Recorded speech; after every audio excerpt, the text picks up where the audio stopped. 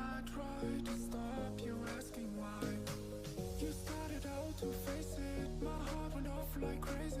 You placed your arms on my head, we fell into my small bed. You started out to face it, my heart went off like crazy. I felt my breath was taken, we were about to make it.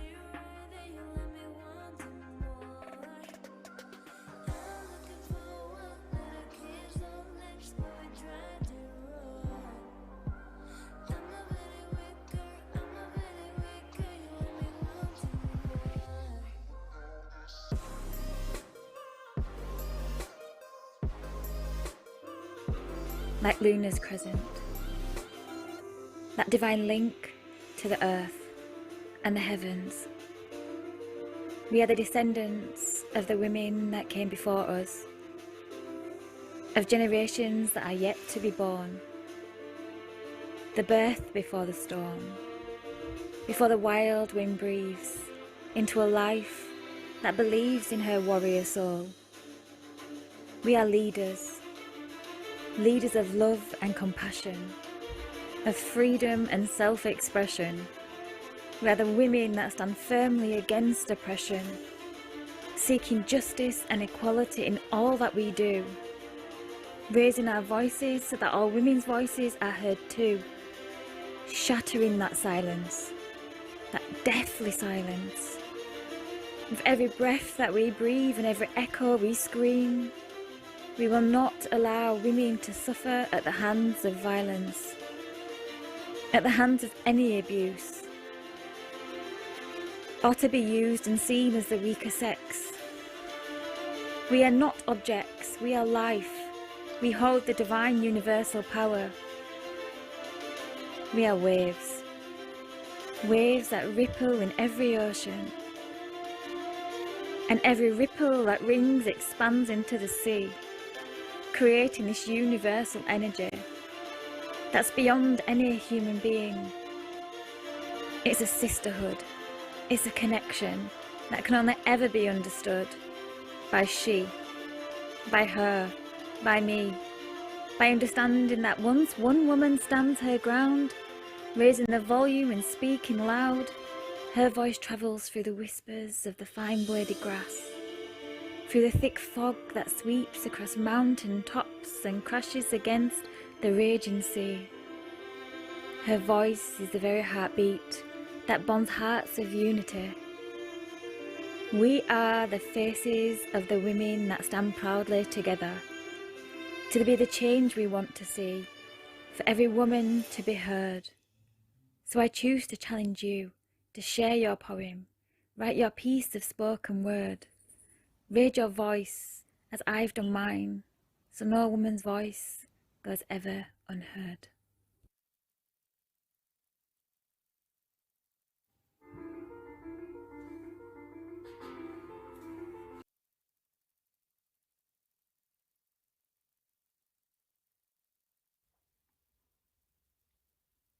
Gender is a pre-written book, and the plot is boring. Daughter, girlfriend, mother, wife, rip out the pages, staple them to your back, and start soaring. Pretty, quiet, weak. They will try to describe you with such things. but you will use their stereotypes and turn them into your wings when you choose to challenge. Gender is a pre-written book, but not all the girls' stories end the same way. 33,000 girls are forced to become child brides every day. 132 million girls are not in school, and their futures are balloons that they watch drift away. But you are the full stop to the story. You are the new sentence that takes it on a different road. When you speak up, you open your palms and you share the load when you choose to challenge. Gender is a pre-written book, but not all of the characters are included, like the First Nations women who stand as still as statues, always walked past but never acknowledged or seen, or migrant women whose culture stands like a skyscraper, and they're forced to burn down the parts of themselves society doesn't deem convenient, or refugee women who are treated with brutality when we should have been lenient. And you are there as this story unfolds, and you are faced with a choice. So choose to challenge. Gender is a pre-written book, and this is your chance to add your own chapter, to call out racism and sexism, and use courage to rub it out, to stand where the rest of the world has chosen to sit, to call it out at home, at work, at school, bit by bit, to scream where the world has chosen to whisper, not just for your daughter, your mother, or your sister. Let us choose to challenge. Gender is a pre-written book, and if you're listening to this, then your actions are the pen, your life is the paper. You are not the oppression of the past. I believe that you are so much greater, stronger, kinder. Choose to create history, not to be created by it. Choose to challenge.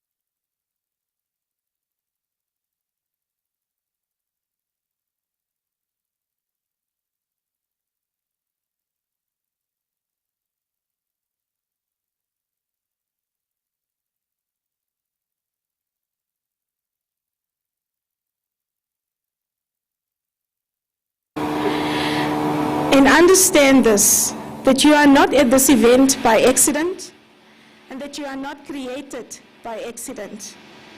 You are fearfully and wonderfully made, and your assignment is of utmost importance. Today we continue on the journey, and we will learn a little bit more about robotics as well. But I want you to make sure that you do everything you need to do to get the tools that you need to finish your journey strong. And on that note, I'd like to give over to Dr. David Molapo.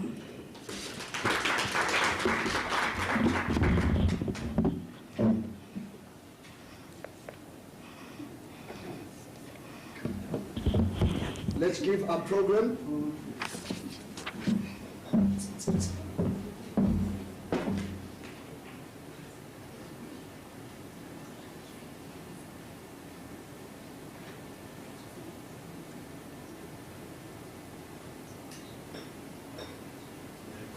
Testing. Okay, let me use that one there.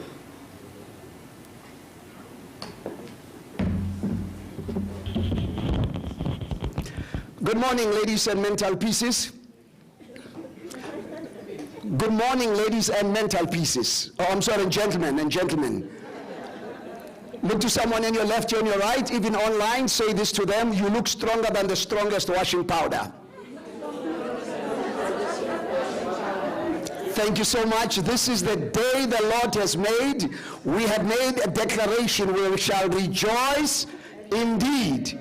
The people online, the program director was a funny moment, not planned. She says, let's be quiet and just meditate, and immediately on the other side there, you know. So these are what we call the uncertainties of life, because it is not what is happening to you that counts, it is what you do about it. Is that right? So let's give it up for Ms. Merna, the program director. Thank you so very much. Also want to recognize our partners, our sponsors, all the way from Teta Recruiting. Please stand up where the people see you. Let's give them a wonderful round of applause. Instead of retiring, they decided they're going to be doing refiring. And they are in recruitment and in HR consulting in conjunction with ICANN4IR. A lot of people were not there yesterday, so that's why we want to give you the spotlight there. And all the way from DUT, please stand up. Where's DUT?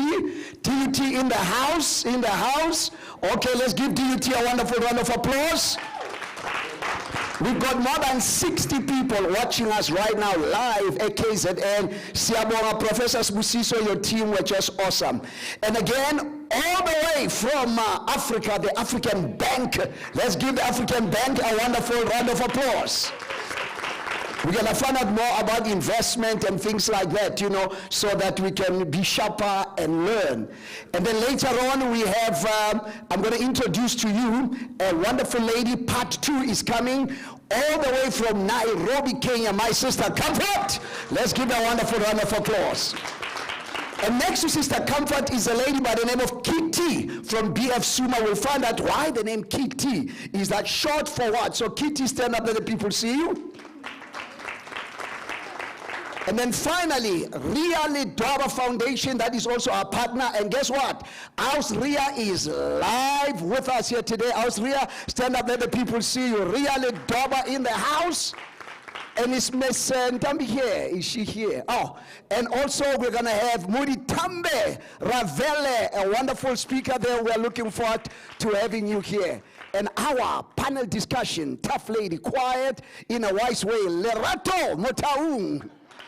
Wow. And then our effective team, the technical guys who make us look good. Let's give them a shout out there. Sharp, sharp, for you. And then usi swear to our mother, Usis Jabu.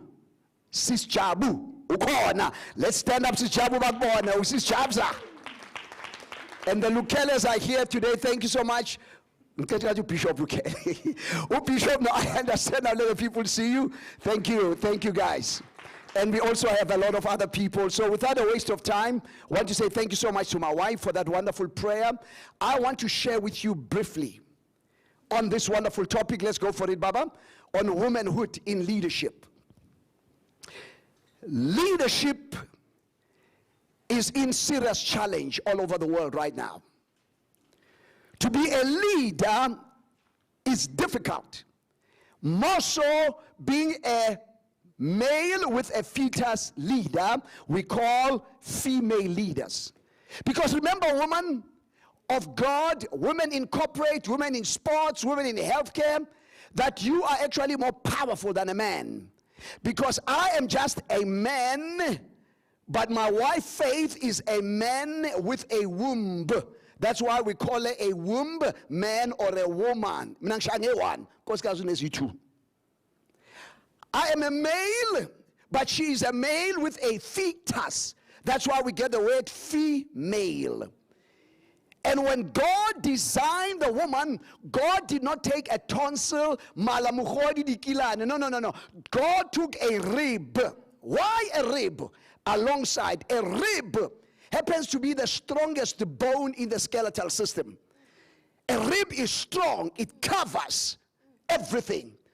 So you, ladies, that's why we honor you today with the theme Choose to Challenge. That it is not wrong for you to choose to challenge the status quo. Because if you want to get the best man for the job, get a woman. Can I say viva to the woman? Bogoto wathinta bafazi. Wathinta Bogoto. In the early 50s, women of all races, of all creed, came together so that they can begin to cry out, to say, wait a minute, you cannot live life without us. Because deep down inside, they knew this thing of leadership. And on to the next slide. Because in each and every one of us, there is a champion. Look to someone close to you, say, hi champ, hi champ, hi champion, hi champion, hi champion. And now, during this time of COVID and the fourth industrial revolution, we see the rise of women in leadership. And because we see the rise of women in leadership, am I going backward? Let's go there. There you go. Another thing you must just say, yeah, this thing is giving me a problem. Yeah. Is it on, Baba, or what? Let's see. Just if you can, I just do that and then we move. Okay. The hard truths are this. Here are the hard truths. Right now in leadership, women are lacking. It's a fact. And here are the hard truths. The next slide. The hard truth is this, that 20% of senior management are only women. 80% is still the men. And if the truth be told, it's 2021, and we as Amajita, as Owens, we are doing a bad job. It is true, ladies and gentlemen. There are more wars more than before now. There are more gender-based violences more than before now. The problem is only 20% are in senior management. And then 50% in middle management. And the rest are in junior positions. This picture must change, ladies. I said this picture must change. But it cannot only be men fighting. We must do this thing together. Because when we do this together, we can go a little bit further. The next slide. Even in the C-suite, for some of you, the word C-suite, it means the CEOs, the CFOs, the CIOs. Is that right? We call them the C-suite. That's where decisions are made. Only how many percent? Less than what? So in other words, we as men are still perpetrating discrimination, gender stereotyping. It is a fact, less than 10%. If you think that is worse, check the next slide. Check the next slide. This woman said something powerful. Only 5% of the Fortune 1000 CEOs. This is where the big bucks are. Even where they make the vaccines, by the way.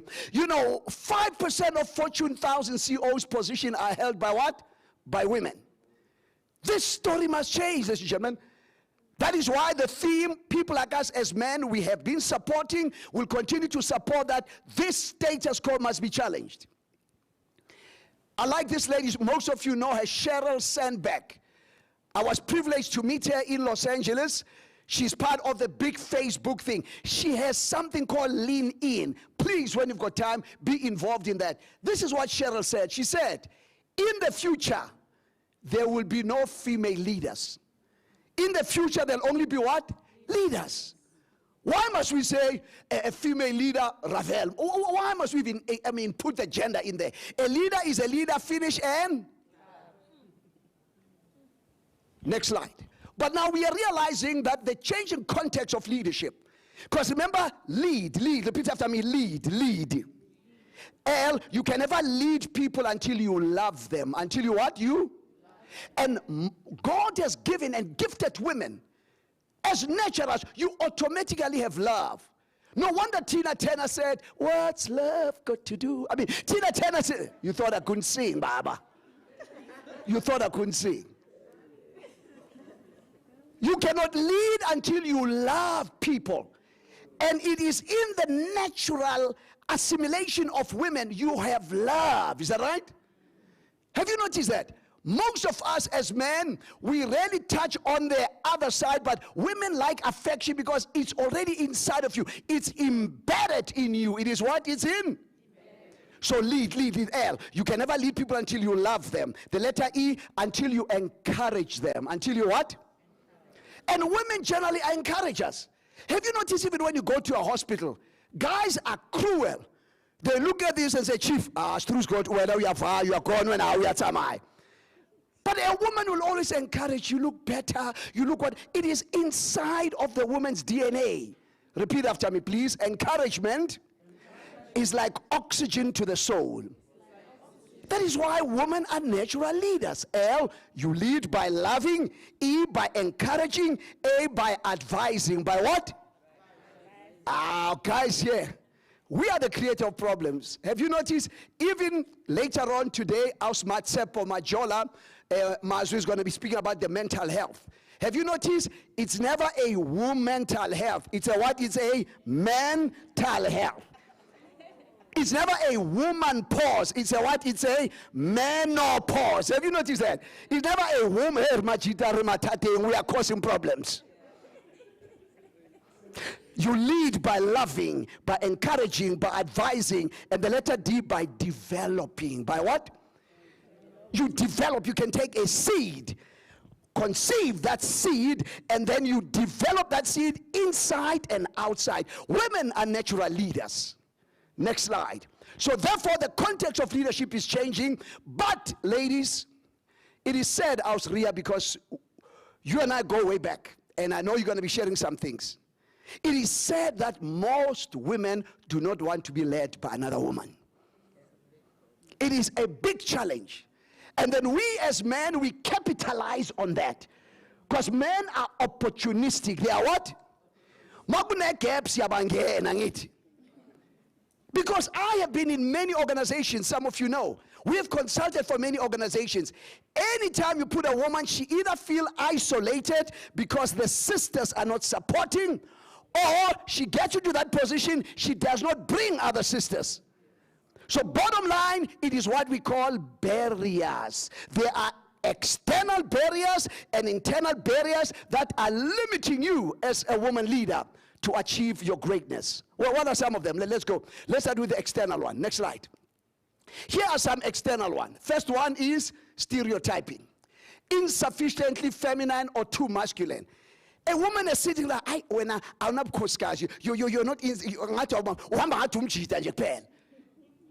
even when you walk, you just walk like a man. And then when you walk like a man, you're too masculine. So what does a poor woman do? You don't fit here, you don't fit here, and then we stereotyped you. We put you in a box. Lerato, who created this box, by the way? But you must think outside the box. If we are a box. Red tape. Why can it not be blue tape? Why is it red? We need to begin to choose to challenge these things. Number two is not only stereotyping, it's gender bias. Gender bias, showing dominance, expressing disagreement, assertive or self-promoting. If a woman is assertive, she's aggressive. And again, none of you ladies, you also have this thing of neck popping and finger snapping. You know, very get our boots and then got the. So what do? We stereotype you as men, but the same thing we also do what? Gender bias. It's easy when you can blame the man. The problem is when you blame the sisters who are doing this. That's why we got to choose to challenge. Faith yesterday opened this conference to say this must just not be another conference. Let's do something about it. Even if just one thing you do. We are helping the guys. You ladies help us. And here's another problem. Not only is it stereotyping gender, it is what? Discrimination. Then we've got this thing called the glass ceiling.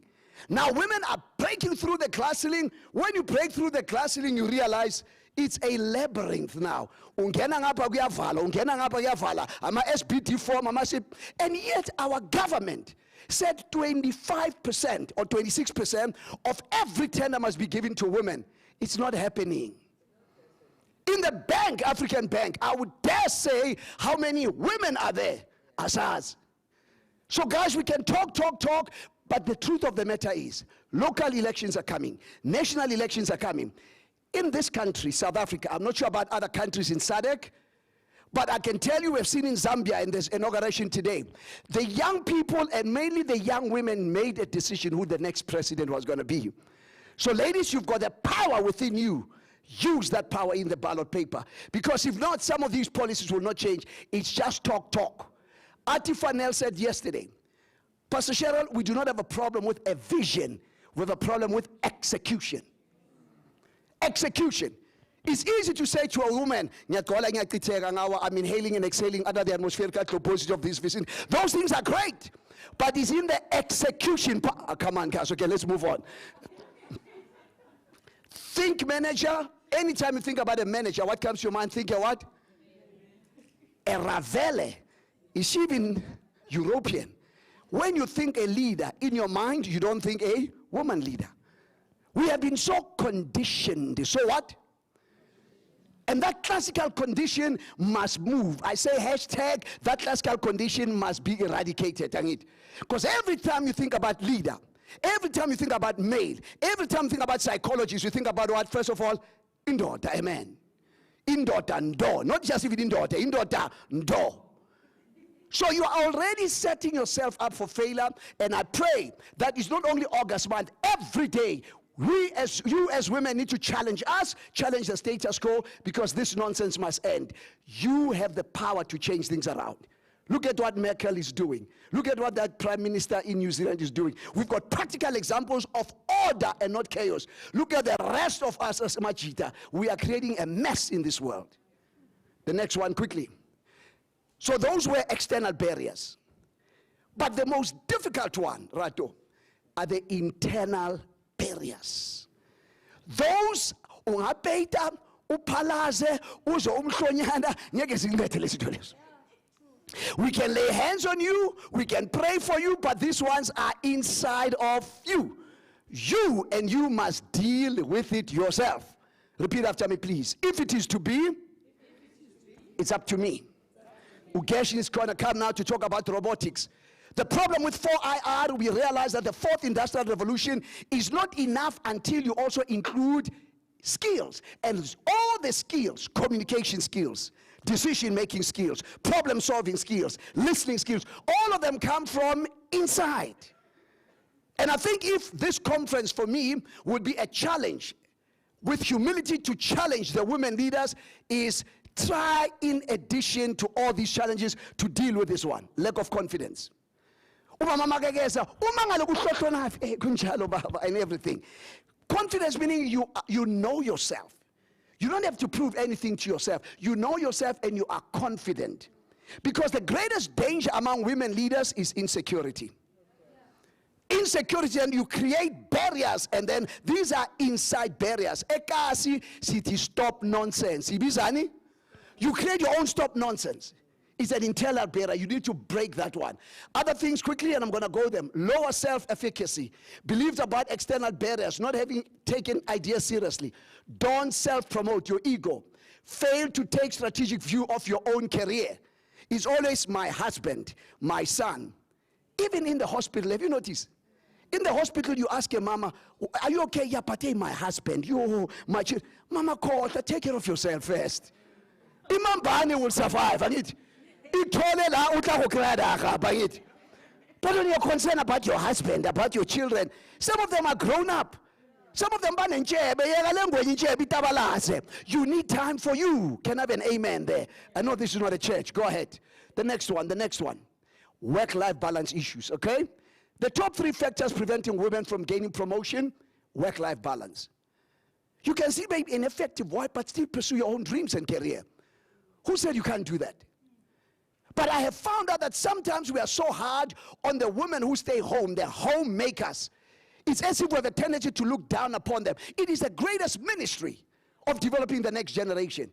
I have got friends who are women, who are lawyers and judges. They made their own decisions. They made their what? To suspend their careers and focus on this career of developing the next generation of leaders. It's okay. It's your choice. So never have this thing of now I look down because, no. It's your choice. You can still have work-life balance. That's why I actually have a book on work-life balance. We'll talk about it later. Another thing is lack of an executive sponsor. Yesterday we hit it hard, my brother. The problem with most women leaders don't have coaches and mentors. We're going to be talking about that. Don't be threatened by another person. If Austria is ahead there, find out from the sister. Persist. Ngifuna 2 minutes of your time. I'm taking you out for lunch. You need a sponsor, a coach, and a mentor. Because if you do not do that, you have a problem. You need somebody who has paid the school fees, who has paid the what? So that you don't suffer from what you're suffering from. There are certain things that you can survive from, certain things that you can avoid, certain things that you can leap forward to because you've got a coach, a mentor, and a therapist, and a sponsor. Later on, we're going to hear from Tshepiso Maledu. Tshepiso teaches us that all of us, we need 3 kinds of people: a coach, a mentor, and a therapist. Watch that video. She'll be coming in. She's in Germany. She has pre-recorded the stuff for us. Next one. Insufficient breadth of that. Now, there's polarity between men and women. We're always fighting. The fight of the sexes. Next slide. And the polarity now, we now have a patriarchal system, which is not balanced. The next slide. And then we've got a matriarchal system where women are in power. Everything must be woman. Have you noticed that? So we are fighting the men at rule number 1, I'm a man, in daughter, I'm always right.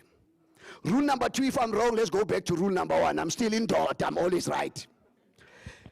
Now this side, you've got women that and I take full responsibility as men, we have oppressed, suppressed, depressed. Women says, rule number 1, I am a woman, I'm always right.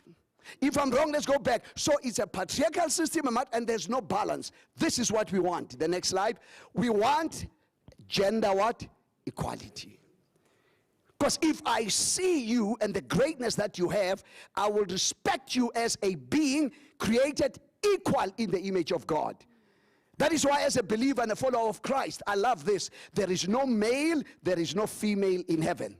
That's why I tell people, Chief, you must get married because in heaven there's no marriage. You must do these things here. Get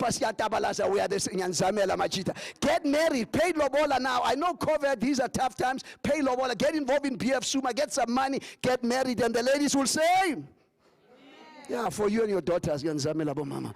Let's go up there. The next one. Quickly, then I'm done. The next one. As I close, here are 18 attributes. You'll get the slides. 18 attributes of a woman leader in changing times. I'm going to go through them quickly. Let's go. She's a what? Come on, class. She's a what? Number 2. She's a what? And a businesswoman does not mean running a corporate. You're a business executive. Why must we always, go to law? No. Where you are a business executive. You are an executive. Some of us were raised by our mothers. You see us like this. We are products of our mothers. My mom was a domestic worker for how long, Sharon? For how many? Oh, my sister, I think for 30 or 40 years. A domestic worker. But she raised this person called Dr. David Malapo. When I was born in a garage. But being born in a garage did not make me a car. Uzakuthatha la, akubeke la, akususe la, akubeke la ngithi.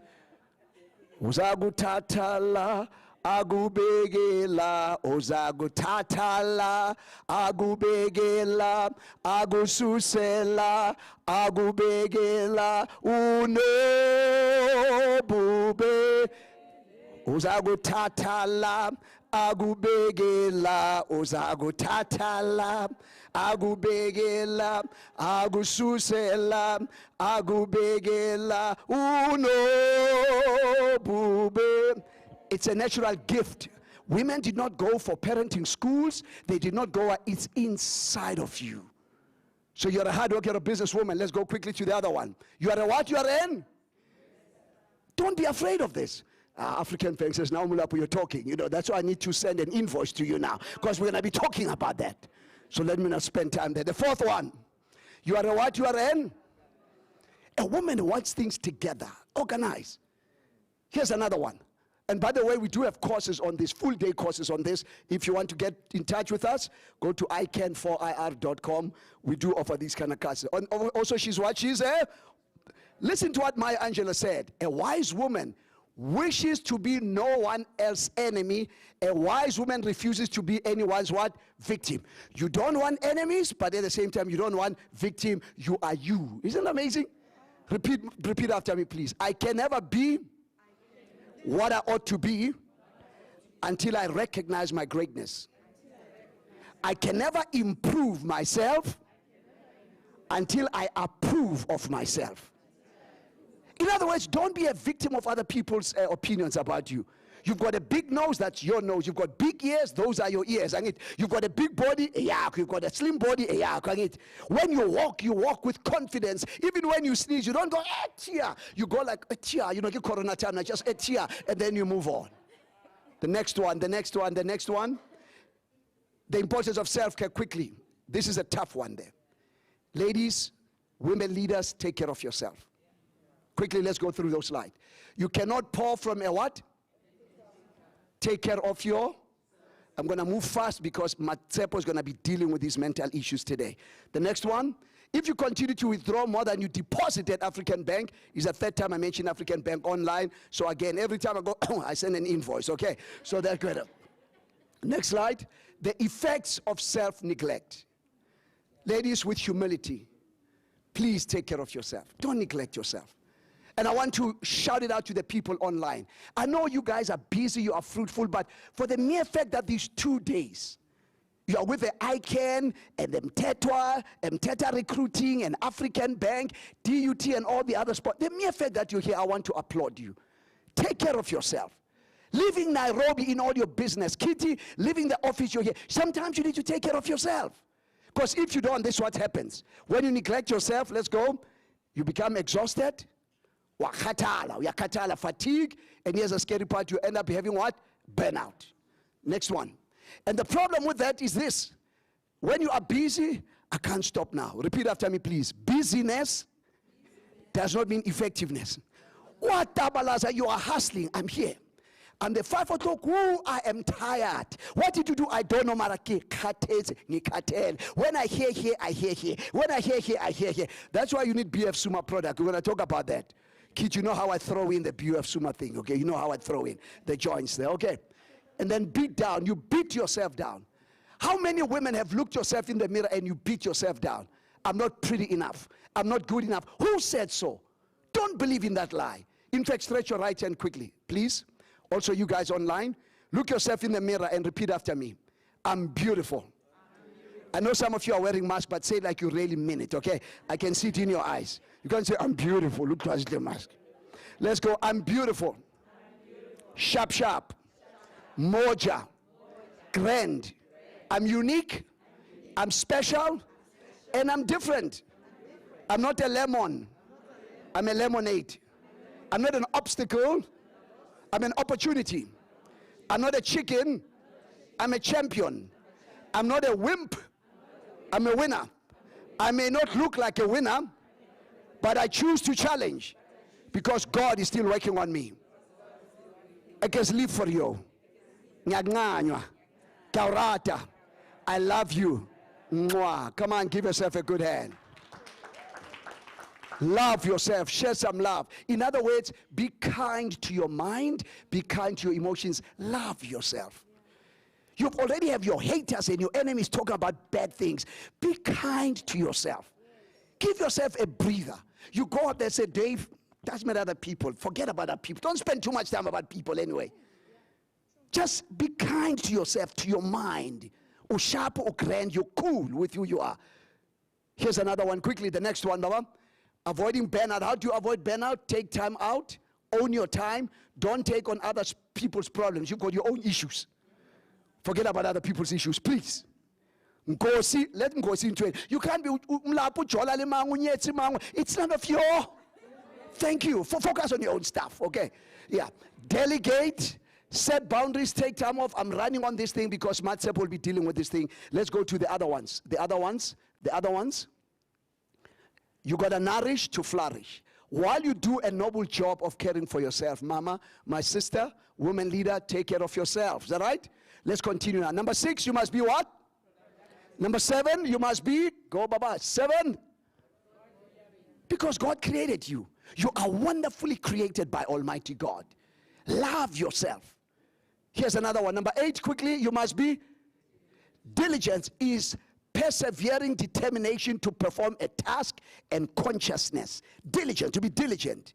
That's what an attribute of a woman leader in this changing environment should become. Another one. Number 9, you must be well dressed, because people are watching you again. You are representing, first of all, God, but at the same time, you are representing yourself. Okay? Well dressed. Number 10, you must be a great. Number 11, you must be a homemaker. That's why yesterday I was funny when you said you married young. You do not even know how to cook. And I made a joke. I said, did you give your husband burnt offerings? You know what I mean? I know you love God, but you improve now, is that right? Because you must be a homemaker. Here's another one. Right now with Uber Eats, whatever, you don't even have to even cook. You just Google stuff and it's easier. This generation is blessed.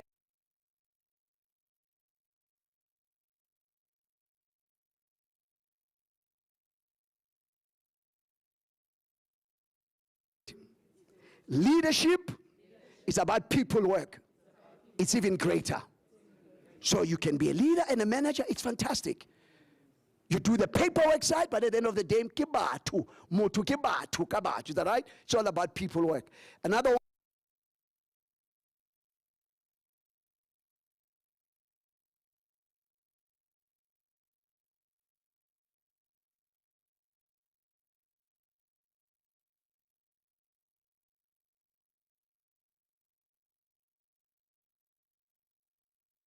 Because we run ICANN Foundation, we thank Foundation. That difficult situation, after you've made so much money, please give back to the next lady. But let me also shout out, don't forget the boys, please. Because these boys must marry our daughters, again. Don't forget that, okay? While you're developing, because we need both of them. But as we make the money and the influence, let's do some foundation so that we can have the next generation of emerging women. Here's another one, visionary. That's what I like about women. God has given women, women are visionaries, okay? It's a quality that we need, even more so as men, because relately, the Bible is clear. Without a vision, people, but with a vision, people flourish. It's not in the Bible, that's why I included that. With a vision, people flourish. So I declare that God will give you greater visions, not only for yourself, for your family, for your companies, but even for this changing world. The last one, 16, women must have what? Great. Number 17, they must have a support. And then number 18, as we close, they must what? Excel above all. But you excel in your own lane. Ladies, there will be another lady who's much more prettier than you, have more money than you. They are ahead of you. There are other ladies on the left, on the right, that's great. There are other people following you. But when there is a race that you must run, there are victories to be won. Focus on your own race, is that right? And you excel in that particular race. Are we together there? Is it going to be easy? No, it's not going to be easy. So that is why you must never what? Never give up. So I'm going to close by singing this song. You see that frog? Hold fast, man. Hold fast. Not going to give up. I will never give up, never give up, never give up, never give up. I will never. Lukela ngizwe phakathi athiwa. Oh, lukela ngifuna ukuyizwa. In times of trouble, in times of sorrows, please don't give up, don't give it. We must never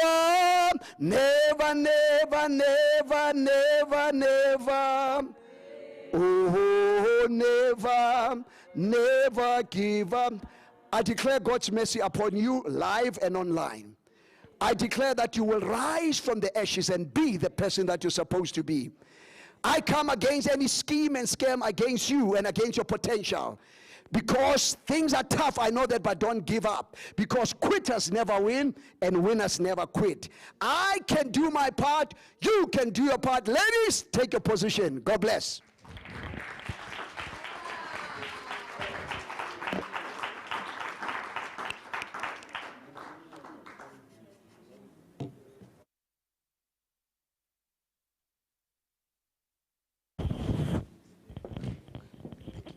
Don't be stingy. Give him another round of applause. Yeah.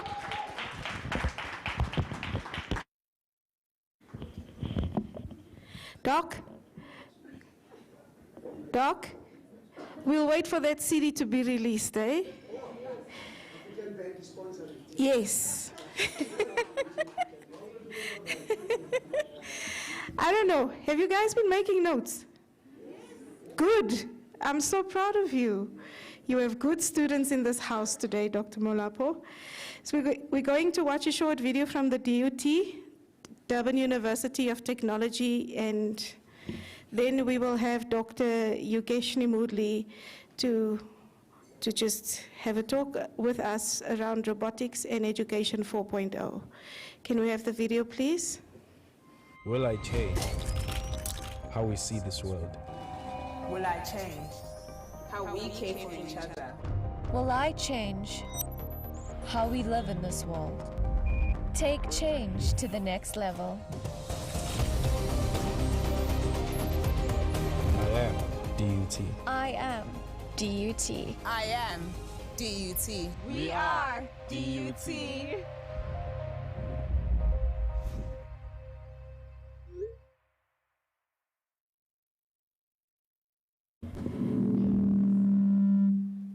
Good morning, Yogeshni.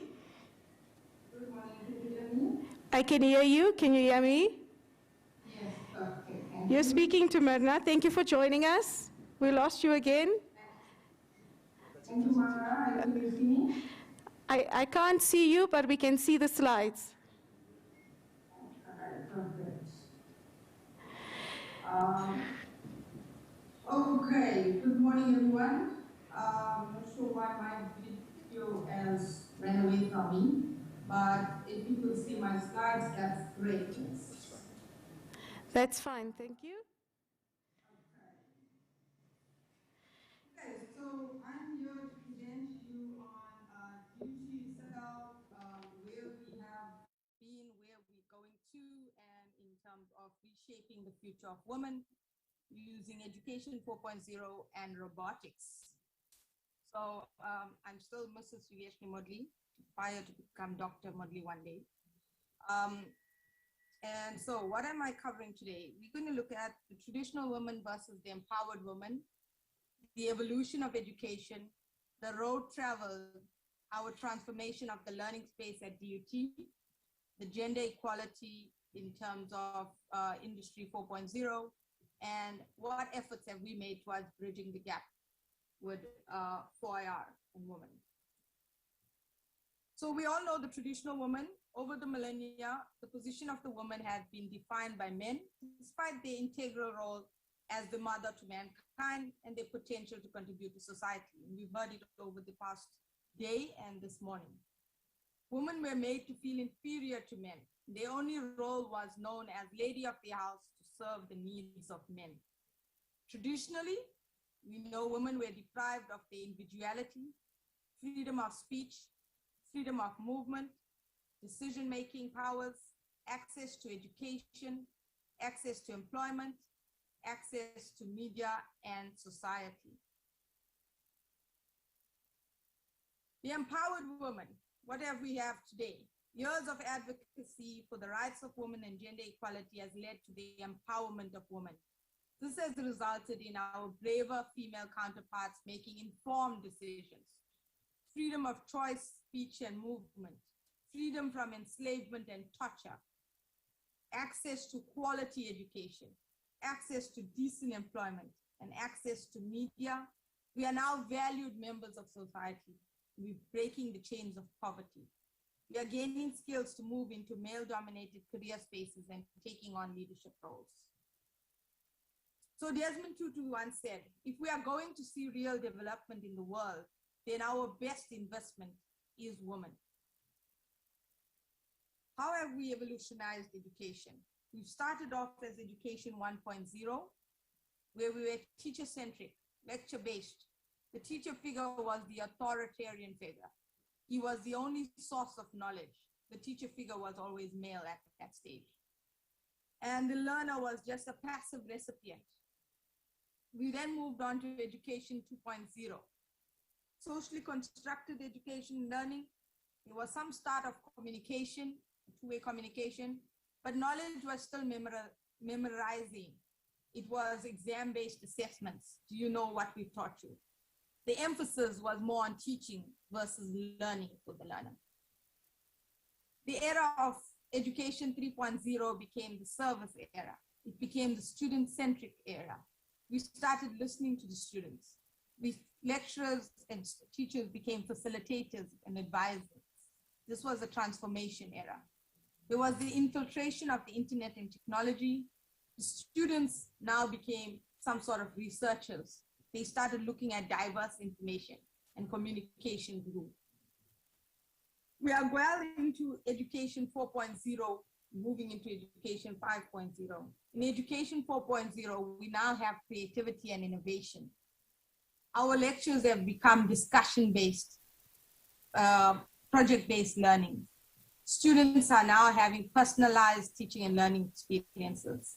There's continuous training from both the mentorship and the student. The knowledge and skills is improving every day. The learning is now aligned with all the emerging technologies. We are moving into Education 5.0, and at UT, we have just started and touching onto it. The industrialization and the innovation. Learners have now becoming change agents with a global mindset. The transformative learning environment has started. There is technology-rich, relevant curricula being developed. So what is the road that we've traveled? We had lecture-based, we had passive learning attitude. There was low interest from students. There was low engagement. It was not the most effective learning. Teachers who were only providing academic support to students. Where are we today? We've moved from lecture-based to discussion-based learning. We have active learning attitudes from both teacher and student. There is high engagement, there is high interest. There is effective learning taking place. Mentors are now supporting students with holistic growth. We have moved from textbooks and tests that were outdated teaching approaches that resulted in non-practical learning outcomes. We have moved on to continuous and up-to-date training and project-based learning. We are developing the learner with practical skills for the 21st century. There's limited learning that was taking place, and the activities produce graduates as assembly line workers. We are now moving into diverse learning activities. We are promoting graduates to be entrepreneurs and co-creators, as Prof. Moyo alluded yesterday. And we've shown you some practical examples of what UT is producing. We've transformed the learning space. So Nelson Mandela once said, education is the most powerful weapon that we can use to change the world. So we are still using education, but we are using it in different learning spaces. We came from a situation of where we had teacher-based, lecture-based, students sit in a classroom, you listen, we teach. We moved on to collaborative spaces. Students have discussion bases. Students is involved with each other. And today, with the pandemic set on, we're still moving on into discussion-based, but we've moved the platform to online. So John Dewey said, if we teach today as we taught yesterday, we will rob our children of tomorrow. Hence the move that the UT is making. So what gender equality? Organizations have made strides today towards achieving the gender equality. However, as we know, they still lag in many industries, and particularly the technology industry. Although women have been empowered with access to education, they remain a minority in the digital labor market. Artificial intelligence is everywhere, from your face to your speech recognition technologies, image analysis software. Majority of us have a mobile device, and that is all using AI technologies and the emerging trends. So the World Economic Forum notes that the rapid expansion of AI from the workforce that grew, AI skills grew by 190% just between 2015 and 2017. This is expected to triple soar over the year until 2022. So what is it that we want for gender equality in 4.0? Digitization and automation will rapidly replace the routine intensive jobs in the sector of office administration, in call centers, in garments and agricultural industries. And this is where we know a majority of our women are currently sitting in. What do we need to do? We need to provision women with updated and new skills and knowledge. And it is crucial to help women to adjust to change in these industries so that they also move on and remain employed and remain above the norm. Without any doubt, technology is going to be the future of work, with AI and related emerging technologies as the drivers of development, economic growth, and societal change. So what are our efforts towards bridging these digital gaps? First and foremost, we've increased the enrollment in the STEM courses, STEM being the science, technology, engineering, and mathematics courses, so that we could get more learners coming into these courses. And our focus has been to increase the number of women in these courses. But it's all well and good saying increase the number of courses, number of women in these courses. We've got to do something about it and providing the support. The next thing we've done is we created collaborative design sessions. We are the only university to have the Luban workshop in South Africa. Student clubs have been created. We have student career days. We have student boot camps. We have a Code Like Girls project, and we have innovative research projects. So let me demonstrate some of them. So our collaborative design sessions in enhancing education 4.0. And you'd note that women are starting to take the lead. So we've got female learners now going into the space, and they're breaking the chains of fear, and they're coming into ICT. We've got them collaborating with each other. You would note that it's the females now that are taking the lead in some of the courses, training the male counterparts, or working together with our male counterparts. The Luban workshop, we've got the additive manufacturing, we've got the IoT application technology, we've got 3D technology, and this is a space that is growing every day. We've got students coming in, carrying out research, we've got staff carrying out research, and it's advancing all the time. Our student clubs, we have the Varsity Genie Student Club, and this club is led with a group of students, or it was created by a group of students. They go out into the community bases and they impart their ICT skills. Google Women in Tech Makers. So DUT's ICT student is the representative for the Google in Women Tech Makers. And they have seminars with women trying to enforce and enhance students to break the chains of fear towards ICT, towards the STEM courses, and start enrolling, start doing short courses with us. And then we are one of the leading universities in terms of hackathons and our participations in hackathons, winning many awards thus far. Our school career days, we promote the STEM courses by offering the young learners first-hand demonstration of what you will go through. You normally see that students, when they see what they're doing, they want to feel, touch and feel what they're going to be doing. And then they get more excited. But the excitement doesn't stop there. We have school IoT boot camps. So while they're still in school, while they still need to choose their courses to prepare themselves for a career in ICT, to prepare themselves towards Industry 4.0 and Industry 5.0. On weekends, we had a project running where 40 learners and 3 teachers participated in a one-day hands-on workshop on IoT. This project ran over weekends for 40 weeks. And we had 40 schools that had been identified in this project, so they came over 40 weekends. The learners were encouraged to work with the mentors on building simple IoT solutions. Internet of Things is IoT. And learners were exposed to the latest technologies. So they got to play with the drones, they got to see how they work, they got to look at the virtual reality headsets, they got to see how learning is going to be in the future. And they got to do IoT with robotics.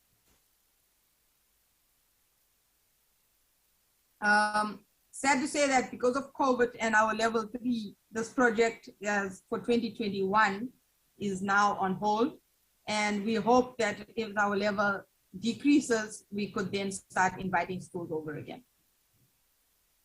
The Code Like Girls project is a project that started in 2020 amidst COVID-19, where we exposed 300 learners. This was a collaborative project with the Department of Education and Vodacom. And we exposed 300 female learners to 4IR, coding, IoT, drones, robotics. And these learners were brought onto campus spent a week with us. And in the week, we got them to be able to develop full applications. They were able to run a full application by the end of the week. We got them to experience how 3D printing works. We got them to fly a drone. Some have never seen it before. They were from the deep rural areas. And we've got them now interested and excited about the 4IR and where their future can go. So you look at here, we've got our student mentors and we've got them working with them collaboratively. So there's a student assisting another student. They're learning together. And the lecturer was just a mentor in the class. Now we have coding and robotics. So what are these? These were all pieces of Legos, Mindstorms. We got students to build them, put them together, and then you code them. So you get to see them moving. The coding that we use were Java scripting, Python, and choreograph. The different programming languages that we're exporting the students to.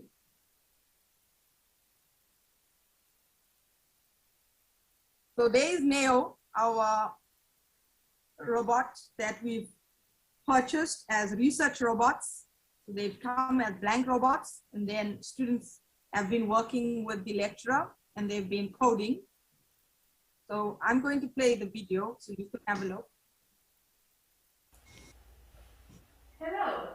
Hello, my name is Nam. How are you? Good, thanks. And you? I'm good, and I'm super excited to work with DUT's undergraduate and postgraduate students. Good morning. It is my pleasure to welcome you to Durban University of Technology's Introduction to Robotics module. In this module, you will learn how to program humanoid robots like myself and Pepper to interact with people and to perform basic actions. You can program me to move forward.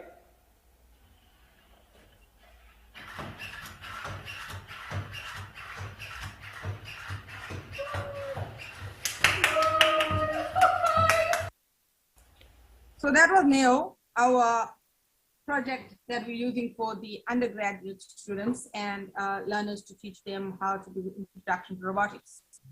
Then I'll cover the research projects that we're working with. And the research projects, so in our IoT lab, during COVID-19 and the onset of COVID-19, we used the IoT lab to prototype various research ideas. One of them was the monitoring of air for COVID-19 with the use of the drone.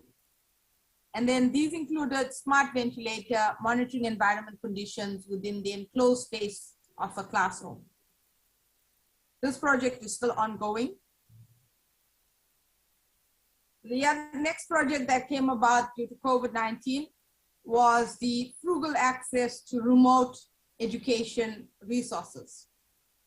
And if you look at this, the traditional computer had your screen, which could just be your TV screen, your keyboard and mouse, and we had a CPU or your tower. And the research now is with frugal access. We've now created a box. We call it our small black box at the moment, as we have not patented it yet. That would now replace your CPU. So if you look at the red, and you'll see the replacement. And there is the prototype below our picture, or just above the duty sign, as to what our prototype now looks like that we are installing into the laboratories to test run.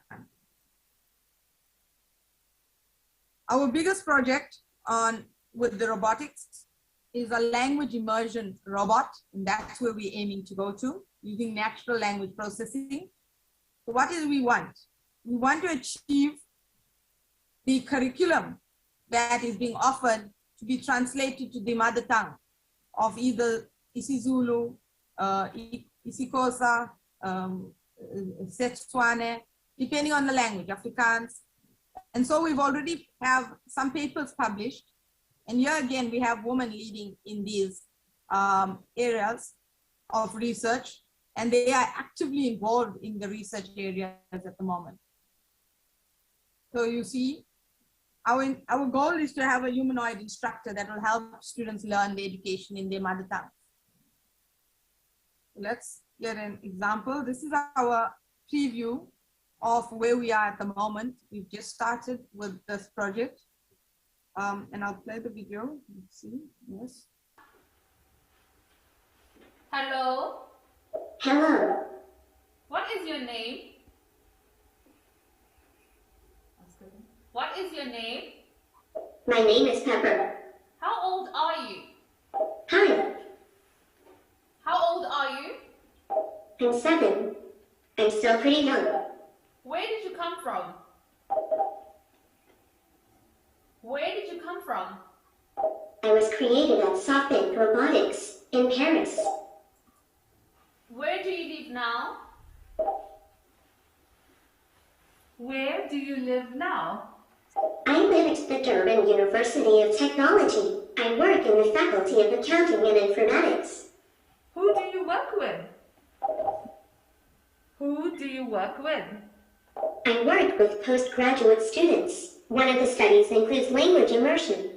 So you'd see that this is a startup project. Many of you would have seen Pepper on TV in different industries. I think a lot of industries have already acquired Pepper. We acquired Pepper as a research robot.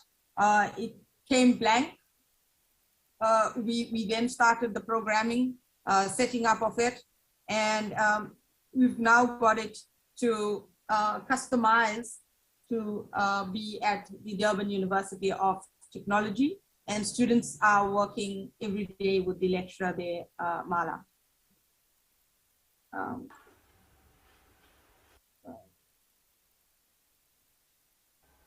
Can you move your hands?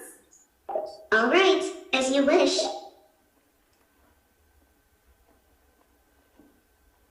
Can you lift your left hand? Okay.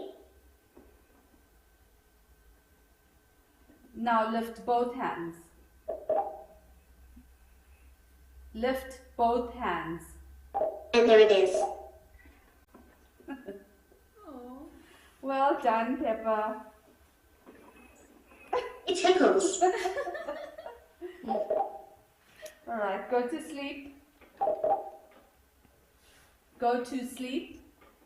Okay, little rest is nice. See ya. Bye.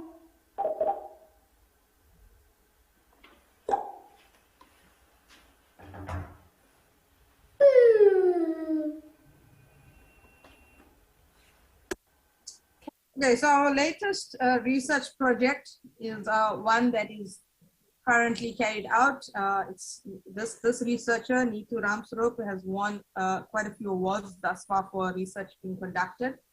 AI Expo Africa hosted it last year, and this year she got a call again for them because of the innovative work to be hosted again this year. So her research is around wireless power transfer using the atmosphere to basically charge our mobile devices. So there will be no contact, like how we have a Wi-Fi. You would have a wireless charging of your mobile devices. And her innovative research in 4IR has already secured the position of senior lecturer at the Wits University without completing her PhD study as yet. Although we are happy to announce that she is very close to this being completed. Thank you. That's our side from DUT.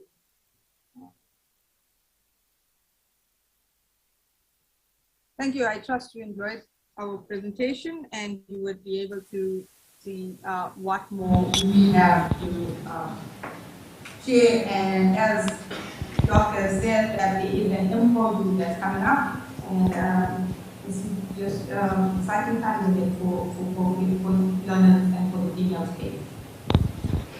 Can we give Ms. Ugeshni a clap offering, please? Thank you so much, Ms. Ugeshni, or should I say doctor, because it's going to be doctor in the future. We're just going to have 1 or 2 questions for you.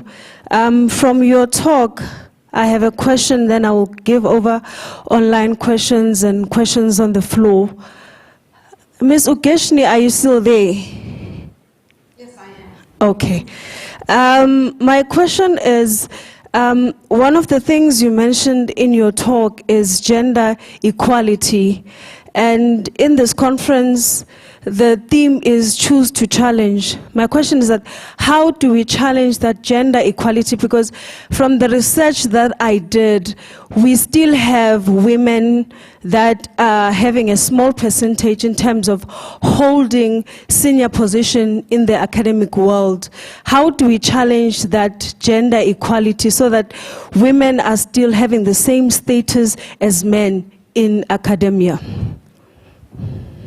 100%, I agree. And I think one of the problems is, as Prof. Moyo alluded yesterday, it's fear. Women believe that I've never done that before. He's already doing such a good job. Do you think I will be able to do it as good as he is? And I think one of the things is as soon as we break the chains of fear and we move into that space, and we give ourselves the pat on the back and the push to say, I can do it. As I said, women take on many roles. We're a mother, we're a sister, we're the teacher. We can take on many roles and new roles. And I think as we move into this and we grow ourselves, we will further ourselves in the academic sector as well. And the more we advocate to women to attempt into this new space, then the more the sector will grow. As I said, at DUT, we're trying to make the change, so we have now started pushing women into space of research where they haven't attempted that previously. And we're winning slowly. The wheels are turning very slowly, but they are turning. We will surely get there. Thank you so much. Another question before I give over to the floor is, you mentioned about the project of exposing the girl child to the 4IR. Was that a once-off project? Are you continuing to expose these young people to the 4IR because the world is slowly getting into the 4IR? Because we need more young people to be exposed. Was it a once-off? Is it a continuous project? What is the take? So last year was the launch of the project. This year the project was initially scheduled for July, but due to the COVID lockdowns, we have rescheduled it for December this year. We intend on this being a continual project. And this year we're doing it a bit differently. I think the way the collaboration is working this year with Vodacom and DN is we're moving into the rural space as well. So we can reach out to more participants. So we'll bring out the group onto duty within the COVID restrictions and guidelines, and we'll be moving into the rural spaces as well within their communities, within the communities that have the school infrastructure to reach out to those spaces as well. So it is expected to take place in December 2021. Thank you so much, Ms. Ukeshini.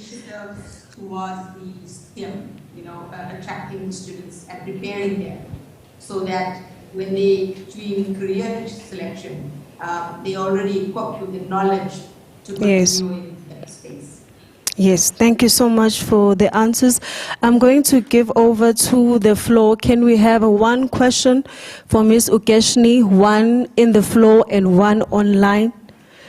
Can we have those questions? Can we have the mic? Arnold, do we have a question online? Okay. Do we have a question in the floor? There's a hand that side.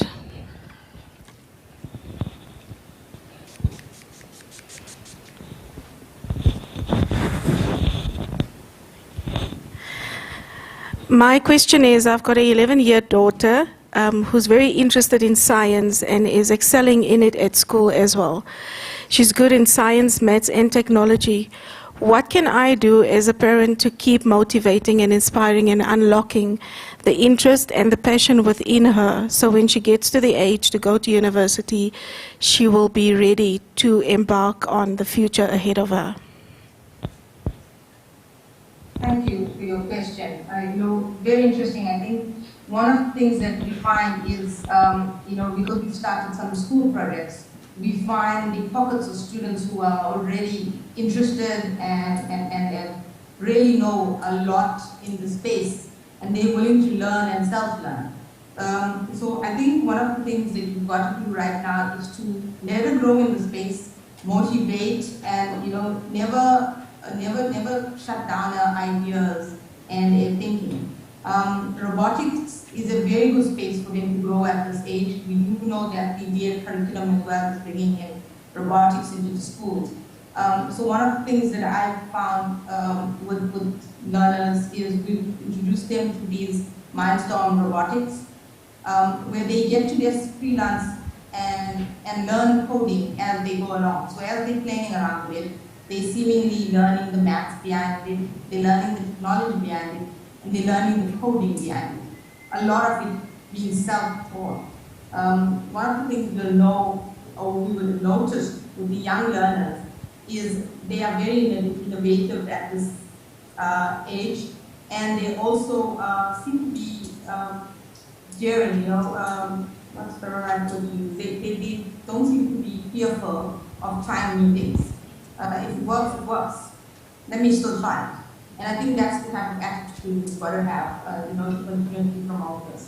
The other thing is to look at courses that's available. One of the things that we've got access to, and I think we're really in proud, is we've been partnered with IBM to take on the 4IR type of related courses to schools. So that's the other thing that we could look at schools engaging with us, so that we can now start bringing back into school environments to promote. So that's my advice. To try and give her exposure to the free courses that are available online, introduce her into the robotics early, so that she could continuously develop in that space. Thank you so much, Ms. Ukeshini. Can we have your closing remarks, your message to women in leaders, women who would like to be in academia, women who like to be in the space of education and have high-level positions? What message do you have for the women or the young girls who would like to be in that space?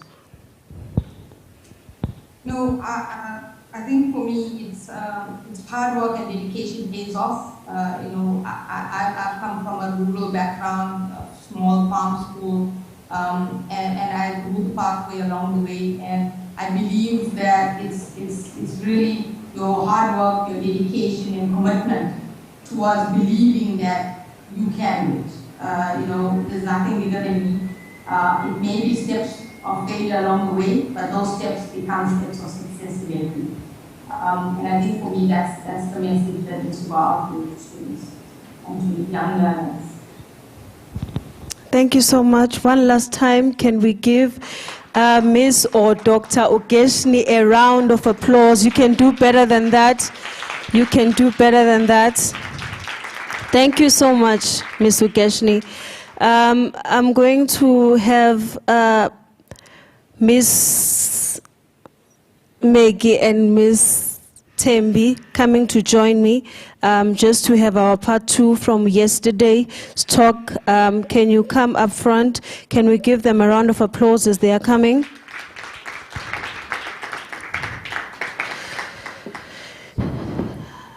The round of applause is very weak. Can we give them a round of applause? Can we celebrate them? I get it yesterday, Mrs. Faith Mulapo said we must celebrate each other. We must lift each other up.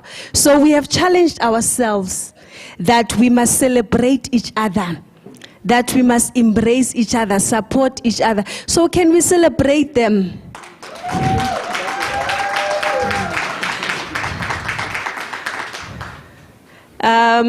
I was challenged by them yesterday. As I was sitting at home yesterday alone, I said to myself, these ladies at this age, the work they are doing, I was so inspired.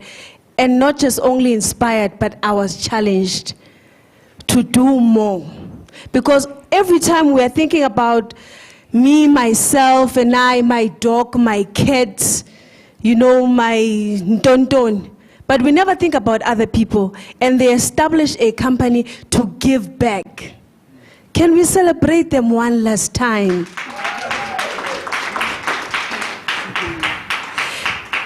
Yesterday we talked in length of what Teta Recruitment and HR services you offer. And we spoke a lot of things in terms of the things that you are involved in and what you are doing. For the sake of people that were not joining us online, that were not here physically yesterday, we touched on 2 things, recruitment and HR services. Can you just take us through, just a quick recap on those 2 streams? I was Megan, I was Tembi, the other one will take the other one, and the other one will take the other one. Just a quick recap. Thank you, Lerato. Ladies and gentlemen, we greet you this morning in the wonderful name of Jesus Christ, our Savior. Amen. Just a quick recap of what we presented yesterday, that as Teta Recruitment and HR consulting, we have 2 streams in terms of the services that we are providing. We have a recruitment services that also includes the skills development program that actually led the company to be established. We also have HR consulting services that we are doing in collaboration with the ICANN. In terms of recruitment, we mentioned yesterday how the company was established through an initiative of giving back to the community. Most of the people, when they give back to the community, they talk about the shoes that they bought for the kids. They talk about the school uniform. They talk about the blankets that they provided at the homes and so forth, which is good. We acknowledge that. But as we looked at the long term, outcome or the long-term benefit that will make a difference in a young person, that will make a difference in the family. We then formed a partnership with the Learning Solution, which is the training service provider that is providing training on the boiler operator skills. This company was appointed, Dr. Mulapo, by government to develop the unit standards for boiler operator, because obviously you would work as a boiler operator without a qualification. But with the introduction and the pressure on the compliance to Occupational Health and Safety Act, the technical space in terms of the built environment was professionalized, and there was no qualification for boiler operator. And this company was appointed to develop the qualification and the unit standards, and also to register the qualification with Energy and Water SETA. Now, we approached this company. It was not easy. We drove to Pretoria North. We didn't even know where they were based, but ultimately we found them.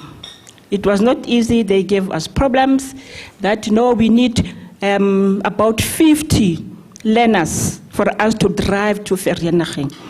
And remember yesterday I indicated that we had only 16 learners according to the budget that we had. But finally, we won them, and then they started the program. That's how the boiler operator program started, just to recap. Now, we have the 16 qualified boiler operators, as we mentioned yesterday, in our database. And we then decided to assist them to get employment. Hence, we established the business called Mteta Recruitment, so that you are able to support and assist them and enter into partnerships with businesses so that they are employed. However, in our database, it's not only that skill of boiler operator that we have. We also have technical skills such as artisans in different trades. We also have skills in built environment such as engineers, electrical, mechanical, structural. We also have town planning skills and architect skills. In addition to that, we also have other skills, including soft skills. So in our database, we have all the skills that you require, guys. In our database, if there's any skill that anyone requires, and currently it is not in our database, we also search for that relevant skill. We also headhunt that relevant skill. Now, that is the first part. Quick recap. That's the first stream of recruitment. Yes, so Tembi will talk to the second stream of HR consulting. Okay. Thank you very much. This is Takudi. Good morning, ladies and gentlemen. Hello, can you hear me? Oh, all right. Good morning, ladies and gentlemen, and thank you, Lerato, for again affording us with an opportunity to accommodate our sisters and brothers who were not around yesterday. My name is Tembi Nkonyane, the Operations Manager for Mteta Recruitment and HR Consulting Company.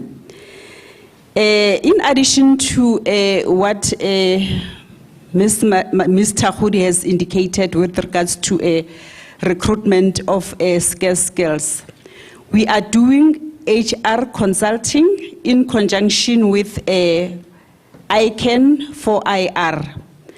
However, the HR consulting services entail change management, organizational development, mentoring and coaching, human resource turnaround strategy, human resource policies and systems, human resource planning, business process for companies, redeployment framework, and training of public servants with regards to the public service prescripts.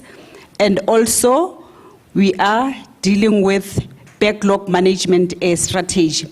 Those are the additional HR services that we added in the company that we are doing in conjunction with ICANN for IR. Thank you. Thank you. Can we give them a round of applause? Arnold, can we have the pictures being displayed? I get it, there's a saying that says proof is in the pudding. Yeah, now they have brought the pictures, so we need to see the boiler operators. So can we have the pictures? Can we look and see the boiler makers, the process, the registration, when they were in class, when they were doing their practicals? When we were talking with... There's the mic there. When we were talking with Rato yesterday, we were talking about the challenges that we went through. But we never shared with you the milestones. We don't want to leave you with the impression that we only experienced the challenges. We also had what kept us going. There's a first picture where these guys were registering with the learning solution. The next picture. How about you? You did so well. Yeah, that picture with the guy with the cap. That other one? Yes. That picture was the day these learners were registering with the learning solution, as well as with the energy and water sector. That day, that's when we felt that today, we felt that that day was our breakthrough. After planning and organizing and communicating with the SETA learning solutions and the learners. Now, there's a picture on the first day when they started the program. The picture with the jeans and the white tops, that was the first day. I just want to share with you what we experienced when we were talking yesterday about experiencing challenges with women. That day when these learners were registering, we did not have a classroom. It was on Thursday. We had planned that the classes will start on Tuesday, on the 6th of August. Thursday, they were registering. We did not have the classroom. But we made commitment that the classes will start on Tuesday the 6th, but we did not have the classroom. After that, we had only 3 days to ensure that there was a classroom. Guys, we locked the doors.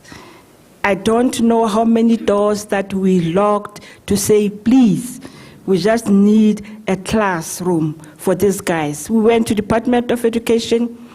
Some of the people were laughing at us, especially women. But Magalebo Mama, they did not understand. But we were pregnant, Akiri Runa. We were pregnant. We wanted to deliver this baby. Finally, we were accommodated at Sedibeng College. It was around 4 o'clock in the afternoon, and these guys kept on calling us to say, Ma'am Maggie, where are we attending the class? But finally, we got the breakthrough. So this was their first day, on the 6th of August, 2019. The next slide is when now they were doing the module that required them to be exposed to the boiler. Oh. The module that they were doing before they started with the practicals, that module required them to be exposed to the boiler, by the boiler in the boiler house, running, boiling the water. And the only place where they had to go was the hospital. But it was not easy to get the access to the hospital. You know, we were referred to the organized labor by the Department of Health. You see, Ma'am Maggie, for you to have access in the hospital, especially on matters that involve employees and skills development, you need to consult with labor. HIBO. Okay, and then we agreed, okay, we'll meet with the labor. We met with these guys, the comrades. Oh, you see, comrades. We support the skills development. A comrade. We didn't even, the only thing that I remember was the name comrade. But we just wanted our way through. But we treated them with respect. We understood that they were exercising power. That's fine. So ultimately, we managed to get access to the boiler. There's a slide there that shows them in the boiler. Yes, they were in the classroom. There's a slide that shows when they were in the boiler.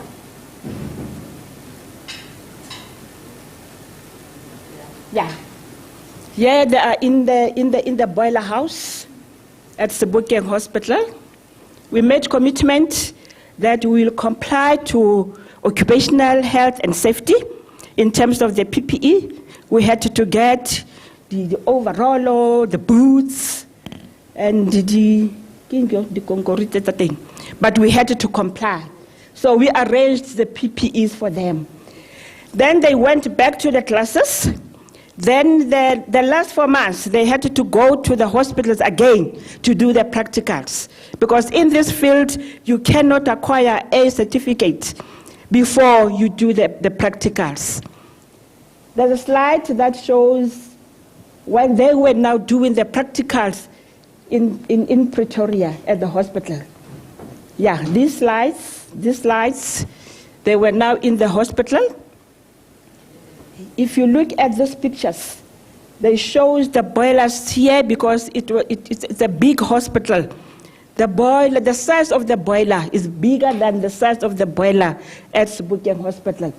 But for 4 months, they were at this hospital doing the practicals. That's where yesterday we indicated that we got our breakthrough because there was a woman who had to give us permission to access the hospital for these guys to do the experiential training. Yeah. I'm becoming emotional now when I remember that. But we got their breakthrough. They are done. They are qualified boiler operators, and we thank God for that. A round of applause, a round of applause. We celebrate you. We really celebrate you. Just last question from my side. Yesterday we spoke about the challenges that you faced, and one of them was that women were blocking you and you were assisted by men. But I think along that journey there were milestones, and take us through those milestones. Because today we don't want to focus more on challenges. Today we are celebrating. Today we are in a good mood. We are not challenging. We are not facing challenges. But what were the milestones in the journey? I was Tembi. I think Ausmeki has spoken a lot. Yes, teamwork. Thank you, Lerato, for the question. Yes, it's true, we have to celebrate, taking into account where we come from with regards to the challenges that we met, but then we're able to overcome them. However, one of the milestones that I would like to mention is that forging a strategic partnership with ICANN for IR has really made a great milestone for our company. In a sense that I have already mentioned that in addition to recruitment and selection, we are now also dealing with HR consulting services that I have already mentioned. Had it not been, the strategic partnership that we had with ICANN for IR, I don't know really what would have been at in terms of the company. And for the fact that we felt that we should be looking at what we are good at, which is human resource management. This then necessitated that we have to really consider expanding our company, which now is responsible for HR consulting services in addition to recruitment and selection. I think we need to give a hand clap to the partnership, ICANN for IR and Theta Consulting Services. Do we have a question?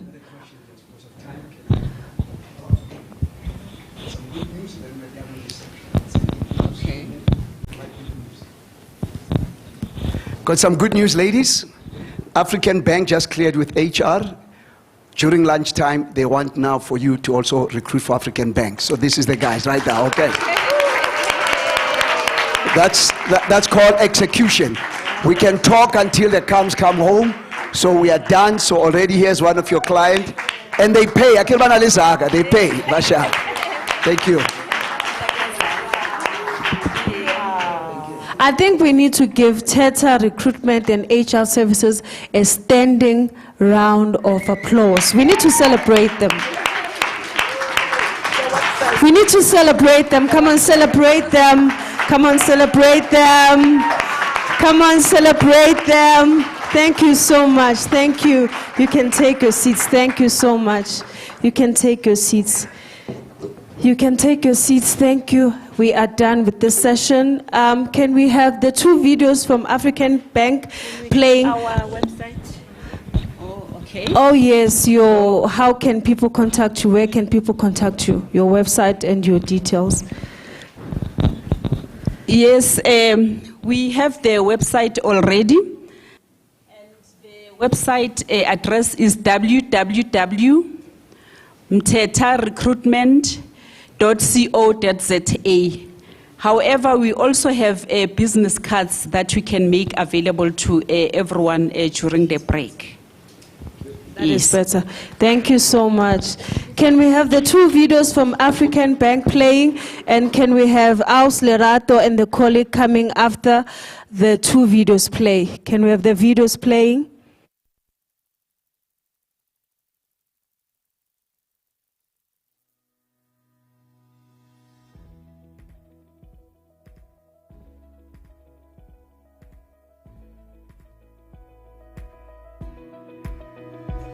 African Bank knows that this is a difficult time, so we've made sure.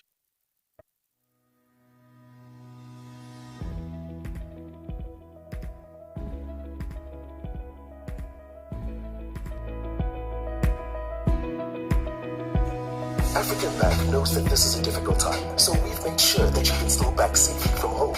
It pays to bank with MyWorld, where you get 6 accounts to share with your family. Lowest transactional costs and no monthly account fees. Best interest rate on positive balances, and you bank for free. Open an account in just 5 minutes. African Bank, we are you. When I heard about the African Bank MyWorld bank account, I realized it was made for me. With 5 pockets, I can give a fully transactional account to those I care about the most. That means my daughter gets her own account and card, my mom also gets her own account, and my helper's salary gets paid directly into her pocket. each of them with their own account linked to mine. That's why I switched to African Bank, the only bank that gives you 6 transactional accounts in one. You see, banking is about more than just money. It's about you, your family, your budget, your stokvel, your dream goals. Switch today to experience banking that's made for you. Only at African Bank. We are you.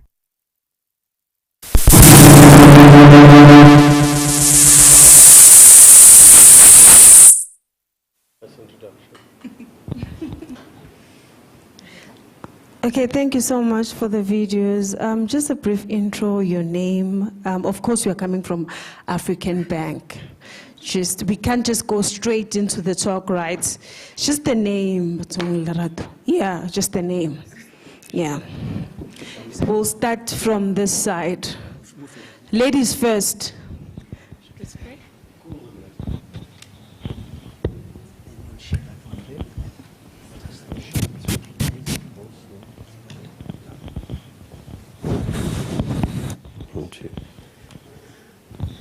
Good morning, Sanbonani, Absheni, Goeiemorgen.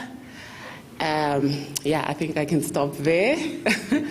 My name is Lerato Pete Benjamin, and as you know, I am coming from African Bank. Lira, I'm very excited to be here. I hope this is going to be a very interactive session where we engage. When we're done, please ask as many questions as you can so that you leave here filled with all the knowledge that you need. Because as you know, African Bank is the bank for you. We are here for you and to assist you as an individual, as businesses as well. Thank you, Lerato.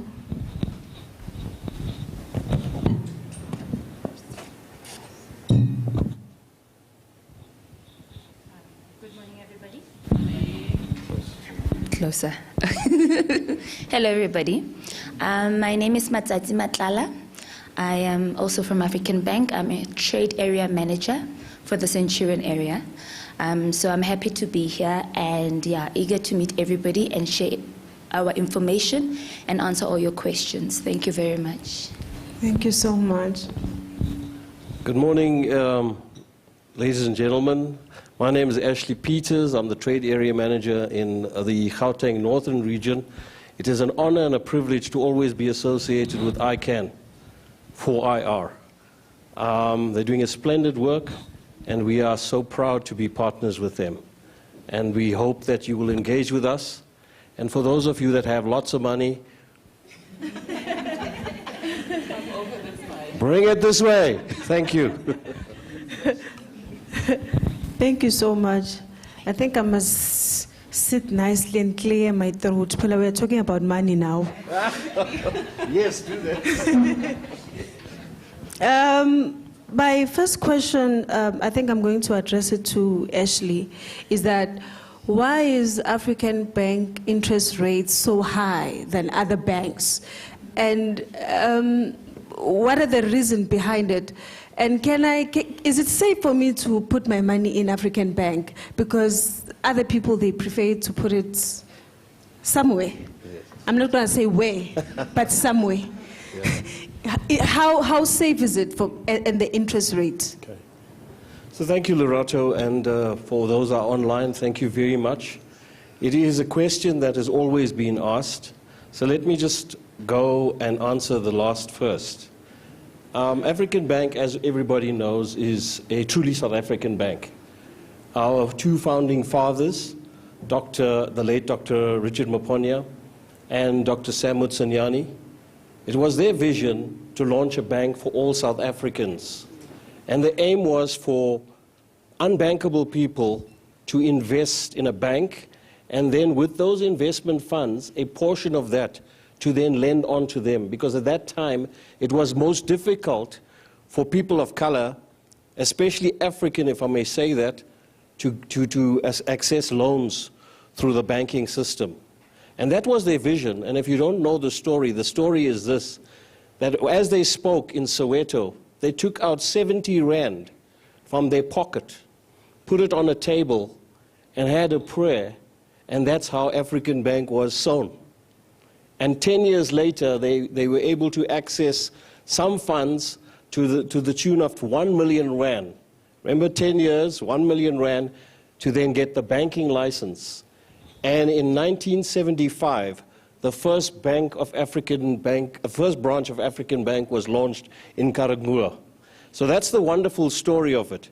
Then, of course, you've heard in 2014, there was a curatorship. And the reason being, and this is public knowledge, that we were involved in reckless lending. And unfortunately, we've walked away from that. But that is part of the history. So what the banks decided to do was get rid of the old book, park it off one side, which they call the Phoenix book, and now we've started a new brand called African Bank. We are? Thank you. And can I hear that again? We are? Thank you. So those are all the investors that are going to come to us after this session. So a new board was formed. We were the first bank to appoint an African woman, Basani Maluleka, at that time. She's resigned now.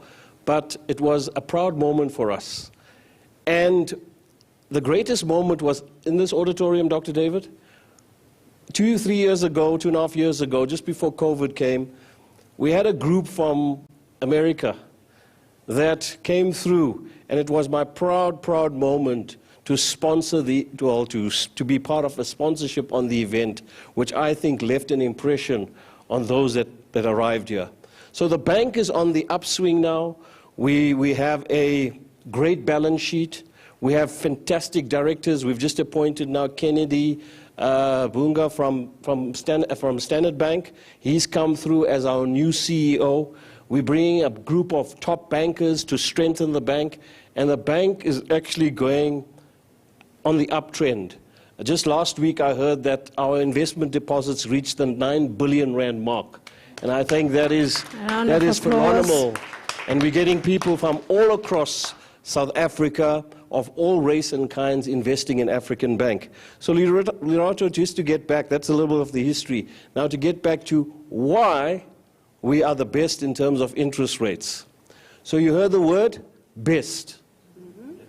And it's been like that for 3 years. And if those of you remember ads, it was there at 13.33 at one stage, the best in the country. So we're still the best. So in order to grow a bank, we had to then take a decision is, how do we attract people from other banks? How do we attract South Africans? How do we attract people that want to come and invest from as little as 50 rand? Because we're looking at unbankable. We're looking at the true vision of our founding fathers. And this is why we said the only way to do that is to pitch our interest rates at a higher rate than all the other banks. And today, like I said, we got 9 billion rand in deposits. And the bank is very, very strong. So that is the reason. In terms of safety with the bank, we are safe as any other bank. As long as you are, as a bank, you are in business. That goes for the red, blue, pink, green bank, time bank, time leftover bank, bank zero, everything. If you are in business, your deposits are guaranteed. As long as you're in business. If you're not in business, then it's a problem. So to give all of you comfort, African Bank is a great player. We want to be a great competitor. And you know what? We are proudly South African. I thank you very much. I hope that's answered the questions. Thank you so much. I'm going to address this question to Matsatsi. Tell us more about the African Bank fixed deposit account. Okay, with regards to that, Lerato was the one who prepared for that. Oh, okay. Lerato, can you answer that? Because I didn't want her to talk too much because yesterday she was talking, so I was like, let me give you an opportunity. But Lerato can answer that. Thank you very much, Lera. I hope I can call you Lera. That way they can distinguish between the two of us. Oh, can you hear me now? All right. So with African Bank, when it comes to the investment platform, we actually have 4 different platforms that you can invest in, right? The one that I'm going to spend a little bit of time on is obviously the fixed deposits, because that is where we are currently reigning as a bank, a retail bank. So we've got your notice deposits, we've got excess accumulator, and then we also have the tax-free, right? I'm not going to delve into that. If you do want more information, you are more than welcome to come to any of us. Alternatively, you just go online, www.africanbank.co.za. It will just pop up in front of you. The reason that I want to discuss or go in depth about the fixed deposit is because as Africans, we do not have a history of saving, right? And that is not really our fault. Why? Because like most mothers, and I'm going to address the mothers here today, you get money today, already, it's gone. Before even starts, so before tomorrow, your money is already gone, right? But then we have, as African Bank, because we really have invested in education and development, etc., we go out into our communities to teach people about financial literacy, right? So we assist you with your budgets. So what exactly is the problem? How come you have a budget today and tomorrow it's gone? How come? There are a number of reasons that we can go into. But nonetheless, with the fixed deposit, the reason I want to focus on that, ladies and gentlemen, the few gentlemen who are here, is because you do get the highest interest rate at expiry, which is currently more than 10%, right? More than 10%. More than 10%. You can't get that anywhere. Like Mr. AP said, always possible, the green, the blue, the red, and all the other colors of the banks, they can't offer. They can't give you that. With a fixed deposit, minimum investment amount is 500 Rand, right? So it can be any amount, from 1 million, 2 million, 100,000, 10,000. We fix it, right? The term is between 3 to 60 months. And the good thing is you are able to get back the interest in 4 different ways, either annually, which is every year, monthly, semi-annually, or at expiry, which is at the end of the term. So we want to create convenience for you. We want you to get more money in your pocket. And should you want to reinvest, ladies and gentlemen, you actually can. So upon expiry, you just take back what you didn't work for. But that's because you are applying wisdom and knowledge. You just take back the money and you just reinvest it. You can take the interest portion and reinvest it. But today, I would like to open the floor to everyone here. We are here for you, right? From as minimum as 500 Rand, come and talk to us. We can help you. We can help you grow your coffers. And that is what we want to do for every single woman in this platform today, including our online guests as well. Talk to us. Let us help you transition and ensure that your money grows, because money can grow. When they say money doesn't grow in trees, with African Bank, you can have a whole orchard. Literally, you can have a vineyard with us. So take this opportunity. Do not sleep on opportunity today. Thank you. Thank you so much, Lerato. We are going to invest because in Dr. Mlapo's talk, one of the things he said women are investors. Amen. So we are going to invest. Malitati, my question to you is, tell us more about African Bank CIS initiatives in communities and in schools. How do you assist communities as African Bank? Okay, so we were given a few questions to go through and we separated them. So with regard to CIS, that's where Ash is the kingpin of. We've had great partnerships with a lot of schools, but he's more in-depth because he's our CIS champion with regards to the bank in our area. So I think he'll give you the best answer for that. I think the champion must answer. Yes. Let's give over to the champion. Thank you very much. Just a quick answer, because we are I did running out of speak time. yesterday. Thank you very much, and sorry about that. So yesterday I did speak, and I think I would like all of you to do me a favor, and those online as well. Please, you got pens and papers, write my number down. 083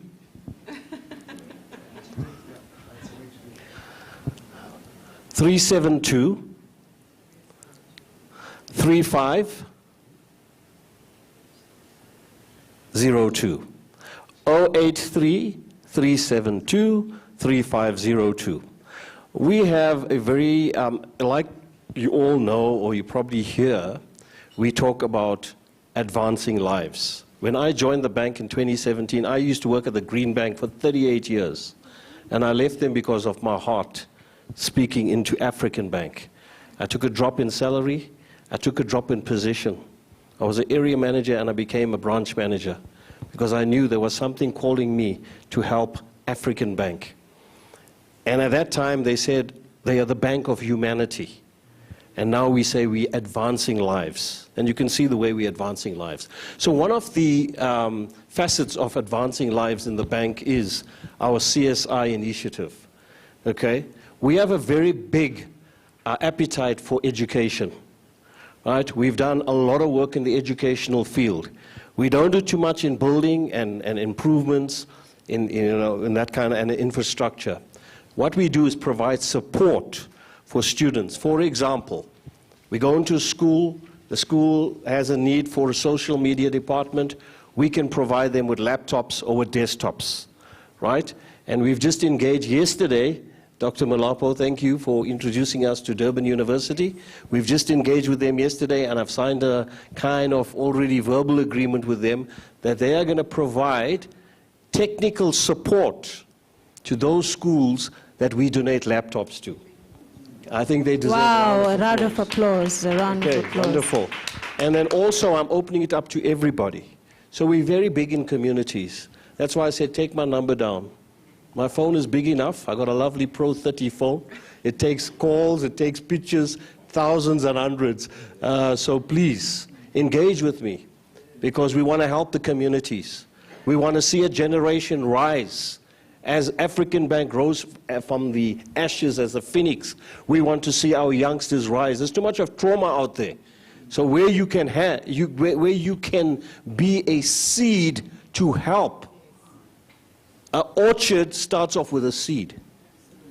And one day you'll reflect and say, thank God I was part of that seed. As ICANN is. Okay, so please engage with us. We can talk a lot about our CSI. There's a lot of things that we are doing. But we would like you to help us, to give us an indication where we can go. We've got the bucks. Oh, my boss is going to fire me. And we've got the equipment. And let's make it work. Together we can. I can, you can, we all can. 4IR. Thank you.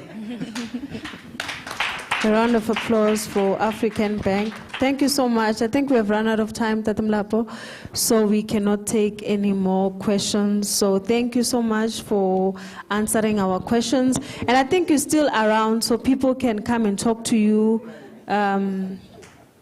There's a question on the floor. Can we take it, Tata Mlapo? Okay. It's her time and Ausnabella's time, so that's good. Okay. Thank you, Ashley. My question is, I'm in an academy that trains technicians into air conditioning and refrigeration. Yes. I always do partnership with government. Yes. My worry is that the student, when they qualify, I can qualify a technician. Yeah. There are 2 companies in the country that qualifies an air conditioning and refrigeration technician. But my worry all the time is the learners. The learners? Yes, the learners. what do?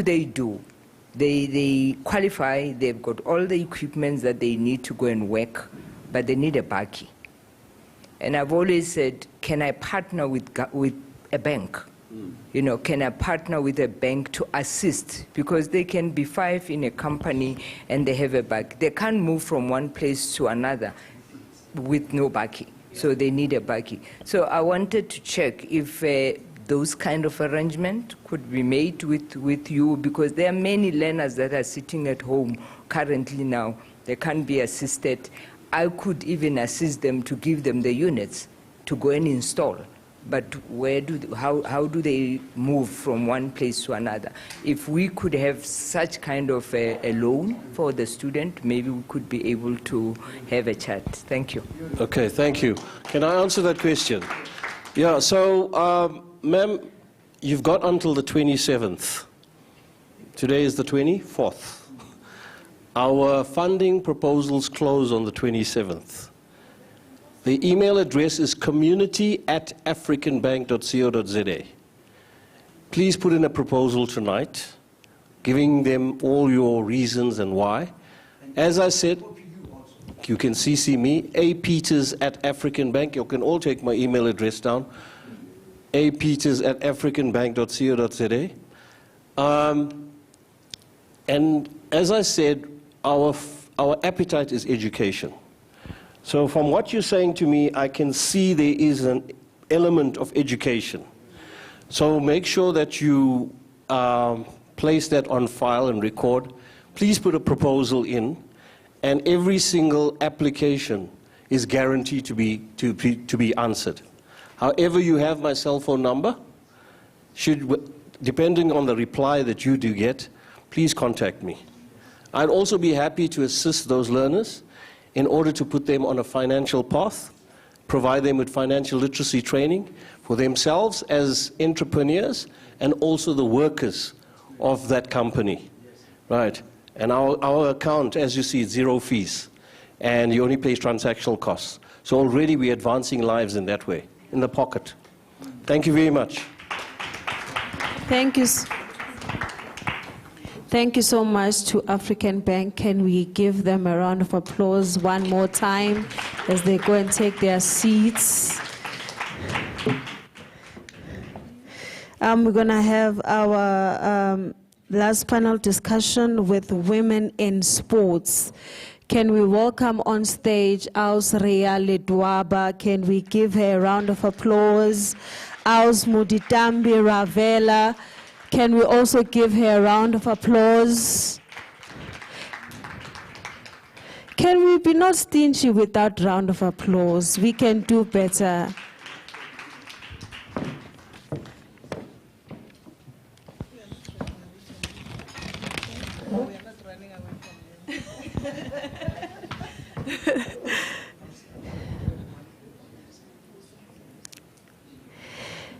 Thank you so much, ladies, for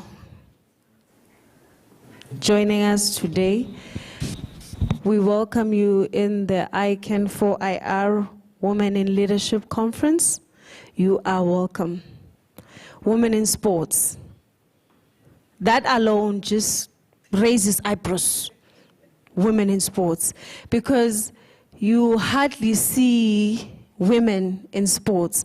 And from the black community, we don't consider sports as a valid career. So my question to you is that how did you enter the space? And what was the process? Was it difficult? Was it challenging? How did you enter the space? Because when I was reading your profiles, I could see that you have achieved a lot. You are chairperson of this, SAFA and that and those. How did you get here? Was the passion initially in sports, or was it triggered by something? Well, thank you very much. My name is Ria Ledwaba. I am currently the Vice President of South African Football Association. Wow. I've established also Ria Ledwaba Foundation. Yes.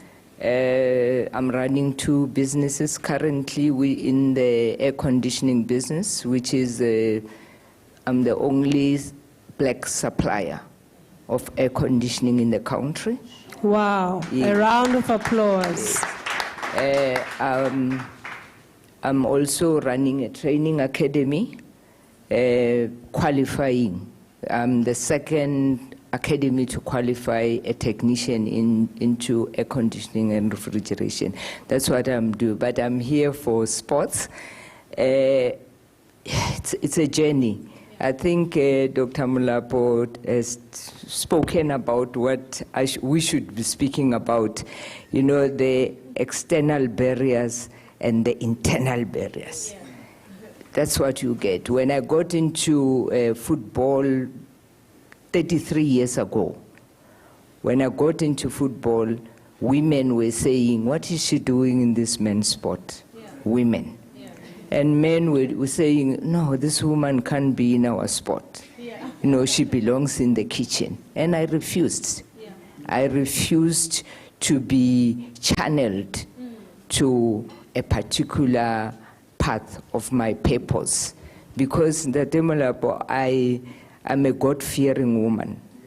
I know that each and every step of my success, it's through God's blessing.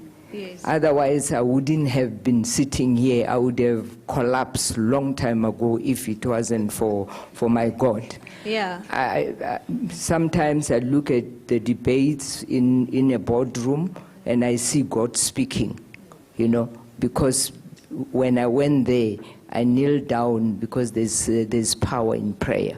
So it is a long journey.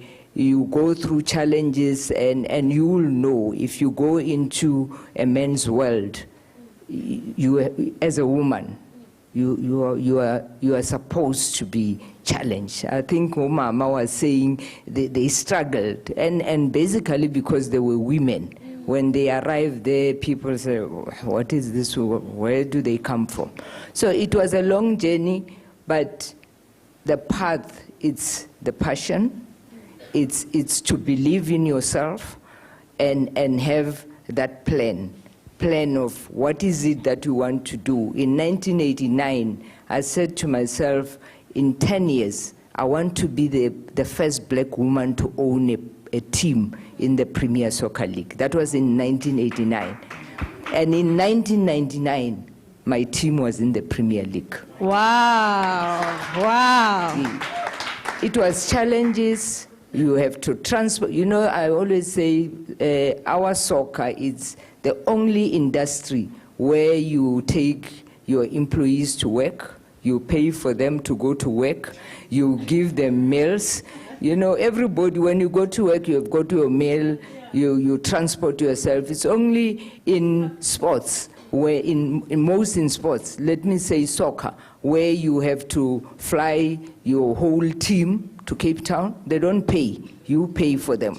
And then when they get there, you provide them with meals. That's in soccer. So you have to have those funds to be able to transport your team from point A to point B. Otherwise, that is the main challenge that you have, because you have to take this team from one place to another. So those are the challenges. But I always say, maybe we're also doing it the wrong way. You know, when you go to African Bank, show them what you have done before you ask for money. So the soccer teams, the people that are in business, I always say, when I started Real Stars, I didn't even have a cent in my bank. When I appointed a coach from Bloemfontein, he wanted to be paid 7,000 rand. I did not have a cent. Everybody in the board was saying, but how are you going to pay him? I said, but if we don't bring him, we don't have a coach. So, and I always say to people, Real Stars had an office in town, offered an office space by a legal firm, because I went there and said, I need an office. I don't need money to pay rental. I just need an office. Provide me with an office. I went to a businessman, I said, I need transport to transport my players, and he bought a transport for me. So I went to the taxi industry. I said, you watch football all the time, can you just buy them soccer boots? They said, go there, and they paid for those soccer boots. So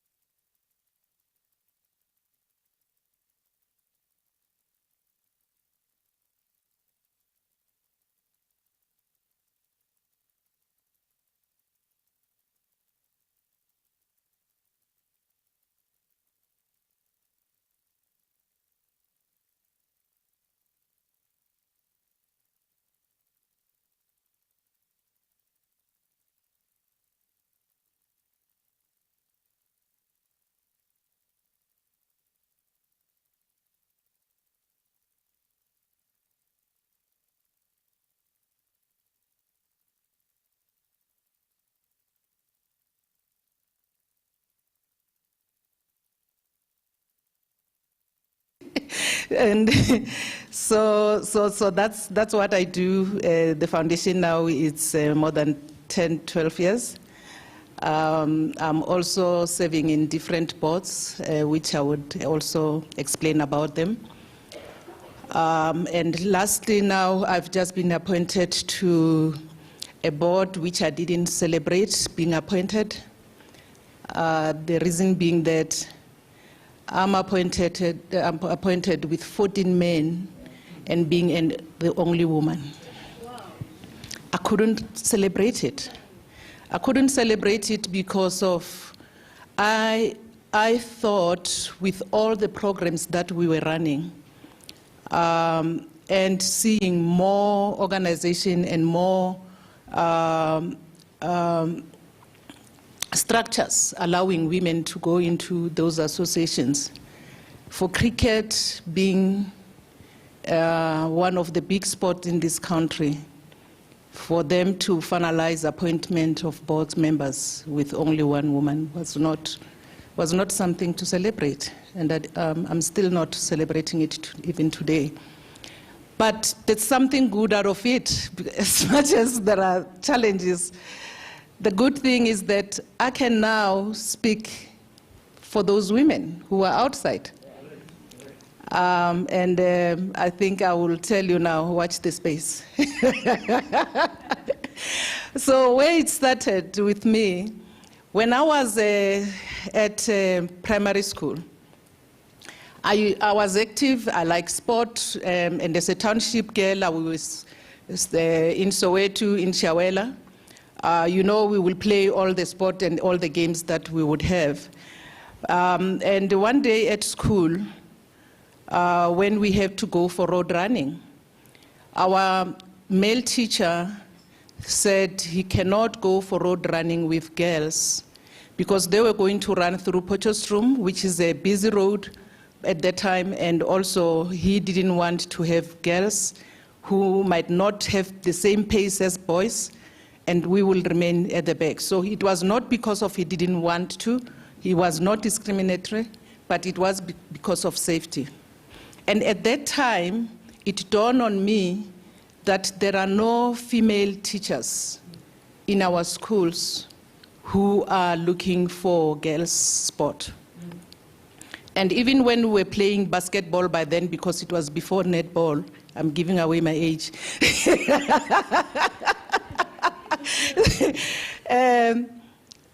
We were helped by men, and there were no women. And if they were there, it was our elder sisters who were playing with us.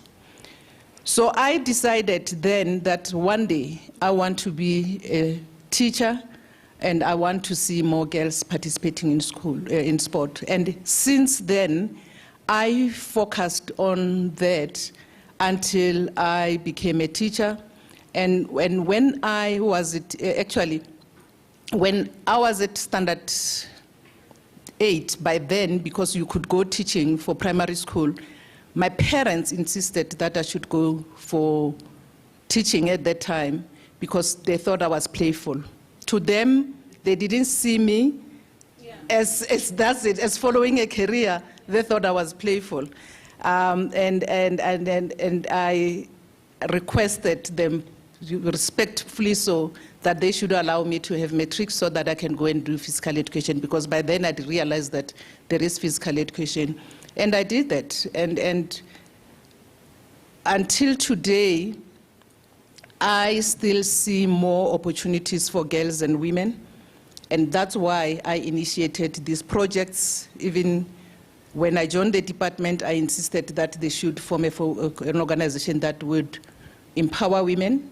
And when another minister came in, and the problem is that usually in politics, when one minister moves out, when the other one comes in, they throw away the programs and wanted to start theirs. So that's how WASA was dissolved.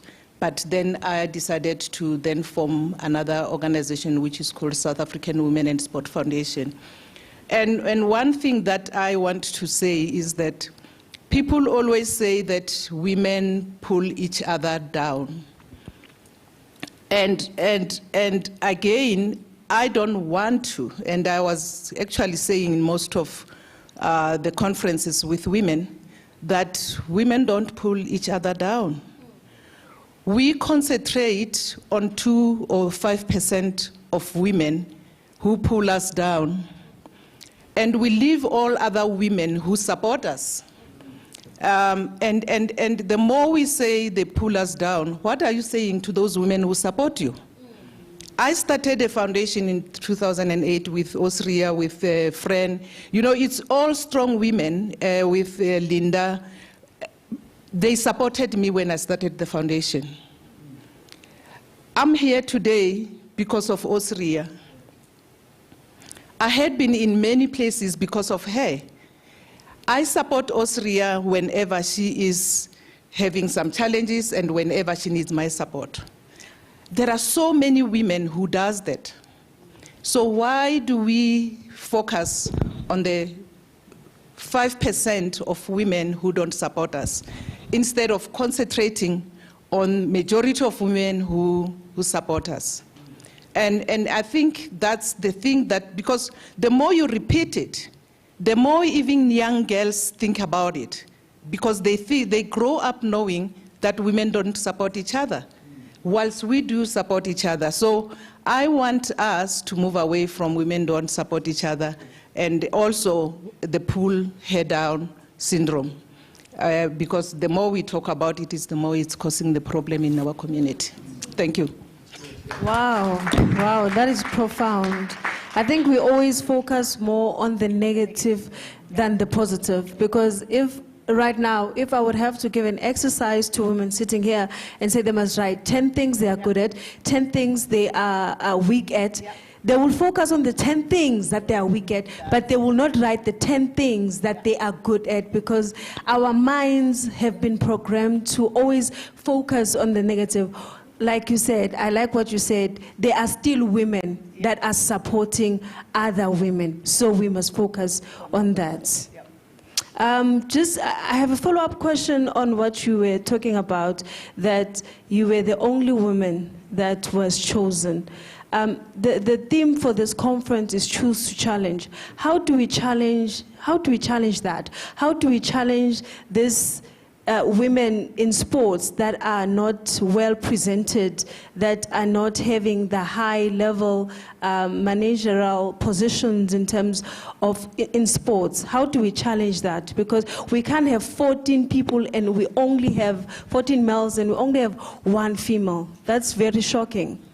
How do we challenge it? We need to challenge it, but the reason why I didn't celebrate it is because of I was disappointed. We went to what we call SASCOC, which is the mother body of all federation.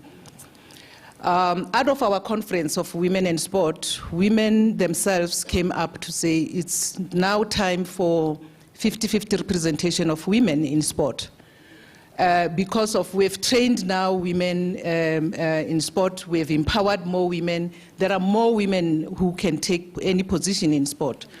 So in 2019, we went to that meeting and pushed for 50-50%, and SASCOC approved it. So now it's in the constitution of SASCOC. SASCOC, as the mother body, they are expected to actually insist with their members to then implement that 50-50%. So I was so excited all along that the 50-50% is coming on all federation. And that's why it was a disappointment, and it is still a disappointment even today. But then the question you are asking yourself to say, how do we manage it? It's not because women are not there. SASCOC managed to appoint 60% of women in their board. So it's not because they are not there. I think we still, and I think somewhere, somehow, we need to name and shame those who appoint. Because at the moment, people don't even know who appointed us. And they don't even ask. And one of my other challenges is the fact that, and we always speak about this with Osria, that you know, with us, people think we had been in the field for so long, and they think they cannot fight for us. And they leave us to fight for ourselves. I was expecting a lot of other people outside to start making noise about my appointment, but they didn't. And it was not for the first time. I was fighting with the president, the acting president of SASCOC, and my president. By then I was serving in tennis board because of the two presidents who are male, just before the elections of SASCOC, because they knew I was going to be nominated. They went and discussed my nomination, and you know, to paraphrase it at the end, it was going to disadvantage my nomination for the elections because of they saw me as a threat. I fought that battle alone. And I could understand people were calling me and saying, Tambi, we are afraid to talk, but this is not right and whatever. So as long as we are afraid, we are not going to challenge the powers that be. We are lucky ourselves because of we don't keep quiet. We don't keep quiet, and I think that's the thing that makes us more bonding and more stronger together, because of when things are wrong, we address them. And I think as soon as we can all talk and challenge what is wrong, we are not going to change the process in the system. Osria. What she's saying, Lerato, you must ask yourself this question. You must ask yourself this question. Government has created laws. The Sports and Recreation Amendment Act, the White Paper Act, the Transformation Act, but the same government that has created those laws that wants to create platforms for women to participate or to be represented is the same government that appoint one woman in a board of 14 men. But then you ask, where are women? Where are we have got ANC Women's League, we have got all sort of women organization, we have got so many women out there, but they are quiet. She can't stand up there because she has been appointed. You know, her foundation can't even talk about it. You know, somebody's foundation out there should stand up. We are not standing up for ourselves as women. We simply do not stand up for our rights. We keep quiet when things of women are discussed in our own board, and we are afraid to be victimized. I don't know whether maybe some of us, we have outlived Dr. Mulapo, any underpayment or anybody putting money, food on the table for me. I think we have outgrown that. We are in these organizations basically because we are servants. We want to serve. We want to serve our organization. News. Watch what she's saying, that she has been appointed there. Some of us, we fight in too many battles. I wanted to fight that battle, but I said, you know, in the Bible, when David was sent by his father to go and give food to his brothers, when he came there, he saw Goliath boosting, ridiculing people there, and he asked, what does it take to, you know, to defeat this man? And they said, one, you will get the riches, and then you will get the king's daughters as a wife, and then you won't pay tax. Yeah. And he felt, it got his attention. Yeah. And he said, no. You see now, I think, yes. And then his brother came in and ridiculed him and said, who are you? Who are you, little Ria? You think you can challenge cricket? No. You're not going. You know what David did? He didn't fight with his brother. He walked away. And he said, God says there are battles in our lives that we must fight, that do matter. So there are some battles that don't matter. So don't fight every battle. Don't confront every conflict that you come across.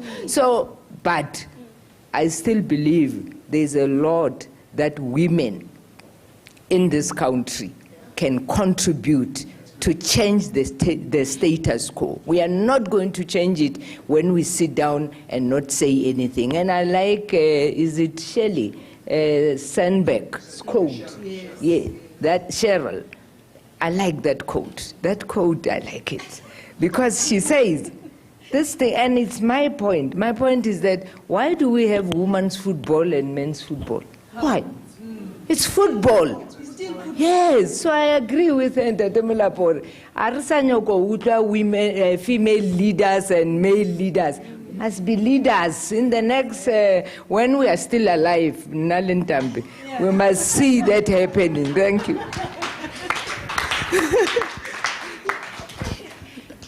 I think you are challenging us. We are going to change this. It's called ICAN for IR Women Leaders. So we are going to say ICAN for IR Leaders. We have been challenged. Ausria, coming back to you, tell us about your foundation. What does it focus on? How is it assisting women in sports?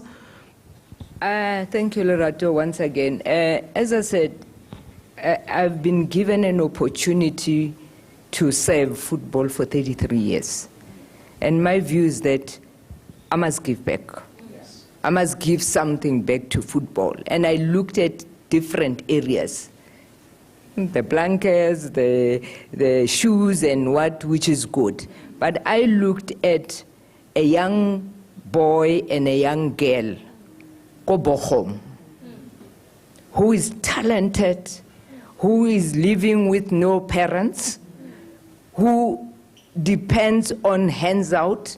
How do I assist that particular young boy? To identify him first, because no one goes to Bochum. No one goes to Medingen, where I come from. I'm from the Queen's Crawl. So no one goes there. But there are young people that are there that needs to be identified and partner with African Bank to be able to take this young boy, talented, scientifically tested, or this boy will be a champion. and take this boy to college. Pay for this young boy's education.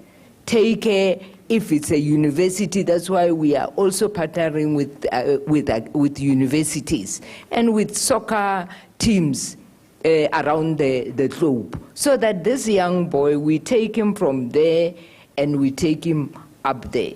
I always believe that sponsors, African Bank and other companies out there, they always want to sponsor something that is already there.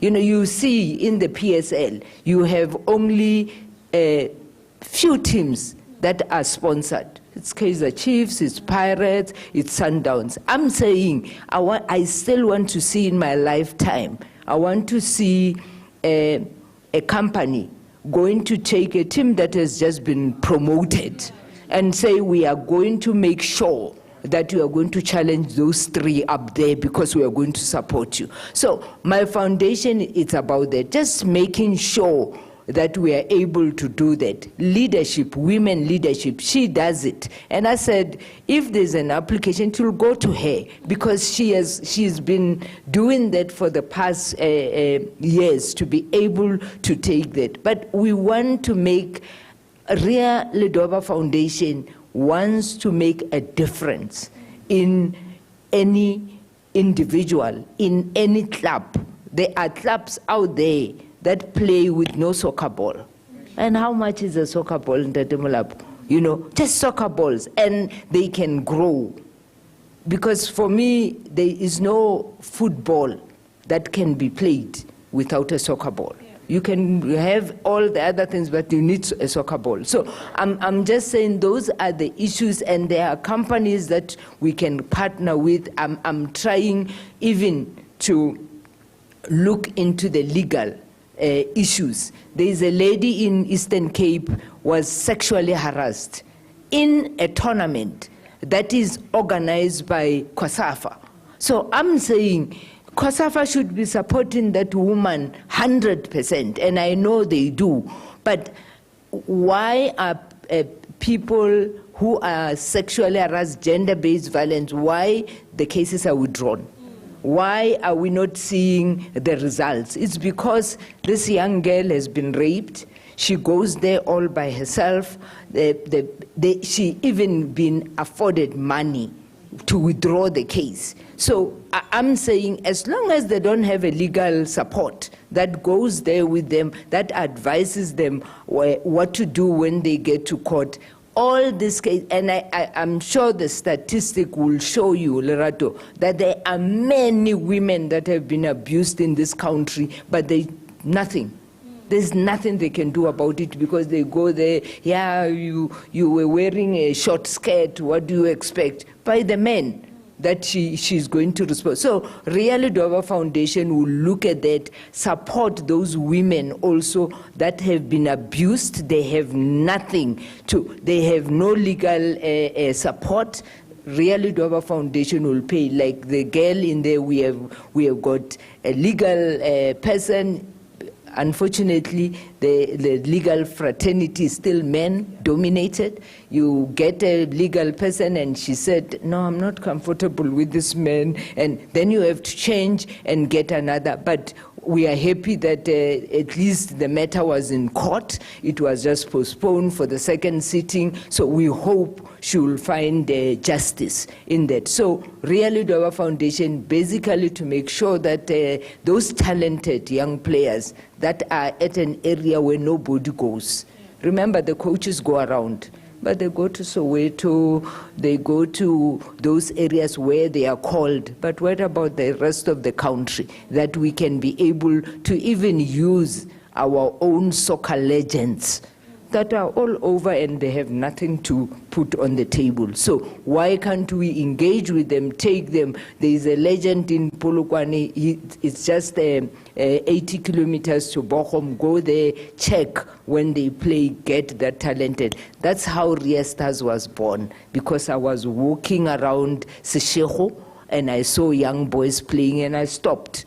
And then I registered them in the Chepis Little League. To register was to buy 14 chepis, and then you take out the rep and you send it to Chappies. That's how Riestas was born. Thank you. Wow. Last question before we go to the floor to Austin. What changes did you make in order to open opportunities for other young or old women in the sports world?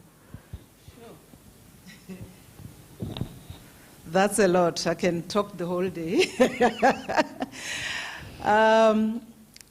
In the late 90s, actually in New South Africa, women were not allowed to box or wrestle.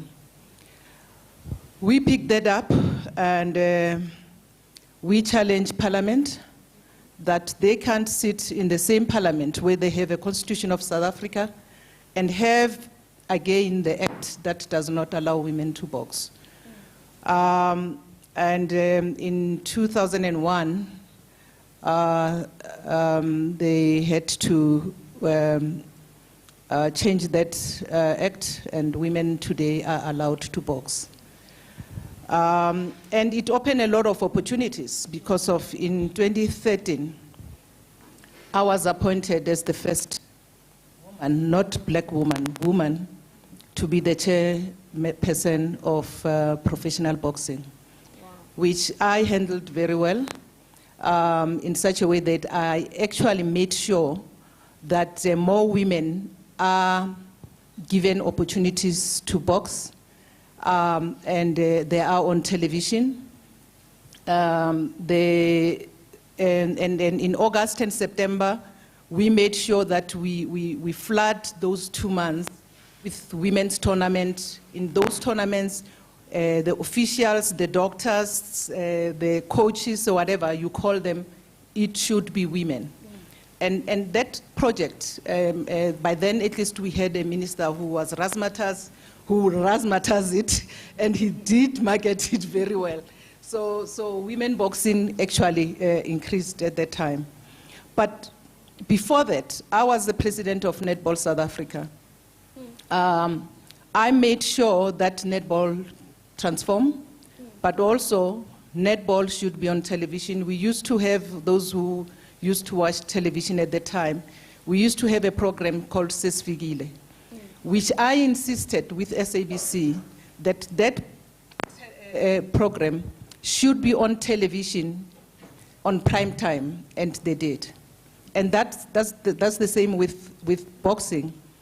We fought with SABC to make sure that those women competitions are already also on television.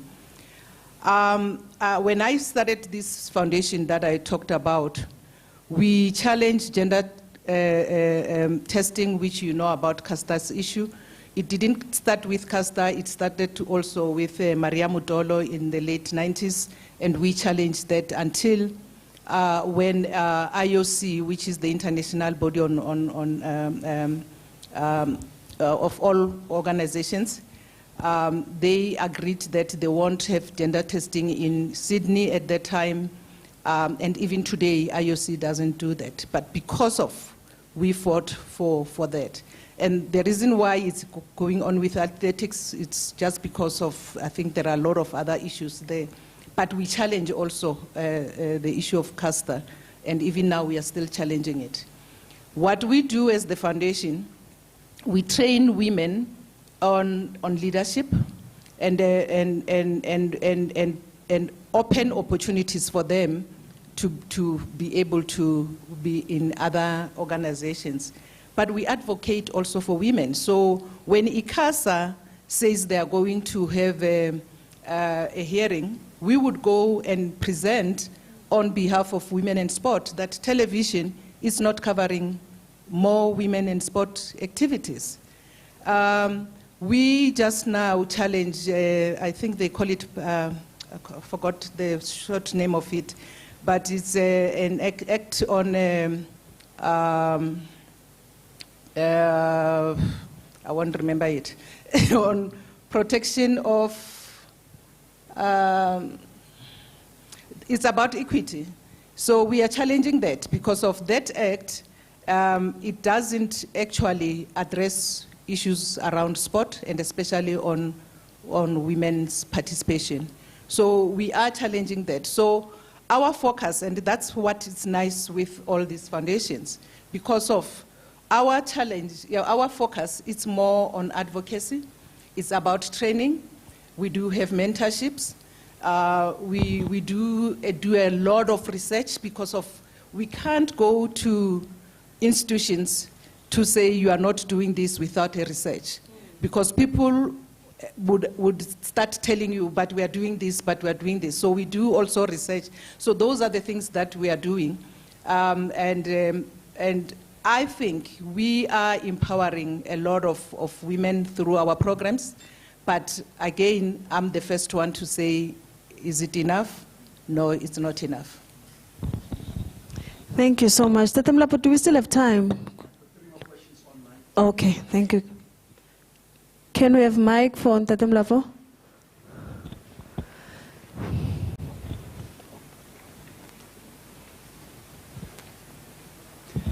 Thank you. These are online questions. Unfortunately, we must be short and sweet because of the 3 questions. Question number 1, we'll start with you, Ausi, Ntambi. Question number 2, Kowena. Question number 3, then Ritafeta, the last one, Kojen. Question number 1, Ausi Ntambi, did you get support from other women, or are you getting support from other women now? I am getting a lot of support from other women. I'm not concentrating on the few who don't support me. Number 2, who are your role models, previously and current? You know what? I don't know. I think all of us, we know the tennis player, Billie Jean King. Yes. When I was young, it was the time when she was showing that man how to play tennis. And she became my role model since then. And she's the one who gives me power to say, you can do it. You can do it against all odds. And there are a whole lot of other role models for me, but that one sticking to my mind for so long. The last question, what are Ausi Ntambi Ravele future plans? Running for president, Minister of Sports, Gaza Amapela, go ahead. You know, after my battle with SASCOC, and I'm a Christian also, and I'm a firm believer and we should be very careful here because I'm talking to people who know the Bible very well. When, who was sent to Nineveh? Jonah. Jonah was sent to Nineveh. He decided to go somewhere to Tarshish. Exactly. And I thought at a certain time, I wanted to go to SASCOC when I'm supposed to be at SAWAF. SAWAF is the Women and Sport Foundation. So I went into, whether I've been taken over by the fish to where I am today, but I think this is where I should focus. My future, it would be to see this foundation being an institution which would actually train women to be leaders at all levels of sports. But also, I think at a long run, we could actually accommodate boys because of, realize that most of the time, possibly, we are empowering too much ourselves and we are leaving the boys behind. So at a long run, I think to balance the numbers, we would bring in boys. But at the moment, we still want to look at equity. Good luck to you. And obviously, Ausria, the last 3 questions.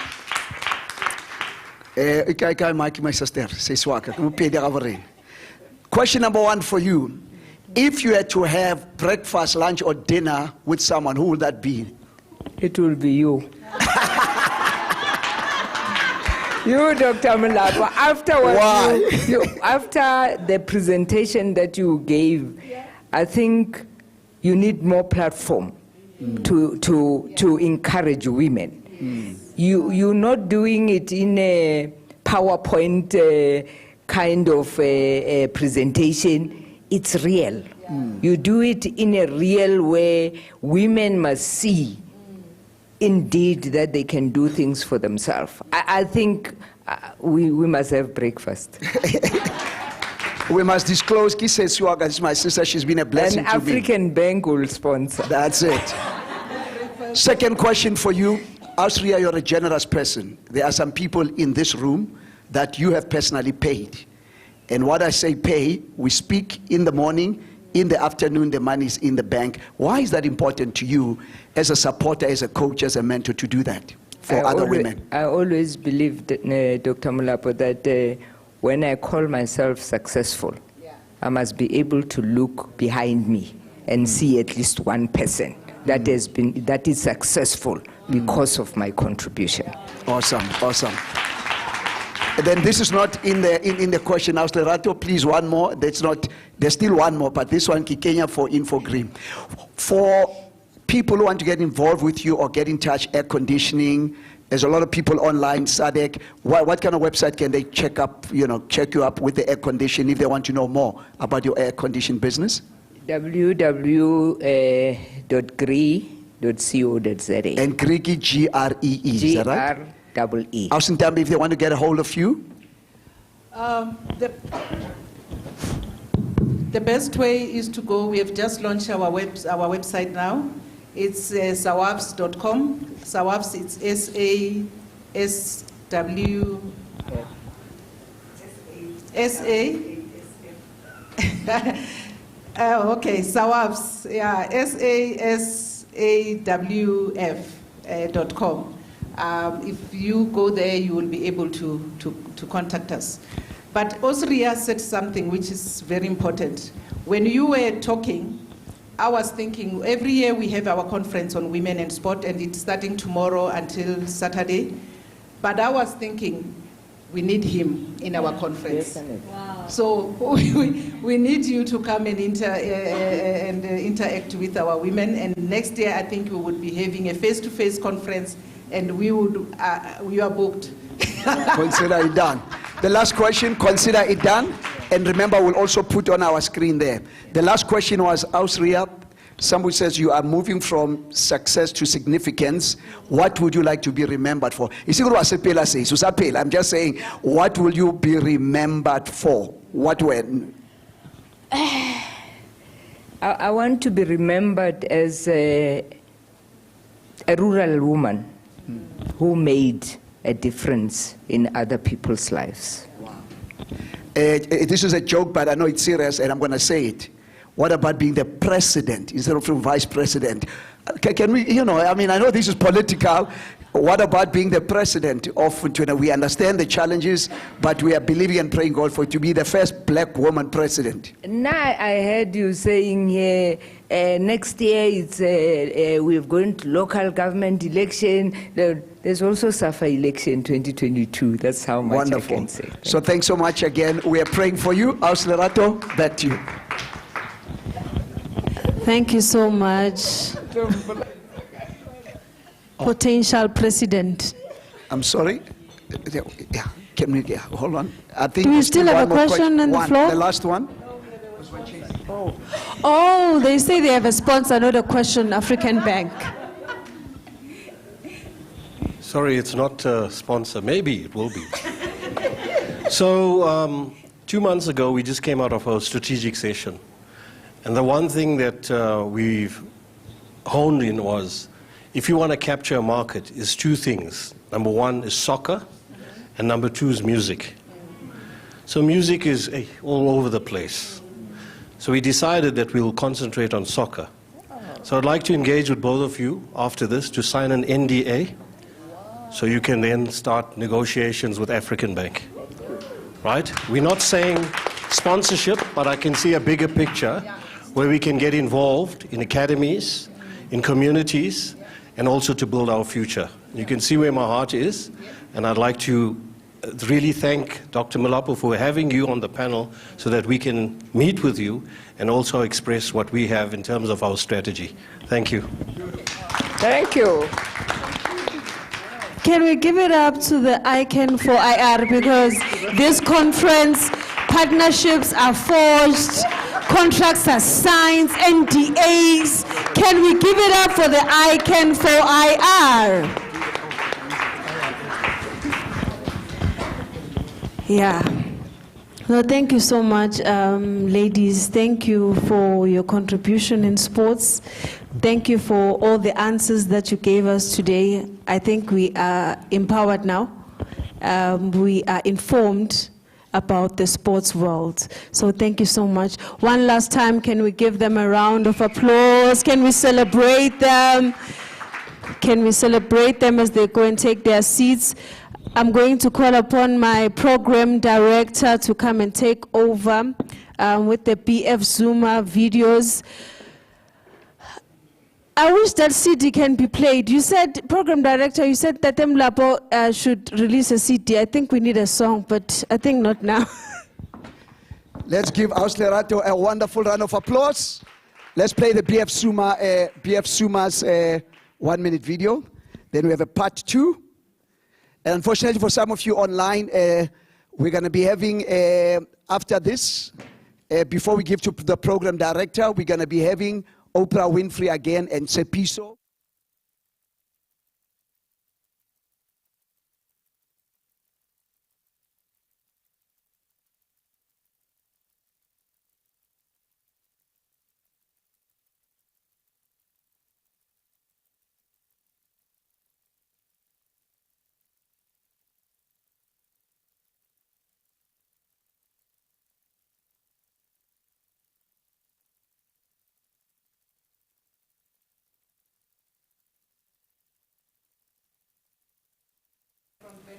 That's it. That's where our president is, you know, so presidential material. All the stuff there, you know. Yes.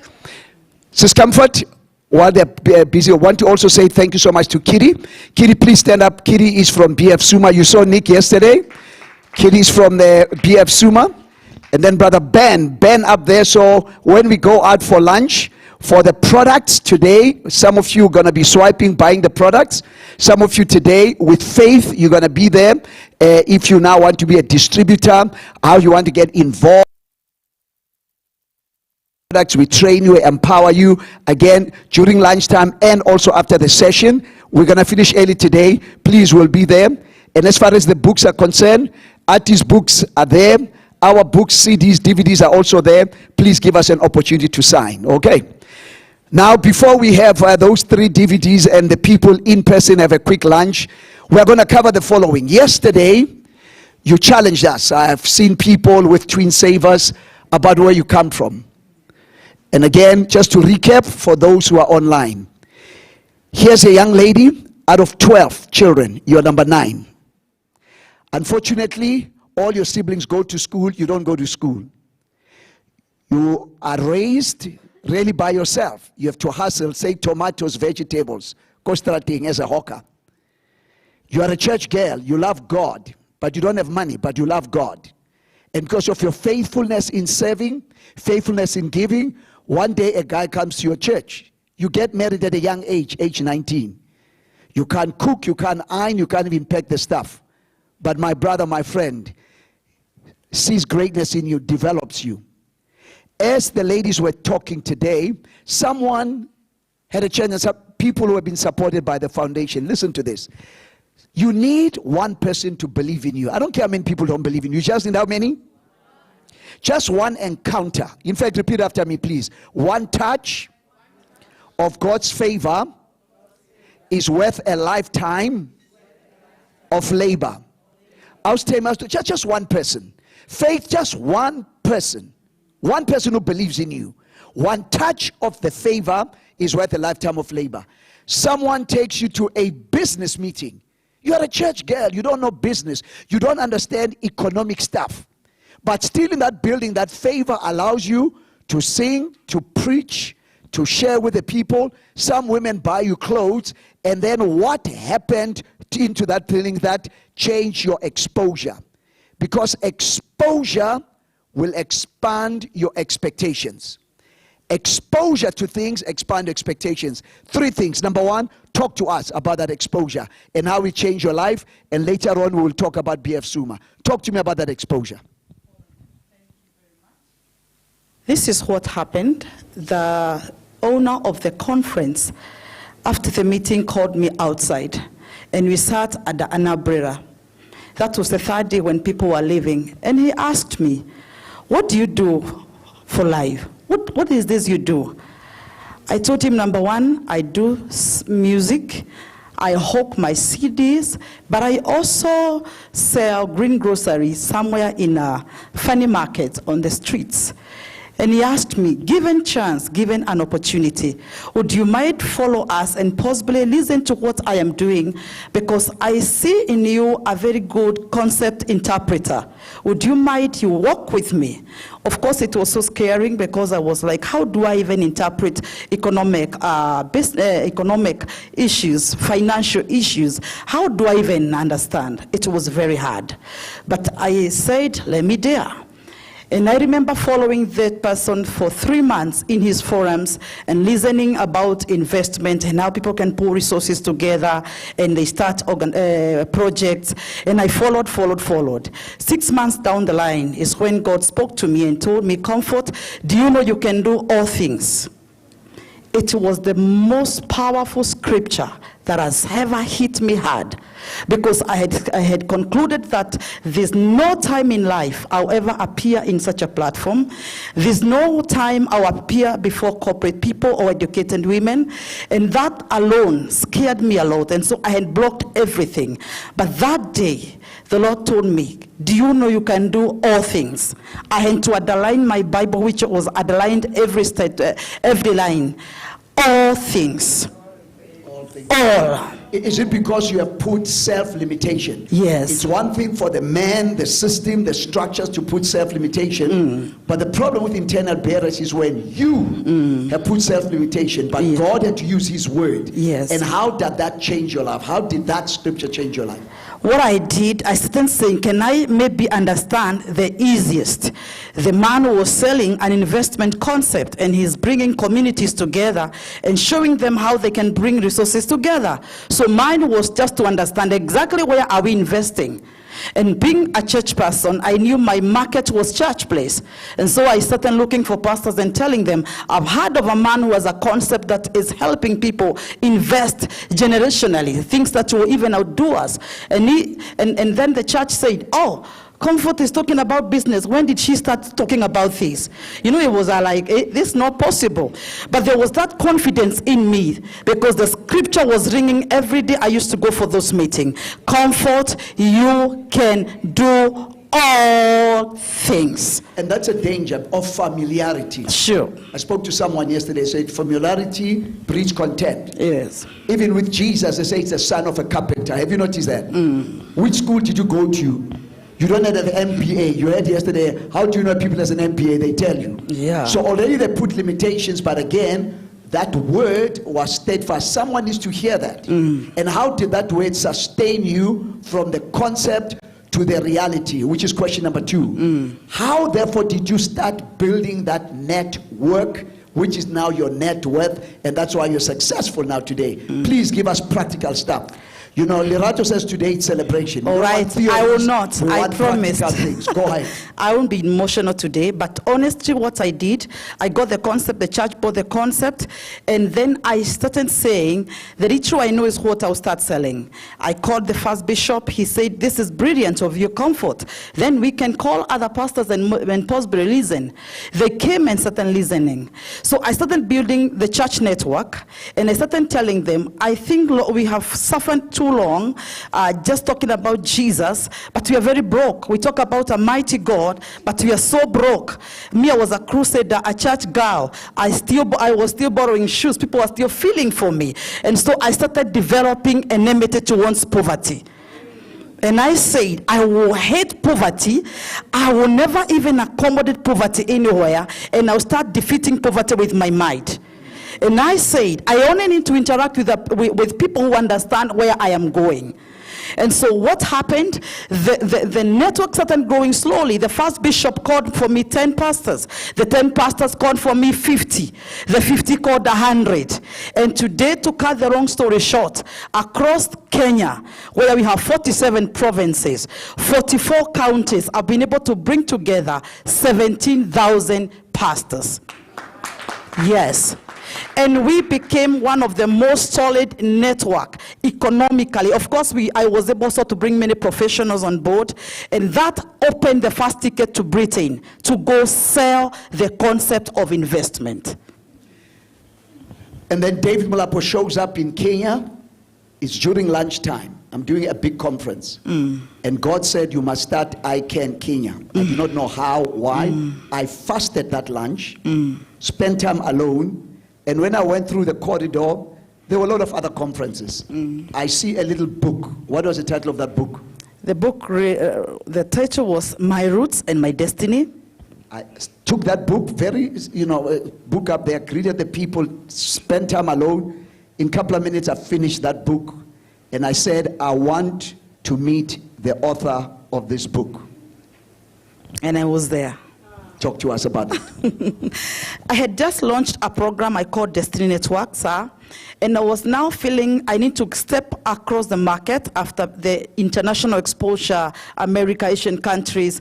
I was now feeling I want to go and get the Comforts who are still selling tomatoes across the streets. So I registered a company by the name Destiny Network.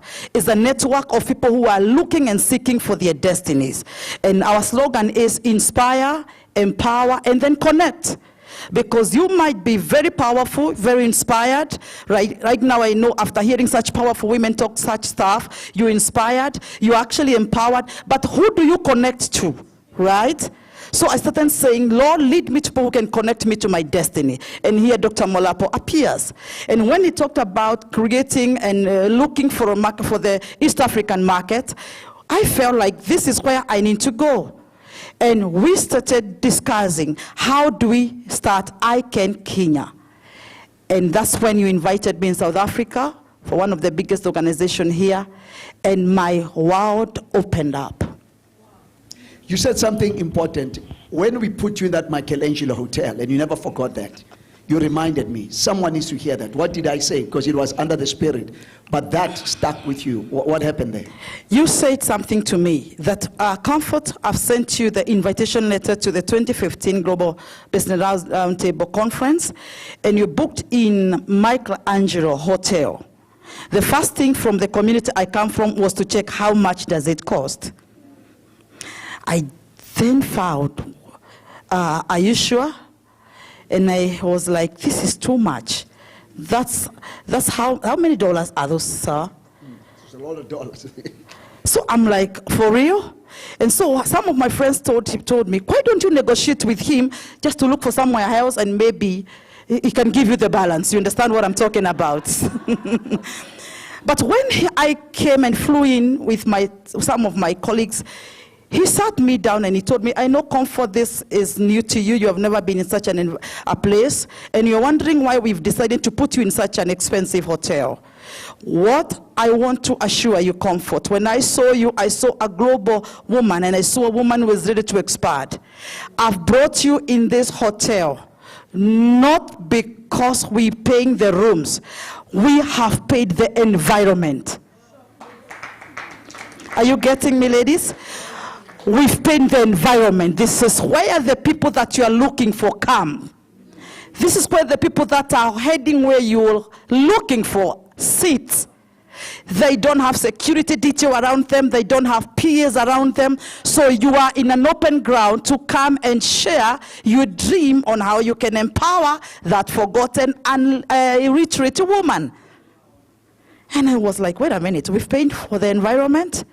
That blew my mind up again, and I said, what a mentor, what a leader.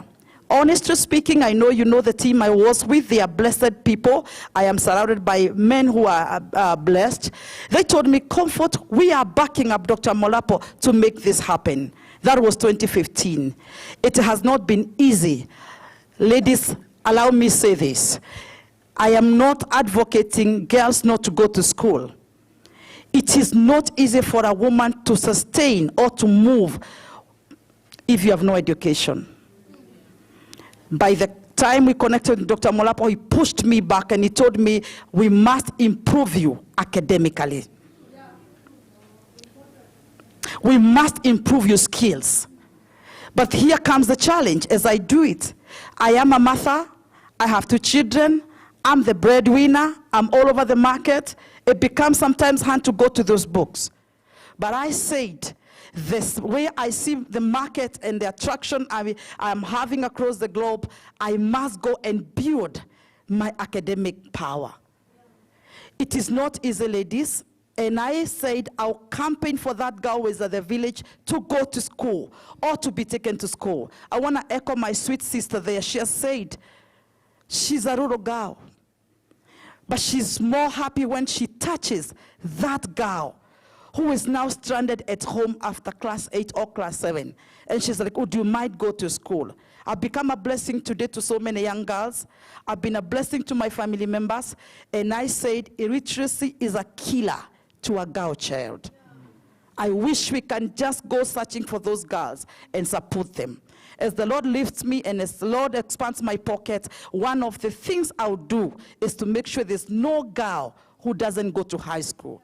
And that's my passion. The last question, let's give a good clap offering for that. The last question now. We invest in this great woman and the leadership.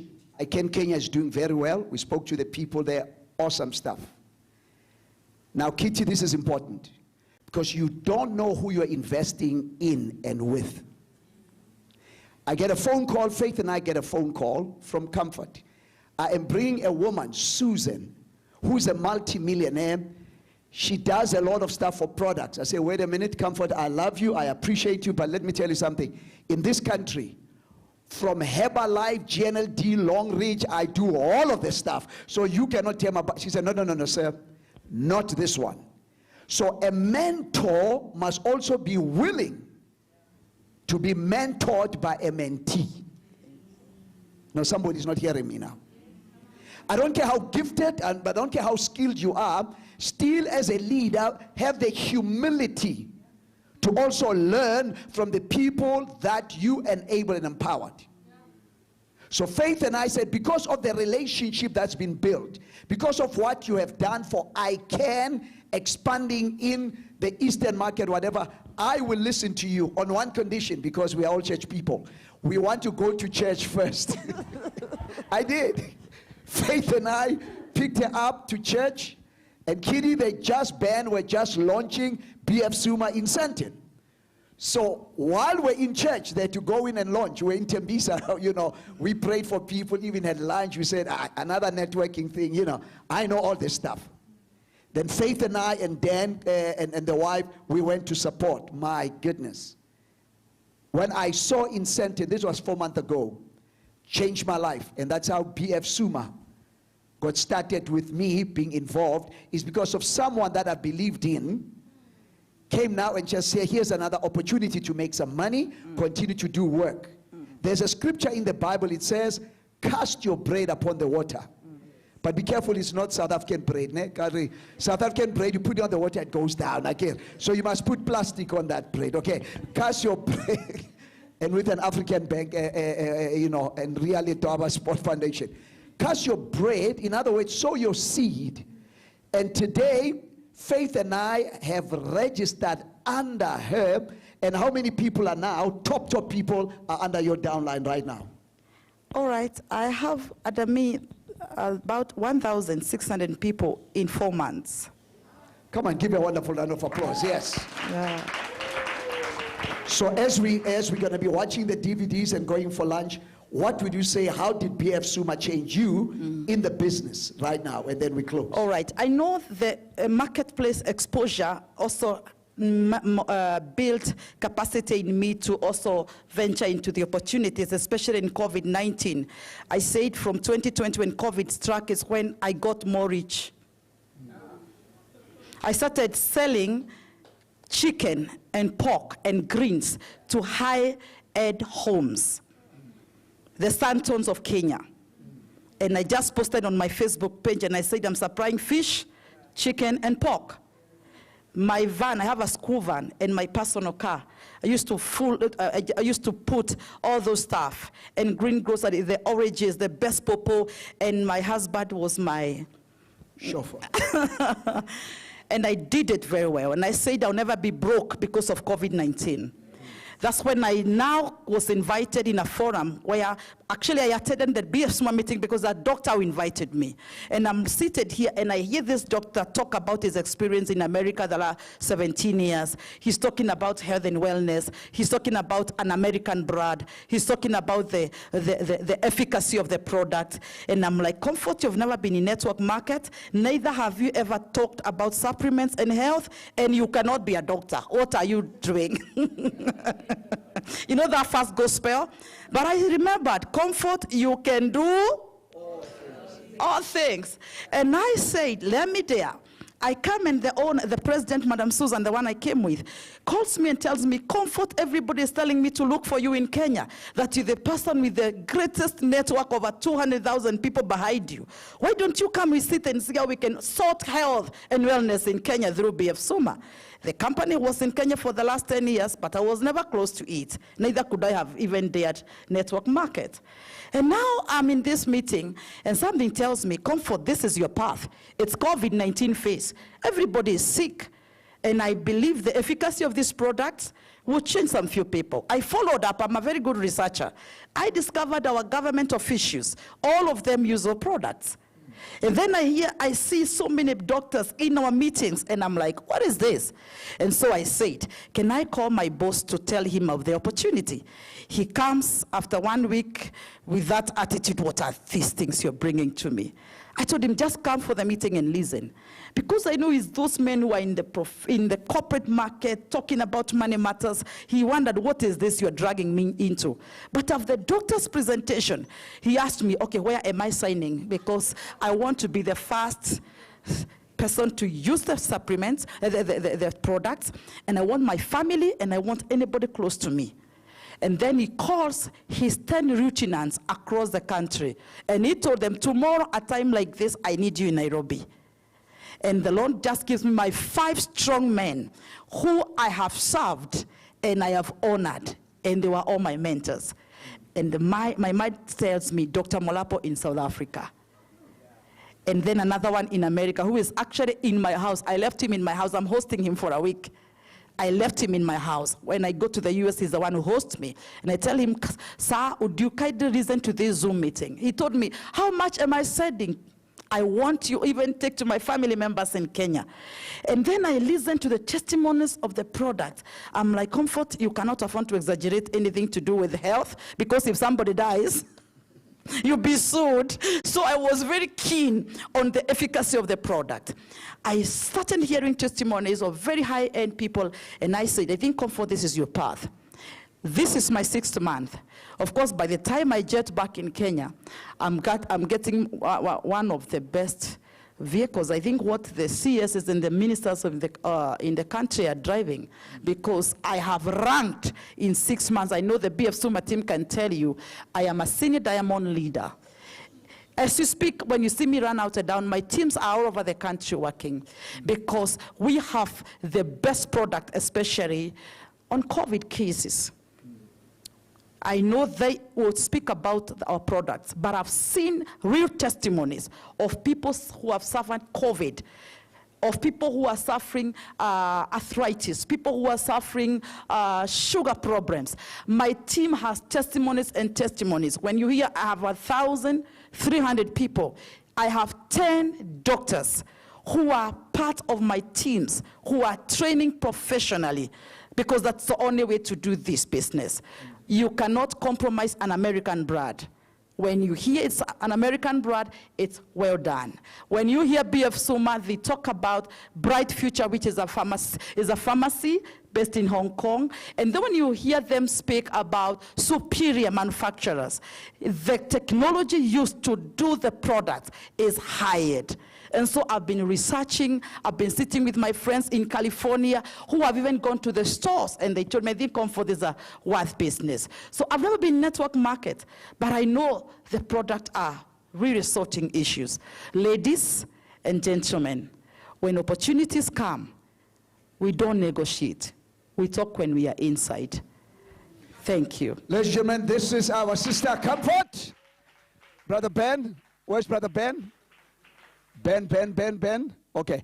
Ben, yeah, just come up here so that they can see you. So during the break, if you need more information, also the forms are there. You can buy, you can invest, and we also will be there. So Program Director, with your permission, we are going to be watching 3 videos, one for BF Suma, the other one Oprah Winfrey. Then in about 40 minutes, we need to come back with Tsepiso. And the good news, we only have one speaker, Mematsepo Majola, who is going to be talking about women in mental health. And guess what? Our day is done.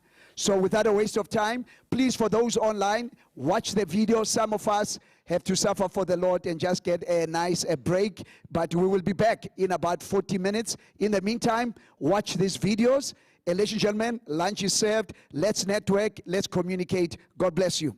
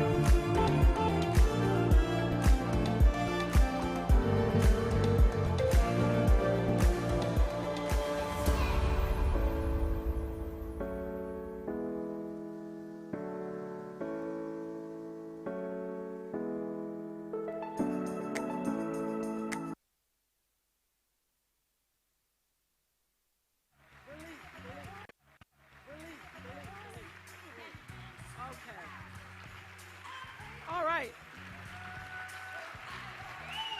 Thank you. Oh, hey. Yummy. Thank you. Thanks, Aves. That was so good.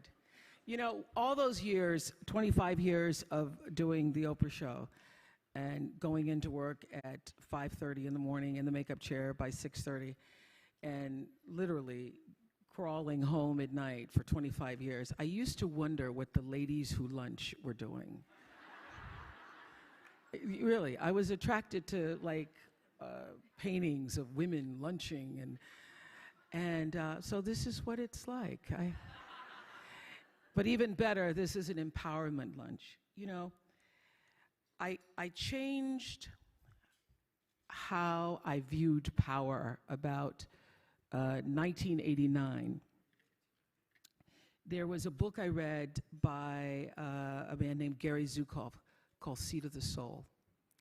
And in Seat of the Soul, he defined what is true power, what is authentic power.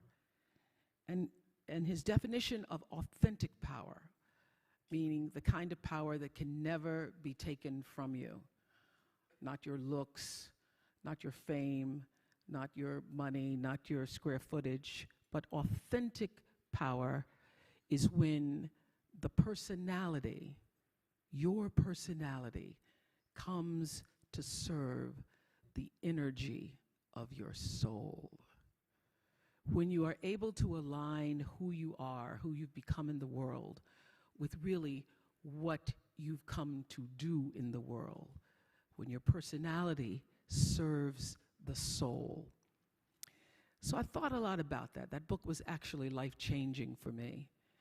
And I was building a home in Santa Barbara, and as anybody who's ever built a bathroom or a home or anything, nothing ever happens on time. And it was 2002, and we're supposed to be finished, and it wasn't finished. And I was like, I can't wait to get in my house, and I'm finally going to have a great Christmas, and I'm going to do the kind of Christmas that I dreamed of from the Currier and Ives, cards. So I'm going to have the wreaths on the door, but I didn't have a floor, so it's a little difficult to do that.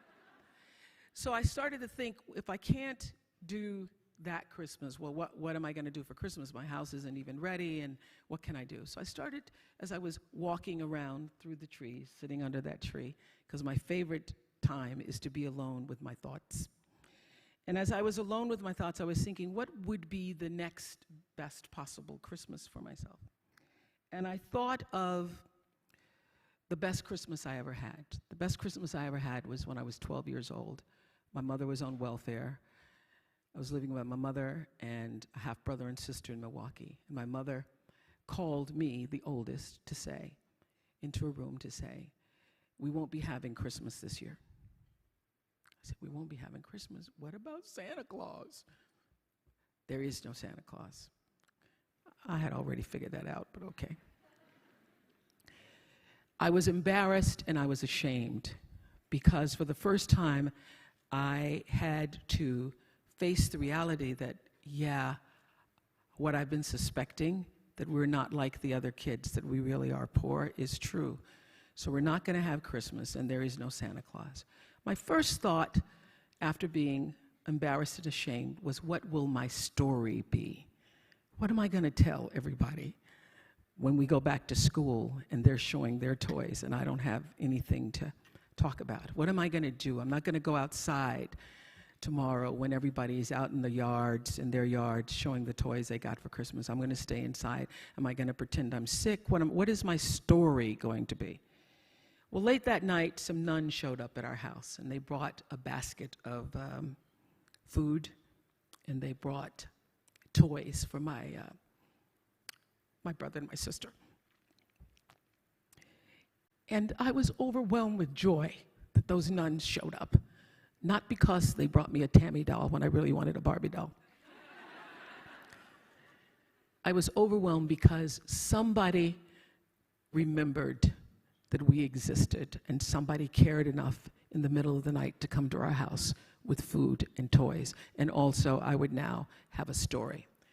So as I was contemplating, that was the best Christmas I ever had, I thought, how could I make that possible for somebody else? What could I do to create the same kind of experience for other children? So I took 50 members of my team at Harpo, Harriet, one of them, Sherry, the table, and hired another 50 people in South Africa. And we went to South Africa with the idea of creating something that we ended up doing a documentary about called Christmas Kindness.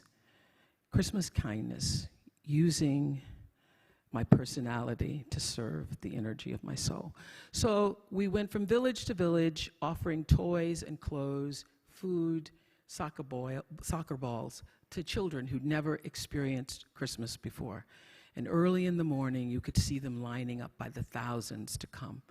And we actually went to 10 or 12 villages to do this. And people said to me at the time, oh, that's so frivolous, and the kids won't remember it, and why don't you use your money to do something else more substantial, Oprah? And I said, they may not remember the toy.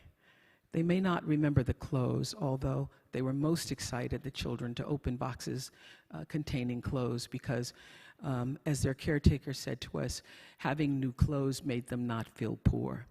And for so many of these kids, it was the first time they'd ever experienced having something that was new for them. They may not remember what they got in the box, but they will remember that somebody remembered them. They will remember the experience. So during this entire experience, Nelson Mandela had invited Stedman and I to stay at his home. So when Nelson Mandela invites you, you stay. And I was so nervous. I was like, oh my God, what am I going to talk to? Because it's 10 days. It's 10 days. It's not just a dinner. It's not a lunch. It's 10 days.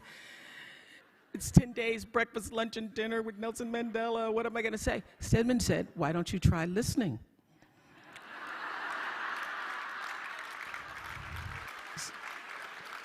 So I did. I had 29 meals with Nelson Mandela. At first, really, I was very, like, oh my God, it's Nelson Mandela.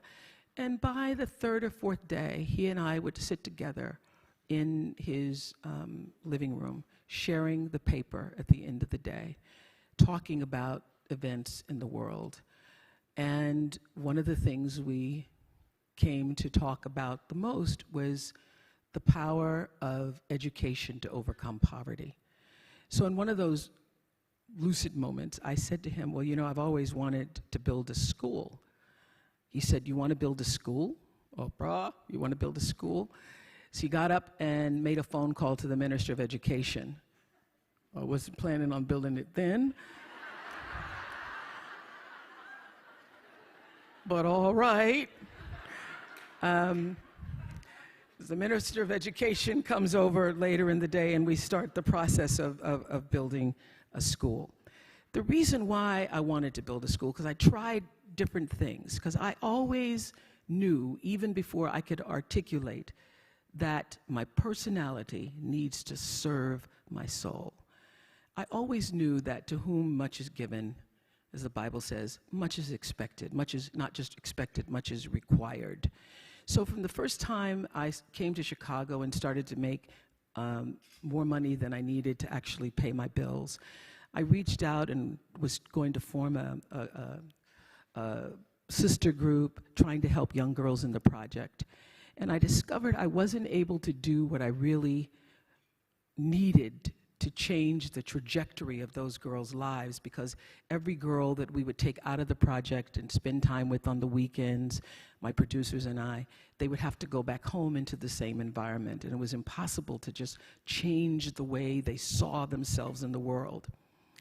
So by trial and error, I knew that in order to literally change the way a girl sees herself, I would need enough time to spend with her, to be able to hire the right kind of teachers, the right kind of administration, to be surrounded by a nurturing environment, to allow that girl to change the way she felt about herself and saw herself in the world. So the idea of creating a boarding school that was surrounded by beauty, the kind of school that I would want to go to. And I tell you, when I first sat down with the architects and said, I want to build a great school for leaders that will change the lives of women, and they will be able to break the cycle of poverty for themselves and their families forever and become a part of the real and true new and free South Africa. Well, the architect said to me, well, these are poor girls. These girls. I said, well, where are the closets? Where's the space? Where's the drama? Where's the theater? And they said, well, these are poor girls. These girls really don't come from families with clothes, and a lot of them have lost their families. And I said, but they will have clothes, and they will be able to do drama, and they will be able to excel beyond anybody's dreams. And that is exactly what has happened 5 years later.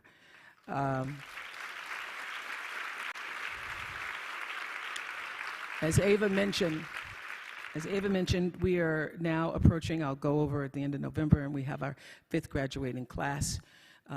This coming June, I'll have 43 girls graduating in South Africa.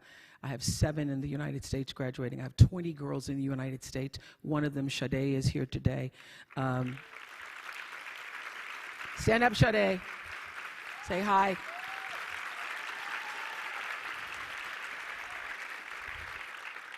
this young woman who's now a junior at Stanford. I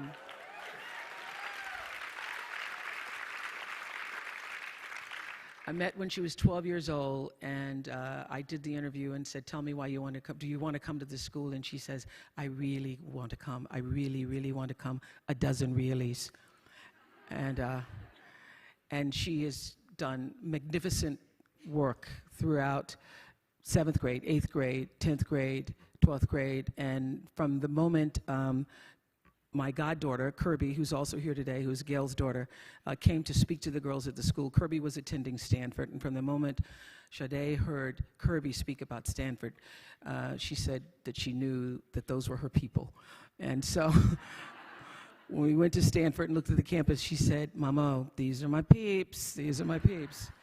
So this is what I know, that being here today and hearing from Susan and Gwyneth and Selma and Rebecca and Jim and Anna and all of us, it's a really good thing. But I have always known this about celebrity.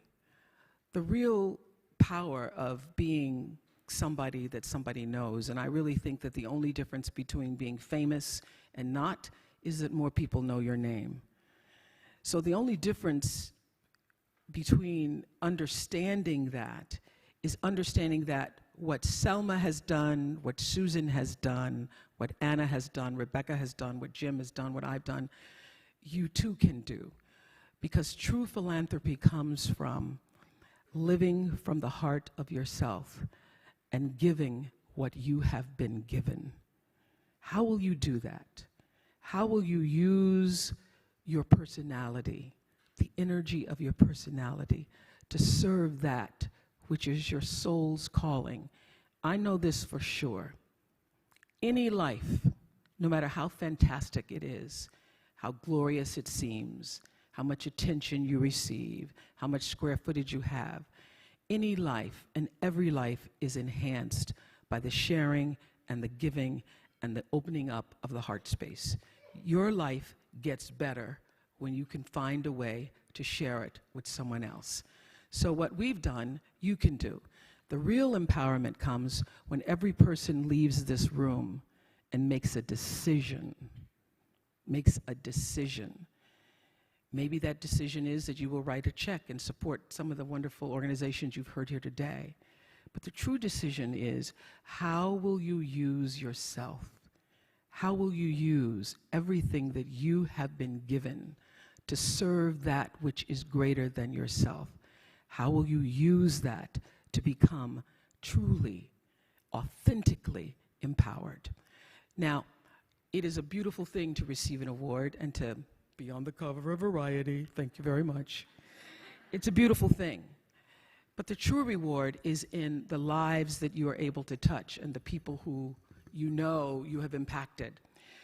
My beloved mentor, teacher, friend, mother, Maya Angelou, passed away last year.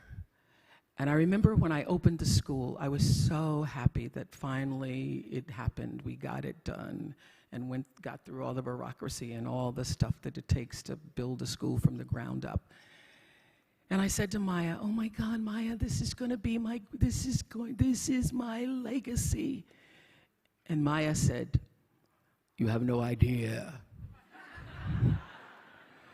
You have no idea what your legacy is. Your legacy is every life you have touched. Your legacy is every person you have met whose influence was felt by you. Every single person. So she said, it's every person who's ever watched a show and decided that they were going to go back to school, or watched a show and decided that I'm going to leave my husband. I'm going to no longer be a victim of abuse. Every person who watched a show and said, I am a victim of abuse, and because I saw this, I now can stand up for myself. Every person who gained a voice because of you. You have no idea what your legacy is. Your legacy is every life that you touch. And so, as you leave here today, the decision is, whose lives will that be? How will you use yourself in such a way that your impact and your legacy will live beyond the doing. So the great reward for me is knowing that what I'm doing and how I've done it and how I choose to live in the space that I call God, how in God I move and breathe and have my being, and I try to move from the center of that, is able to literally touch the lives of other people. I said to the girls when they first came to the school, we found them in villages and we found them in townships. We went out, some kids were having school in a boxcar on a railroad track and some under a tree, and I said to the girls, the trajectory of your life is about to change, and I only ask one thing of you, is that you give as much of yourself as I and this school is willing to give to you. And Becky Sykes, who's the head of our foundation and spends so much, stand up, Becky, spends so much time with the girls, can vouch for this. And so this is the true reward. I just wanted to share this with you. One of my, Sade is here because she's the only one of the 20 girls who are in school in the United States, in school from, their girls range from Brown, Mount Holyoke, Wellesley, Johnson C. Smith, Spelman, Colorado, Oregon, Stanford. She's the only one who had Fridays off. So I said, everybody, not getting out of class to come to Variety, no. But June of this year, I mean, so the girls are out in the world. We've done this thing that Susan was talking about, touching the lives of girls. And when you change a girl's life, you don't just change a girl's life. You change the community's life. You change a family's life. Because what girls do is they take it back home. They take it to their families. They take it to their communities. So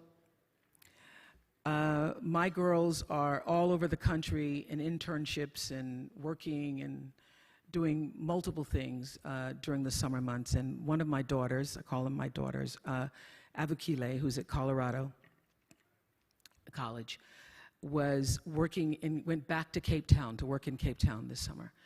And she'd always wanted to be a doctor, had planned to major in medicine, and this summer made the decision that she was going to switch to public health.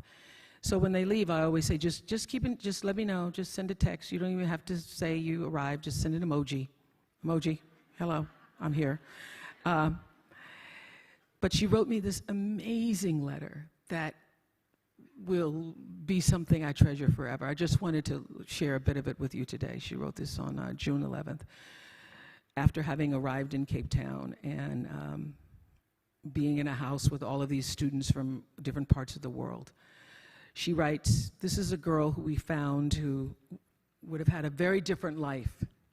But she writes, the other day we were all sitting around table and began to have a heated, passionate, respectful, and compassionate, and most important, fulfilling discussion about what we want our own country and our nation to be, what we should be doing as the youth of this country to make it better.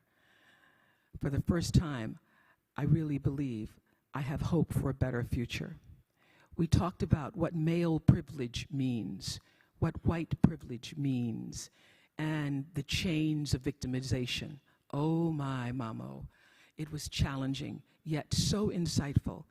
It felt good to know that I could share my opinion with a group of only guys and know that if my opinion was disagreed upon, it was solely because of the quality of my opinion and not because I'm a girl. I'm finding myself being able to let go and be me without fear of what the next person thinks. When I think I can go deep with someone, I do, and most of the time it turns out that person was also seeking the same thing.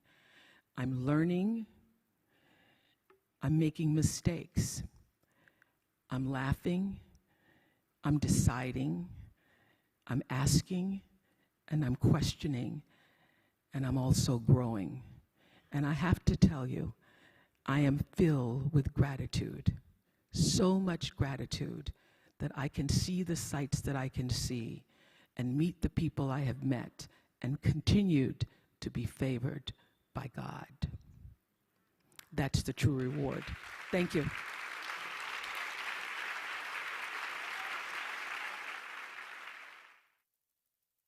Welcome, welcome back. We are continuing with our International Women's Day. Please continue to put your questions, your thoughts on the chats. Continue to share with us what is it that you would like to hashtag choose to challenge. We have been challenging a lot of things, and I think the previous video has indicated some of the things that we can challenge if you had no idea where you'd like to start to challenge. But I think the key theme that we've been talking about the whole morning is that we need to challenge ourselves. It starts with self, right? For change to happen, it must start with self. So I'm going to move on to just share a presentation with you around women in leadership development. I'm passionate about leadership development. I'm passionate about coaching, as I've already said, that I am a coach by profession. And one of the things that I have come to appreciate and acknowledge is that, first of all, that the wisdom of coaching is so needed in our times now. If we can use coaching as one of the tools that will enable us to unlock human potential. There's so much that is locked up inside each and every one of us, and I believe that coaching is one of the tools that will enable us to do that. So my exposure around leadership development, and I think I started my journey as a junior leader, starting, as a leader just after varsity, and I was introduced to be a training manager. I had 24 people that I was supposed to lead, and I was like, where do I start? What is this all about? The paradox of leadership and management has just always been one of the things that I think I kind of just pursued to want to understand and to develop. And in the past 15 years, I've just worked as a leadership development specialist in different corporates. And so my passion around leadership development and coaching enables me to actually speak in this session. So I'm just quickly going to share a bit of context around where we are in terms of where we are in terms of women leadership development. Can we move on to the next slide? The slide is not moving. Yes. So let's quickly share a bit of context. Oh, technology is showing us flames. Let's quickly share a bit of historical context so as we understand where we are. I mean, one of the key things about International Women's Day is to provide a useful opportunity to reinforce the fact that everyone has a role to play in forging more gender balanced world. And so it's important that we probably have a bit of context of where we come from when we talk about gender balance and the role of women and what women have been doing to make sure that they are challenging stereotypes, they're challenging gender equality, and especially around women development. And I want us put my talk today around women empowerment and understand where we come from and where we're supposed to be moving. So if you look in the late 1800s and the early 1900s, women activism fought for equality. So we have seen that there's been that notion of activism, women fighting for equality. So we then move around the 1970s, the feminist movement moved where in the 1970s, we saw women rallying for and protesting for inclusion, for influence and equality. So we move around the 1980s, we see that there was a move and talk around, we need to fix the women, right? Maybe let's fix the women. Let's try and bring programs that will help women to be more confident, to be visible, to be well networked, and to be assertive. But one of the things that was challenging about that era is that it was an era where we say women need to act like men, right? Dress up in power suits. But at the same time, there must be superwomen at home. So that whole paradox of women showing up in a voice of a man and with authority and with voice and with visibility, so as they can actually thrive as women in leadership. We see that paradox a lot in the to try and fix women. And truth be told, I think that era is still there. That's time is still there where women still feel like in order for them to be heard, in order for them to make a difference, in order for them to lead, they must act like men. And so in the 1990s, we see that organization says, maybe we must do the change. Maybe we must do some work around change in the organizations that is focused on organizational development. So we say, and the era was talking about maybe if we change or fix the organizational structure, focus on women leadership, make sure that women get into boardrooms, let's create talent pipelines. Maybe that would give women more voice, right? And I think we are in that era where there's a whole lot of leadership development programs. There's a whole lot of talks around, you know, let's have a talent pipeline to make sure that we have a lot of women who are sitting in senior positions, in executive positions. But the challenge with that is that in the whole eras and changes, as change happens in women development, I guess the question is, where's the voice of the women?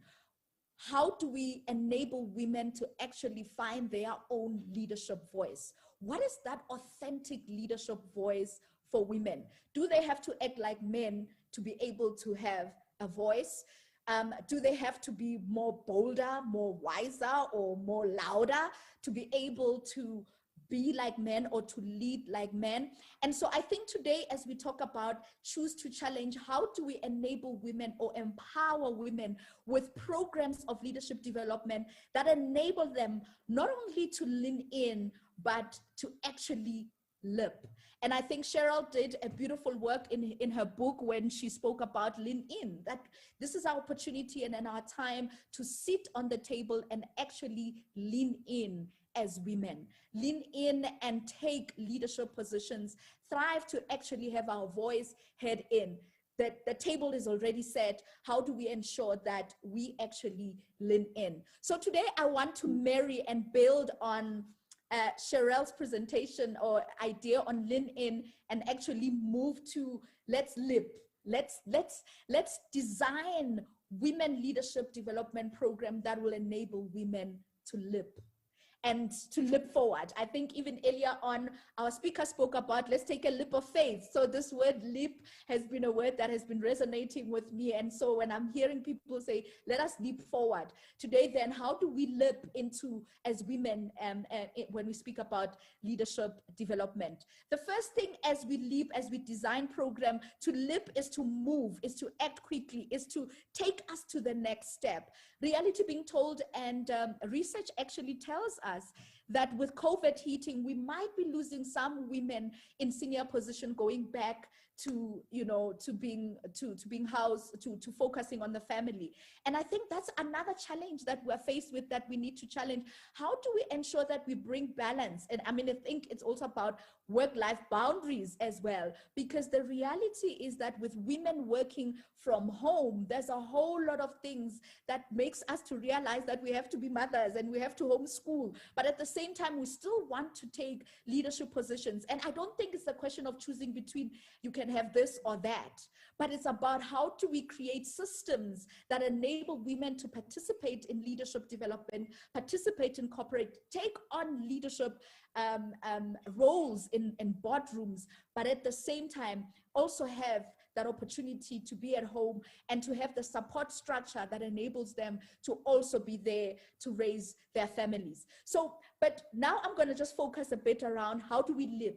So the first thing is that as women, we need to understand our power of influence, the type of power we have as we lead. Let's design leadership development programs that enables us to understand influence or lead through influence. John Maxwell says leadership is influence, nothing less and nothing more. But when we understand that men may have positional leadership, but we have influence as a form of leadership. And one of the things that I love about influence is that if you look at the definition of what influence is, it's really a power, a compelling force that produces effects in behavior of or actions in individuals. So it's not just power that is dominant. It's power that produces results, that creates influence. I often makes, produces effect. That's what I mean. I often say, if you understand the wind, none of us have seen the wind, but we understand the effect and the influence of the wind, right? We see the effect that the wind has, though we have not seen the wind. If you go and you are like going to the ocean, but you can see the waves moving. The waves moves because of the effect of the wind, yet you have not seen the wind. And as women, if we can understand that power of influence that we have that influence, we have that power to actually bring the change without being too loud, so to speak, but using just the power of influence. The second one is understanding empathetic leadership. Empathy is a female leader's greatest superpower is empathy. Let me repeat that again. A female leader's greatest superpower is empathy. And empathy is nothing more than but by understanding emotional makeup of people. And we see the power of empathy now. If you read and study the work of Daniel Goleman, he talks a lot around emotional intelligence, and empathy is one of the key critical skills of emotional intelligence. He actually says leaders tuned to their sense of empathy are better at building relationship, trust, and collaborating more effectively. How beautiful is that? That if women can use their empathy, they will be able to build relationships, trust, and collaborating more effectively. An empathetic leader has the ability to acknowledge that everyone sees the world through different perspectives without judgment. That is the power of empathy. If we as women can use that gift, because it is that natural gift. We often say women are emotional. Yes, we are. But how do we nurture that gift to be able to lead effectively? And research is telling us that empathetic leadership should be one of the critical leadership styles that we need to use to be able to collaborate, to build, and to innovate.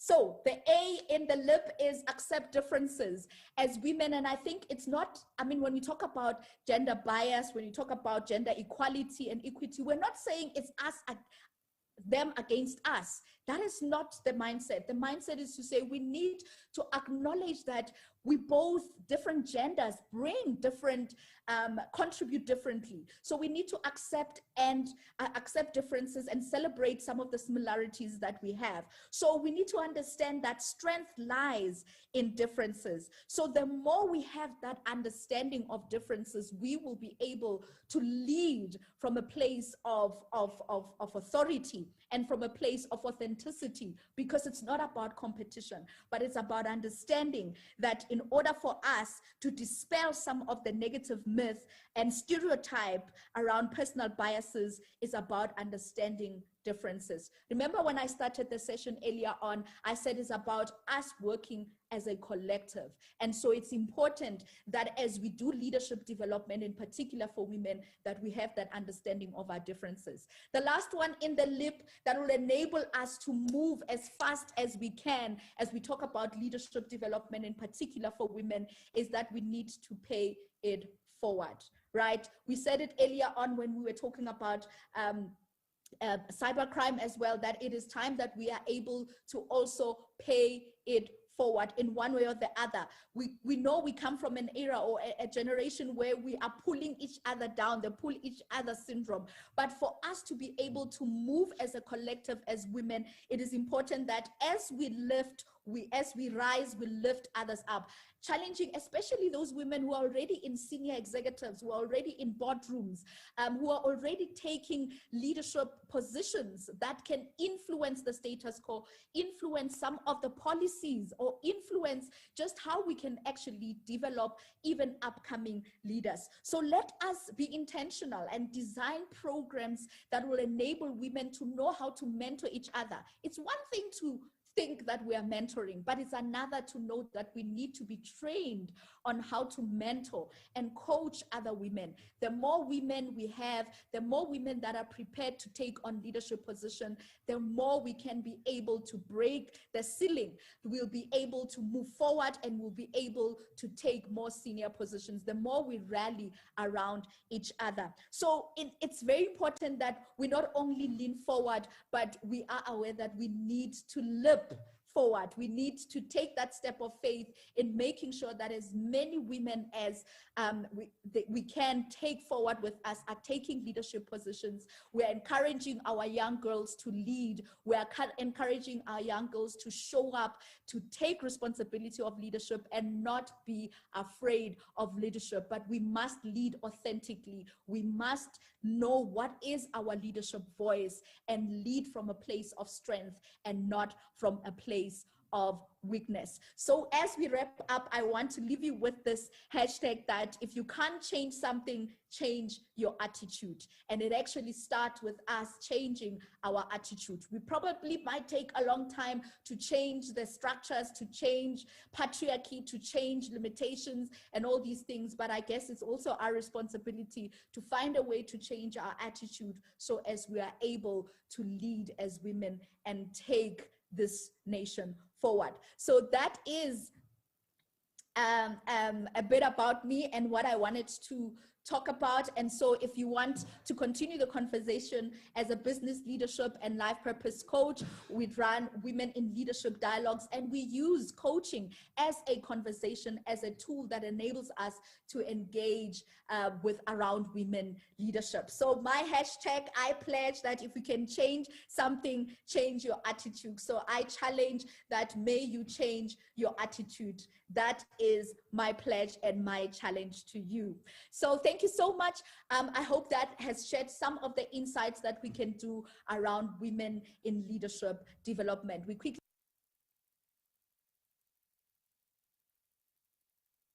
When I heard about the African Bank My World bank account, I realized it was made for me.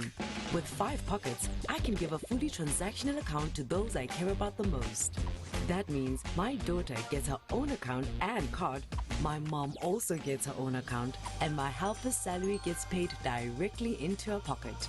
Each of them with their own account linked to mine.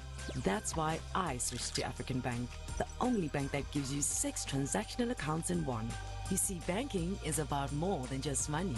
It's about you, your family, your budget, your stockpile, your dream goals. Switch today to experience banking that's made for you. Only at African Bank. We are you.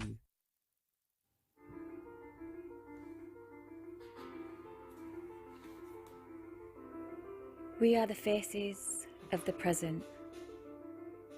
Different phases like the full moon, like Luna's crescent. That divine link to the earth and the heavens. We are the descendants of the women that came before us, of generations that are yet to be born. The birth before the storm, before the wild wind breathes into a life that believes in her warrior soul. We are leaders, leaders of love and compassion, of freedom and self-expression. We are the women that stand firmly against oppression, seeking justice and equality in all that we do, raising our voices so that all women's voices are heard too, shattering that silence, that deathly silence. With every breath that we breathe and every echo we scream, we will not allow women to suffer at the hands of violence, at the hands of any abuse, or to be used and seen as the weaker sex. We are not objects, we are life. We hold the divine universal power. We are waves, waves that ripple in every ocean. And every ripple that rings expands into the sea, creating this universal energy that's beyond any human being.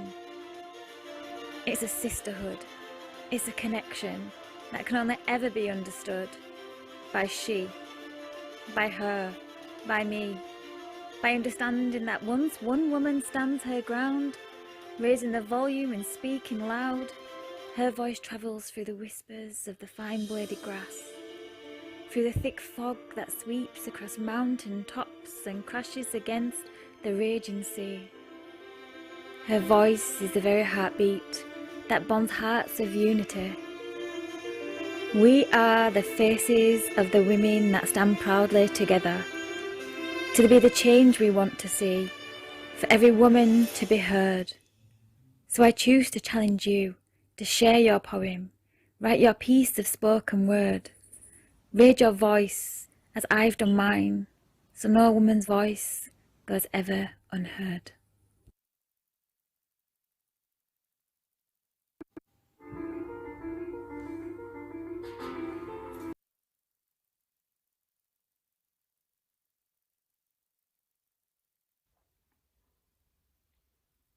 Gender is a pre-written book, and the plot is boring. Daughter, girlfriend, mother, wife, rip out the pages, staple them to your back, and start soaring. Pretty, quiet, weak. They will try to describe you with such things, but you will use their stereotypes and turn them into your wings. When you choose to challenge, gender is a pre-written book, but not all the girls' stories end the same way. 33,000 girls are forced to become child brides every day. 132 million girls are not in school, and their futures are balloons that they watch drift away. But you are the full stop to the story. You are the new sentence that takes it on a different road. When you speak up, you open your palms and you share the load. When you choose to challenge, gender is a pre-written book, but not all of the characters are included, like the First Nations women who stand as still as statues, always walked past but never acknowledged or seen, or migrant women whose culture stands like a skyscraper, and they're forced to burn down the parts of themselves society doesn't deem convenient, or refugee women who are treated with brutality when we should have been lenient. And you are there as the story unfolds and you are faced with a choice. So choose to challenge. Gender is a pre-written book, and this is your chance to add your own chapter, to call out racism and sexism and use courage to rub it out, to stand where the rest of the world has chosen to sit, to call it out at home, at work, at school, bit by bit. To scream where the world has chosen to whisper, not just for your daughter, your mother, or your sister. Let us choose to challenge. Gender is a pre-written book, and if you're listening to this, then your actions are the pen, your life is the paper. You are not the oppression of the past. I believe that you are so much greater, stronger, kinder. Choose to create history, not to be created by it. Choose to challenge.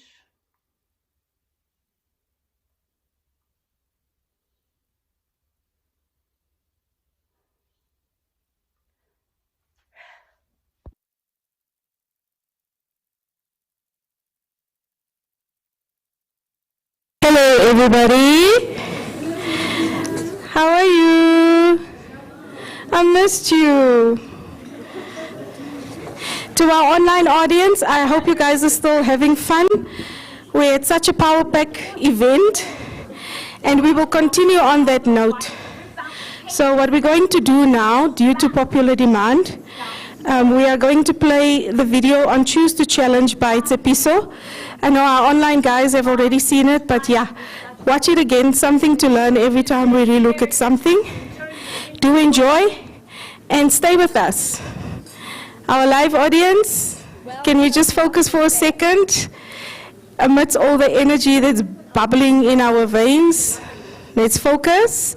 And here we go, a video by on Choose to Challenge by Tsepiso. Welcome back.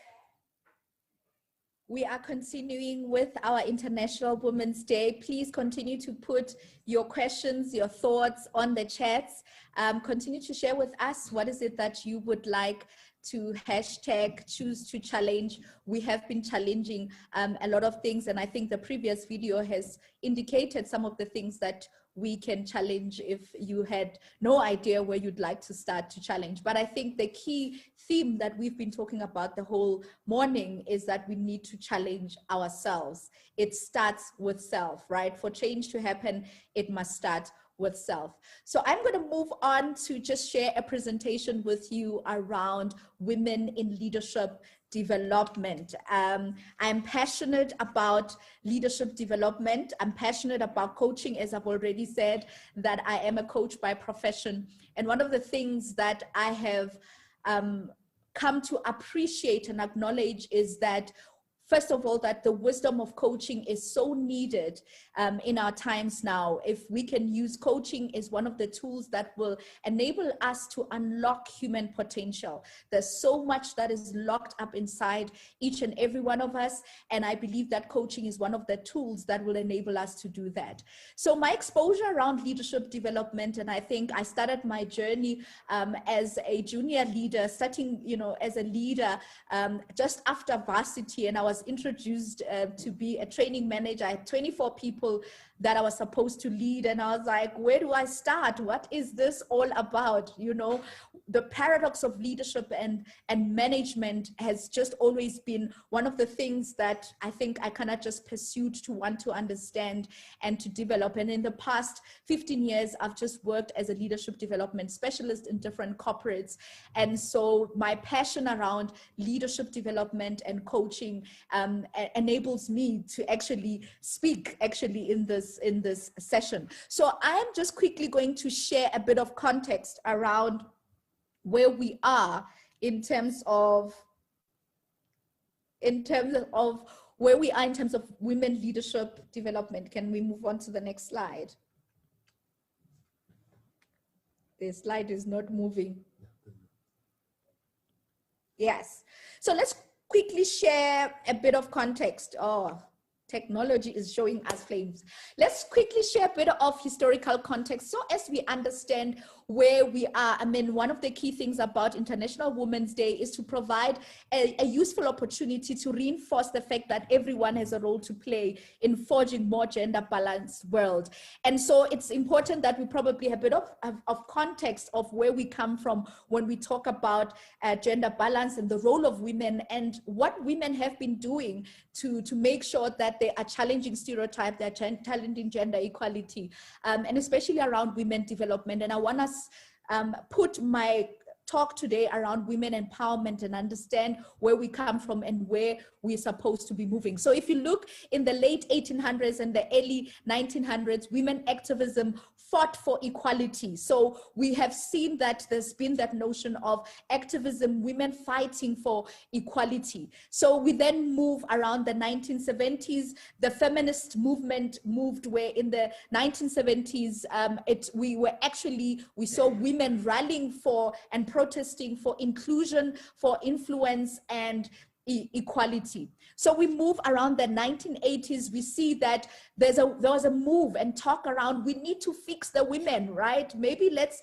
fix the women. Let's try and bring programs that will help women to be more confident, to be visible, to be well networked, and to be assertive. But one of the things that was challenging about that era is that it was an era where we say women need to act like men, right? Dress up in power suits, but at the same time, there must be superwomen at home. So that whole paradox of women showing up in a voice of a man and with authority and with voice and with visibility, so as they can actually thrive as women in leadership. We see that paradox a lot in the to try and fix women. And truth be told, I think that era is still there. That's time is still there where women still feel like in order for them to be heard, in order for them to make a difference, in order for them to lead, they must act like men. And so in the 1990s, we see that organization says, maybe we must do the change.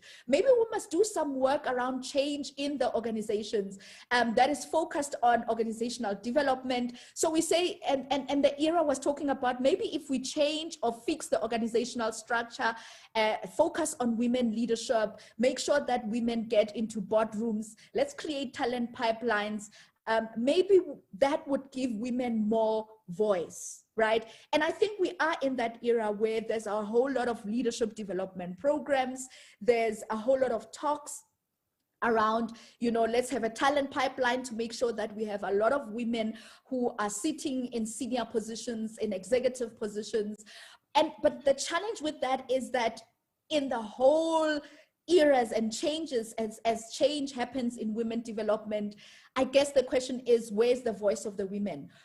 How do we enable women to actually find their own leadership voice? What is that authentic leadership voice for women? Do they have to act like men to be able to have a voice? Do they have to be more bolder, more wiser, or more louder to be able to be like men or to lead like men? And so I think today, as we talk about Choose to Challenge, how do we enable women or empower women with programs of leadership development that enable them not only to lean in, but to actually lip? And I think Cheryl did a beautiful work in her book when she spoke about lean in, that this is our opportunity and in our time to sit on the table and actually lean in as women, lean in and take leadership positions, thrive to actually have our voice head in.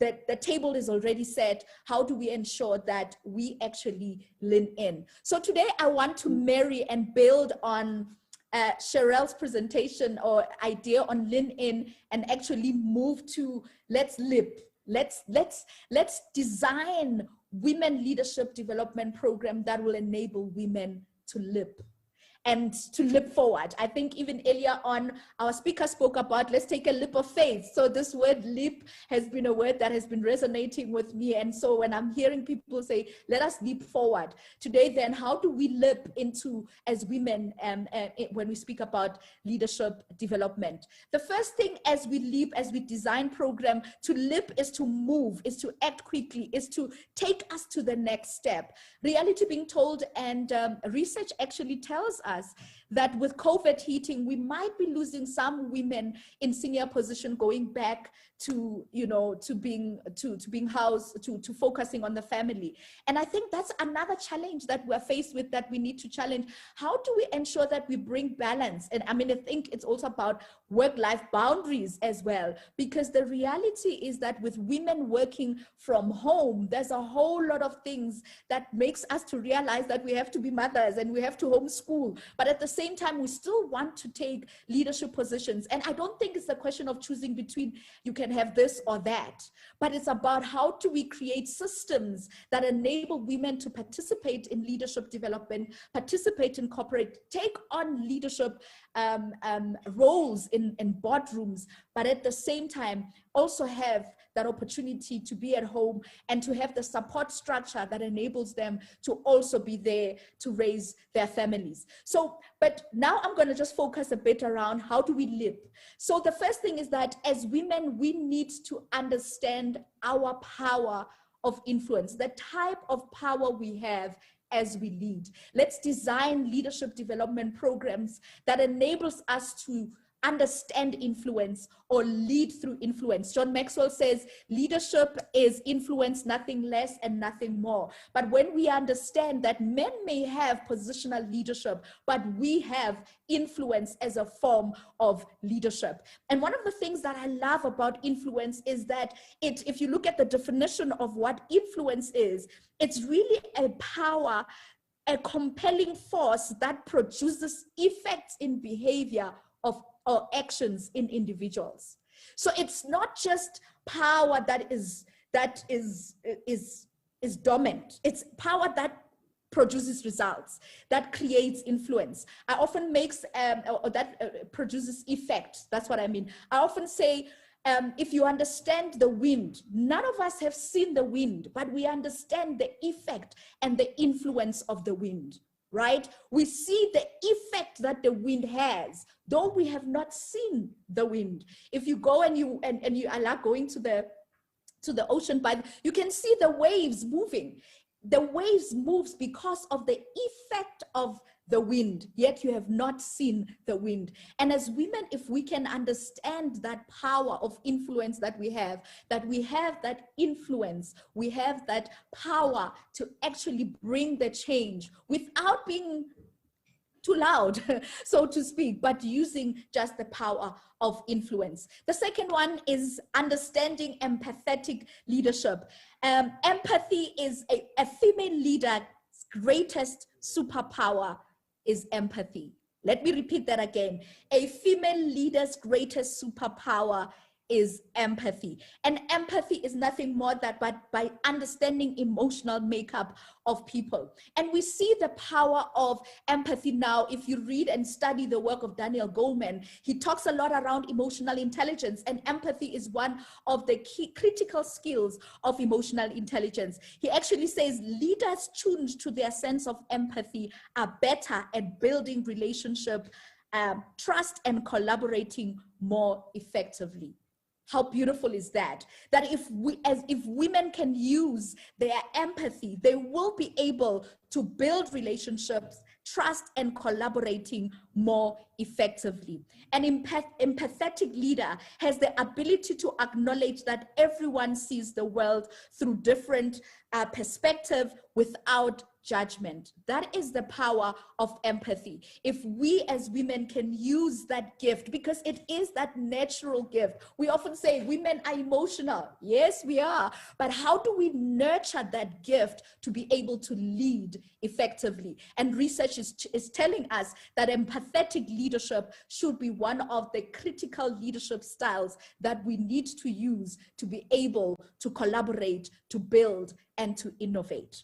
So the A in the LIP is accept differences as women. And I think it's not, I mean, when we talk about gender bias, when you talk about gender equality and equity, we're not saying it's us, them against us. That is not the mindset. The mindset is to say we need to acknowledge that we both, different genders, bring different, contribute differently. So we need to accept differences and celebrate some of the similarities that we have. So we need to understand that strength lies in differences. So the more we have that understanding of differences, we will be able to lead from a place of authority and from a place of authenticity, because it's not about competition, but it's about understanding that in order for us to dispel some of the negative myth and stereotype around personal biases is about understanding differences. Remember when I started the session earlier on, I said it's about us working as a collective. And so it's important that as we do leadership development, in particular for women, that we have that understanding of our differences. The last one in the LIP that will enable us to move as fast as we can as we talk about leadership development, in particular for women, is that we need to pay it forward, right? We said it earlier on when we were talking about cybercrime as well, that it is time that we are able to also pay it forward in one way or the other. We know we come from an era or a generation where we are pulling each other down, the pull each other syndrome. But for us to be able to move as a collective, as women, it is important that as we lift, as we rise, we lift others up.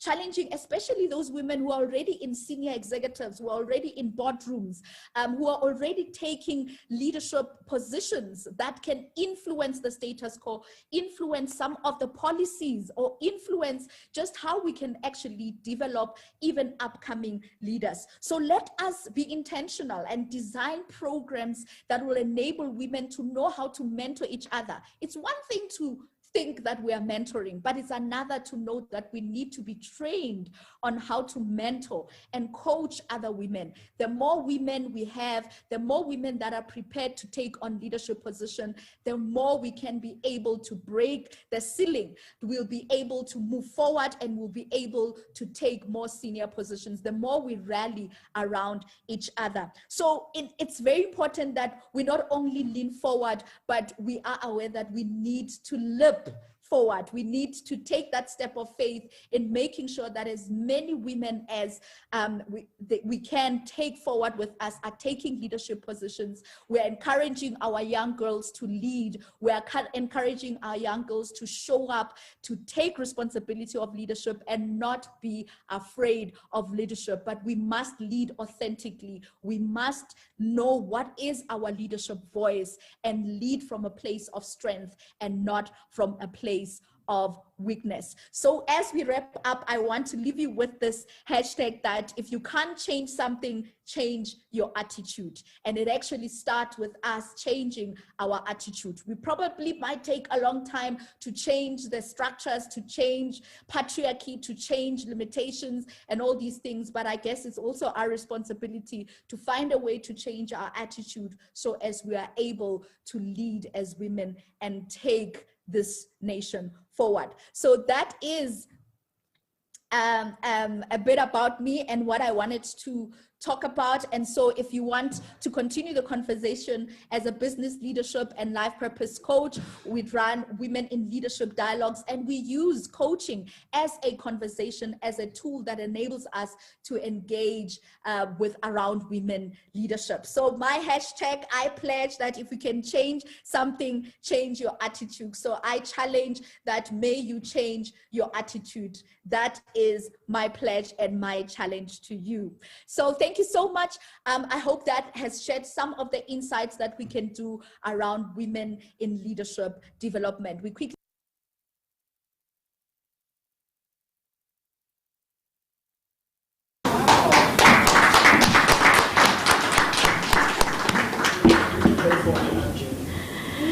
ICANN for IR in Germany. Wow, thank you for that video, Tsepiso Maledu. I hope you guys made notes. There was some powerful sharing there. But after lunch, generally, Doc, we are tired, especially if the food was good.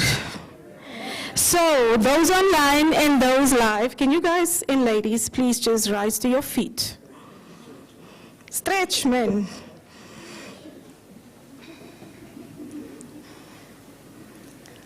Yeah, listen to you guys.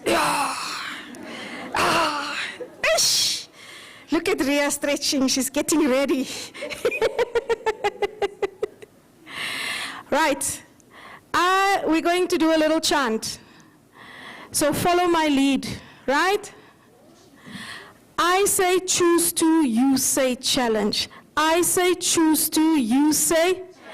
I say choose to, you say. I choose to. I choose to. I choose to. I choose to. Thank you. You can sit down.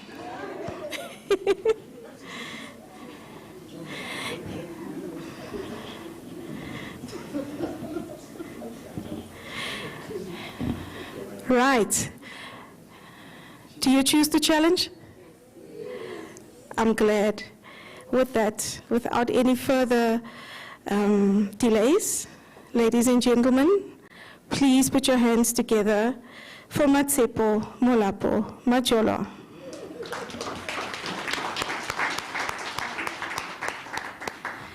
hear another round of applause for that coat man? Yeah.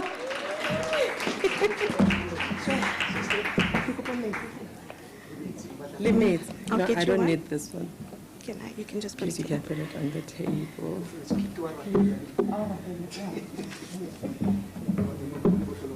All right, so I can need it on it. All right, thank you very much. Good afternoon, ladies and gentlemen. Hello. I've always wanted to do the 1-2, 1-2. Good afternoon, ladies and gentlemen. I hope everyone is good. Just pardon me breathing like I was challenged. The minute I sat down, I was already challenged to come up. But yeah, I suppose as a soldier, you just know you can't be taking time to come and do what you have been appointed and anointed to do. My name is Matshepo Molapo. Can we just be clear? My name is Matshepo Molapo. But because I'm a liker of things, I ended up being a Majola. Just don't tell that guy when you see him what I said. But yeah, I'm born and raised in Davidton.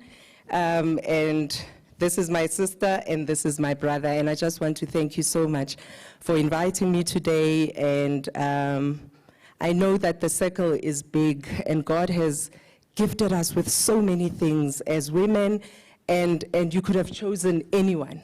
It didn't have to be me, but he just had so much grace upon me and he said, so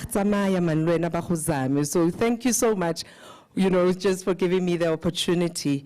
During this interesting month, but not just special interesting month, it's an interesting month in an interesting year, right? And I think some of us are still trying to figure out what's going on. Okay, maybe let me speak for myself.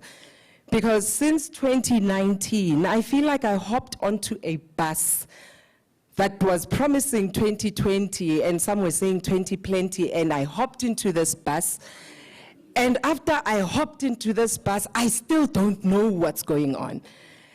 And so we're all still trying to figure something out, my brother. We're trying to say, 2020. And then when 2020 ended, we thought, actually, yeah, maybe now let's try 21. And we're still trying to figure out what's going on. and in my prayer time, in my time of just thinking, what is going on? I realized that change is going on. That's what is happening. Change is challenging us as human beings, as women. It's saying, you've never been here before. But God decided that when you were birthed, you were going to be one of the very few that was going to experience a time such as this one. And it wasn't just for us to be on the sidelines and go, oh, okay, I'm just here to see a global pandemic, and I'm just here to see things change. I'm just here to experience the new normal. No. It was challenging us to say, what will you be doing during the change? What are you doing during the change? Because we are active people. We just can't. As women, as gentlemen, we can't just sit around and watch change. Because change is progress. Change is movement. Change is growth. So it means if you are watching, you are not growing. But I stood there and I was like, how fortunate am I? Ausria, how fortunate are we that he entrusted us with roles and responsibilities and anointed us and given us the tools to lead change in a time like this. A time that's not easy. But we have been given tools. A time that is uncertain, because remember, change comes with fear. It comes with anxiety. The uncertainty thereof gets you going, ish, what's going on? And some people then lose the courage to move towards change because of those few things. However, when you are a woman, and I'm talking to women specifically because we have this special thing about us that sometimes people don't associate with us, and that is courage. And right now, God has anointed and appointed us to be agents of change. And during 2020, 2021, 2022, 23, whatever happens, I hope you are poised and positioned to say, let it come. Let it come.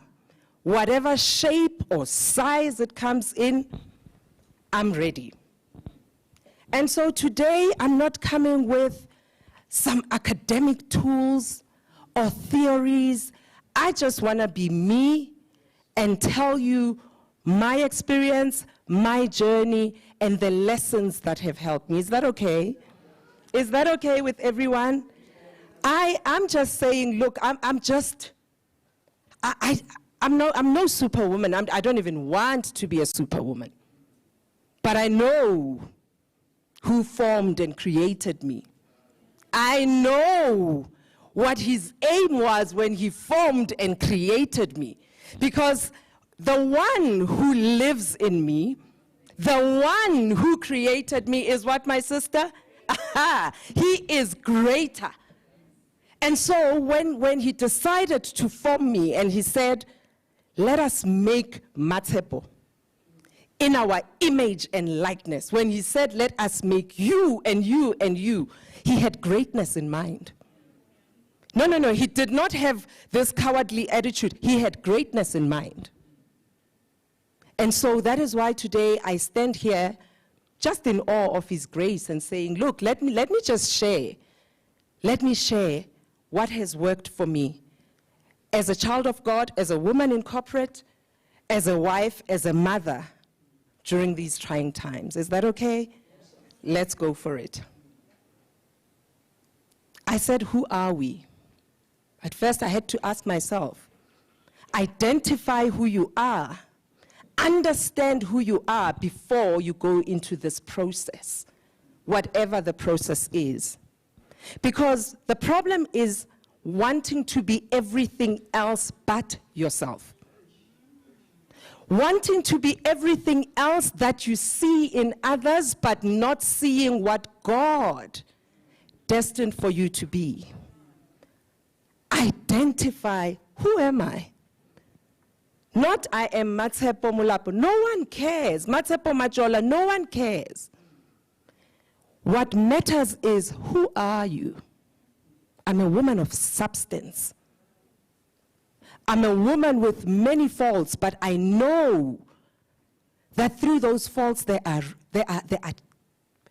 better solutions that come with them, and I grow. Because remember, change allows you to document a journey. So when you know who you are, when you have sat and said, nah, I'm not Faith. We might share a surname, but I'm not Faith. I'm able to appreciate the greatness in her, and I am not intimidated by her because I understand exactly what I was formed to be, and I understand exactly that her time and her season of harvest is not necessarily my season of harvest. And so I don't have time to be jealous of my sister Faith. Actually, I have more than enough time to celebrate each and every woman in this place because I know my season is gonna come. And when my season comes and you know who you are and I know who I am, all we're going to do is to celebrate it together and we grow together. I don't have time. I actually don't have time for this pull hair syndrome. What do they call it, my brother? Pull hair down syndrome. Because we are famous for that. Women are famous for that. We know. You walk in, we don't even know who you are, what your name is. We have already sussed you out. We've already checked the Bonaka hairstyle. We have already checked you like, you know, we suss you. That's girls. Let me tell you, that's what we do.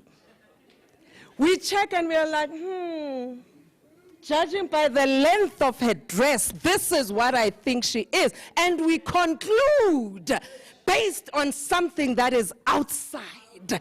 But you don't know the substance that God has put in this person. Waban? And then suddenly you are intimidated. I don't have time for pull her down. Because actually, I don't want to pull her down. I want to pull her up. As God graduates me to levels, I'm not going alone. I'm saying, I'm going to look down and say, sisters, let's go. I don't have time. But the only time and the only way you'll be able to manage that kind of a dynamic and not be intimidated and not have to pull people down and not have to be jealous is when you understand exactly who you are. Exactly who you are. I always watch people and I'm like, it's true, when they say jealousy is a disease and we must pray for people to get well from that. Like, if you have this heart that is just like, no, let's pray for you. God needs to heal you. Jehovah Rapha needs to just heal you. Because I'm thinking, if you are jealous of the next person, not only are you unaware of the greatness in you, but actually you are undermining and showing that you have no knowledge of how great a God we serve. You are saying he just has enough blessings to give to Matapos, Bongiles, Piwe, Gloria, and Daisy. No, he can give to you, me, and we will still all be great and fine. So ladies, today, let's agree that we know ourselves and therefore we pull no one down. We know ourselves and we have no time to be pulling anybody else down. That's I'm saying to you, I'm being as real as I can. And I'm telling you my journey. And through my journey of life, these are the things that I have learned. 2, I spoke about knowing yourself. But as an agent of change, and you're this woman that is just adapting and leading in a time of change, you need to empower yourself and you need to arm yourself with knowledge. Be curious. We are curious as human beings, right? Some more curious than others. But if your curiosity does not bear fruit, it's actually just being lastig, like you're just disruptive. Because actually it adds up to nothing. Be curious. Learn even on things that have got absolutely nothing to do with you. In every area, be interested to know, how does he get that to connect to this, to connect to that, and online? Hello, everybody online. And they can't. How did they get that to happen? You are not in the technological space, but have just 2 minutes to learn how it's done. Because opportunities do not come packaged for, okay, Matsepo, you are a marketer and an HR executive, so here's your little package. No. Opportunities, they just come from anywhere. So when you arm yourself in politics, in sports, in health matters, every area, when you are not just one-track minded, opportunities will be limitless for you.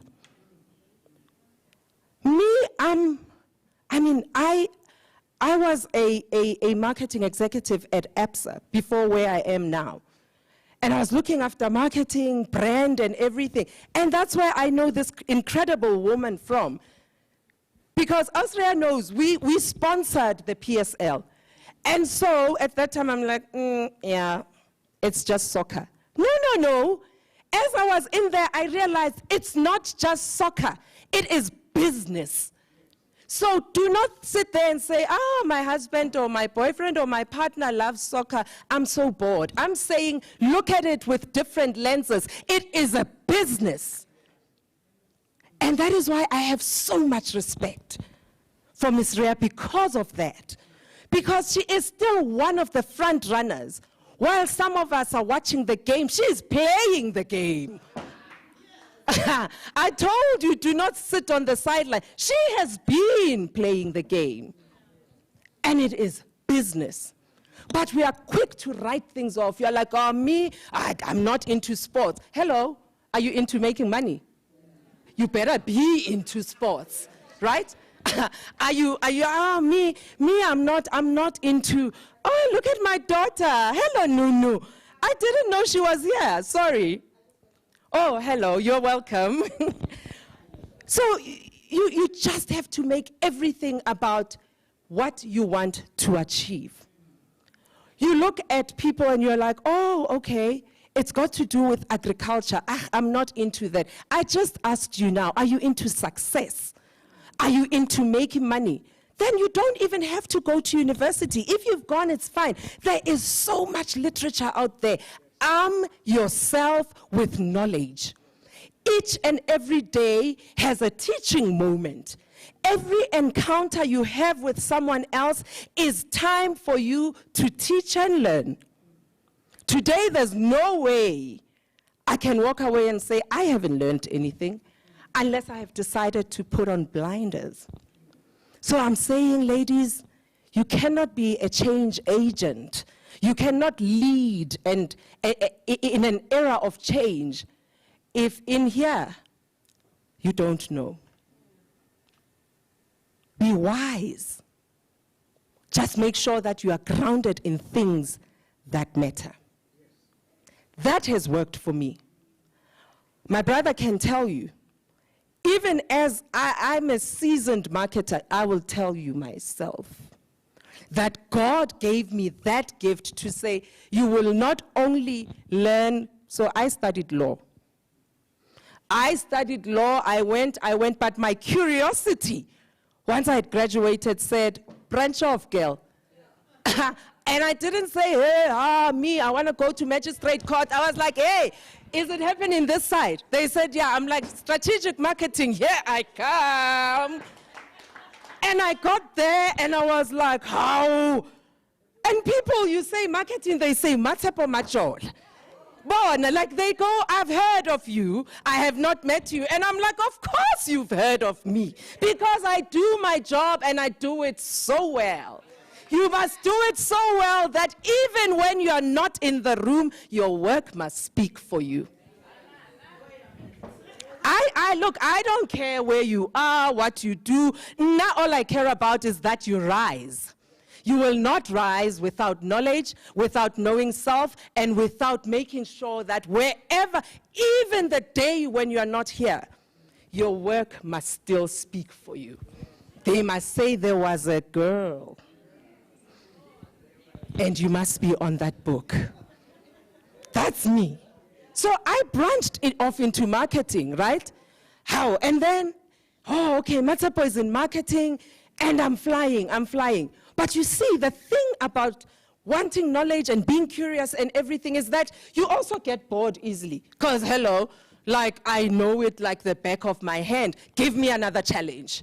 Choose to challenge. Choose to challenge yourself and keep saying, give me another one. Because I am at this level now, you're still rating me based on level 1. I have escalated to level 7.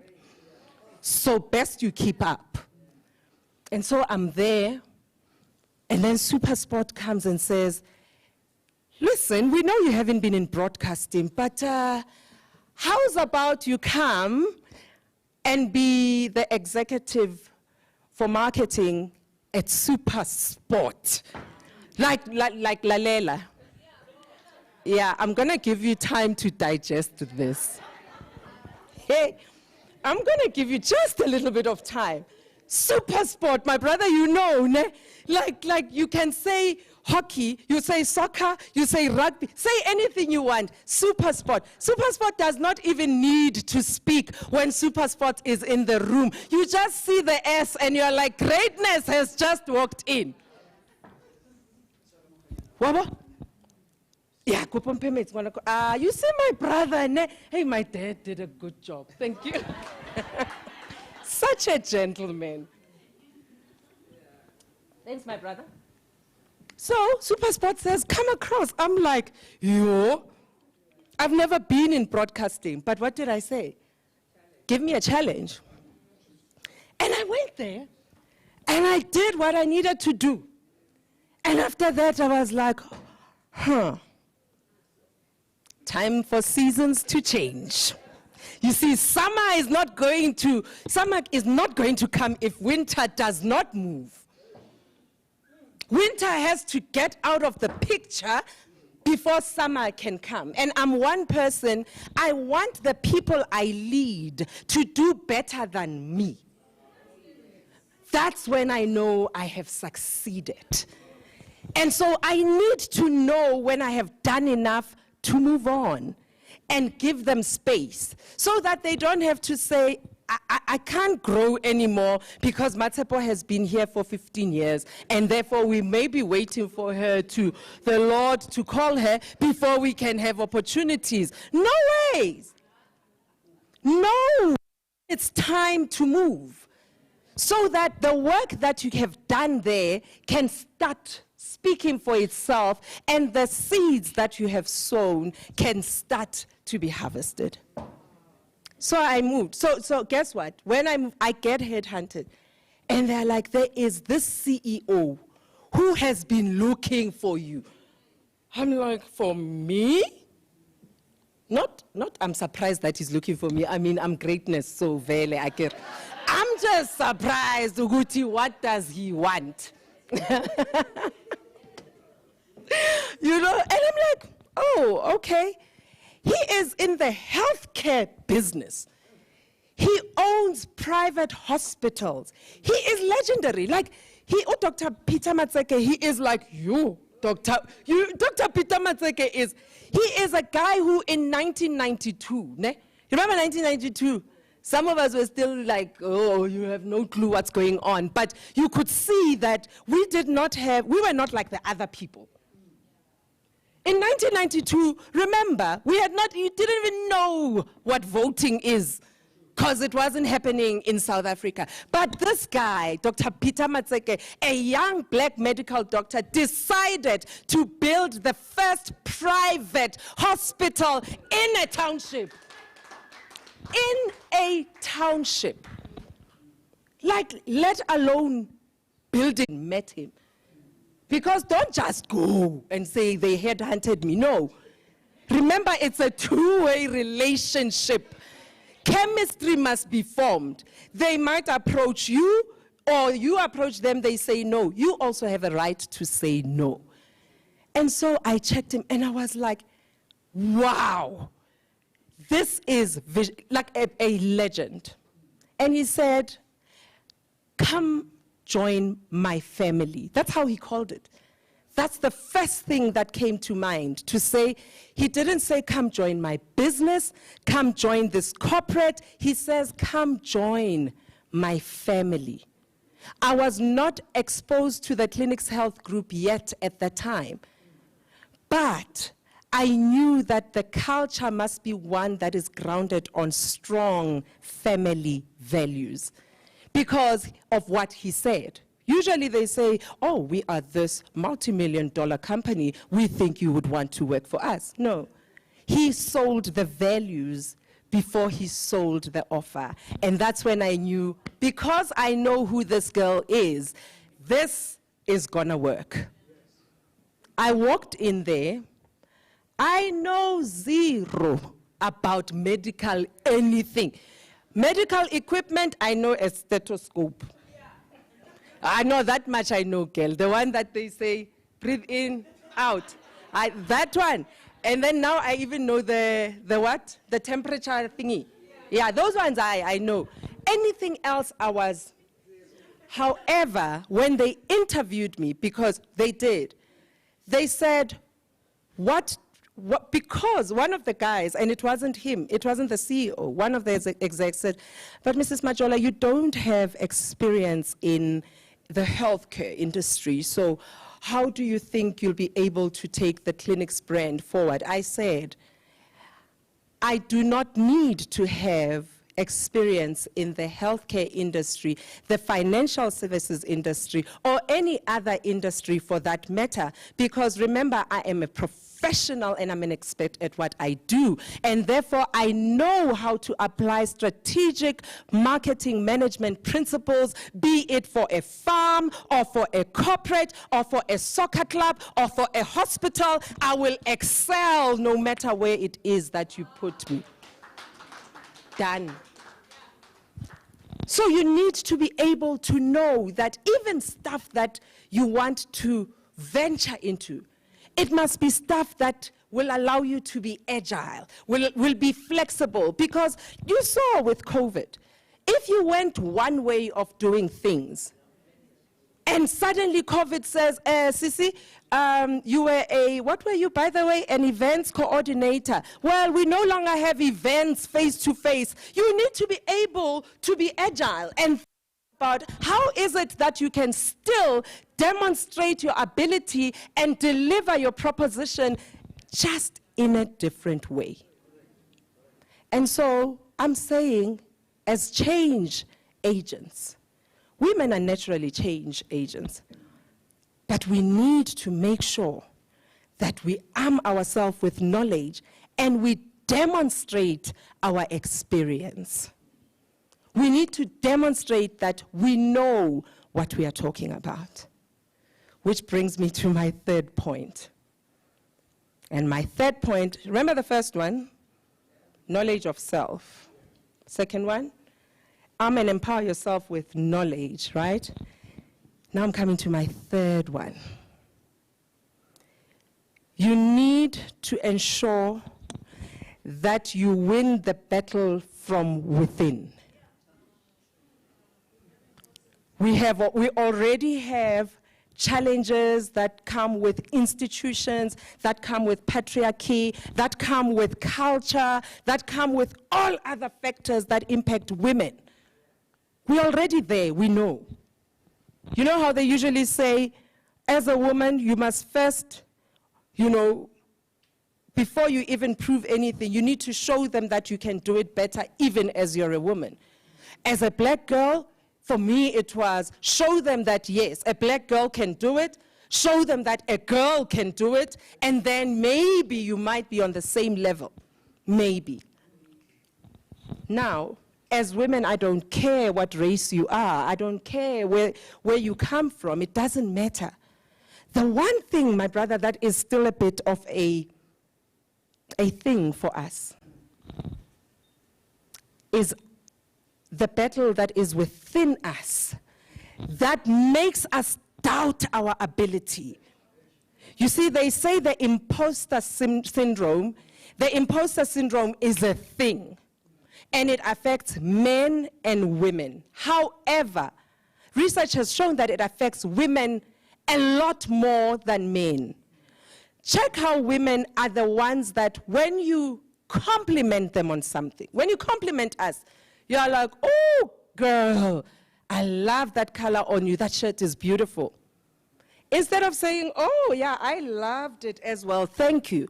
We say, oh, Shem, it was so cheap. I got it on sale. We do that. Like, what's up with that? Yeah? Am I lying? We minimize ourselves. You walk in and you say, is that new hair? Yeah, girl, it looks lovely on you. You're like, I'm not so sure, hey, because I usually dye it. And no one asked you that. Just say thank you graciously and keep it moving. Kanti King. So that is the problem. And so if we can't even shine on small things like me complimenting the color of your nails, what's going to happen when we get into those boardrooms where decisions are made? And we have seen how we get there, and because of this imposter syndrome, we think, actually, look, why did they choose me? How did I get here? Because everyone around this table seems to know a lot more than I do, seems to be more confident. And as you keep telling yourself these things, you keep shying away.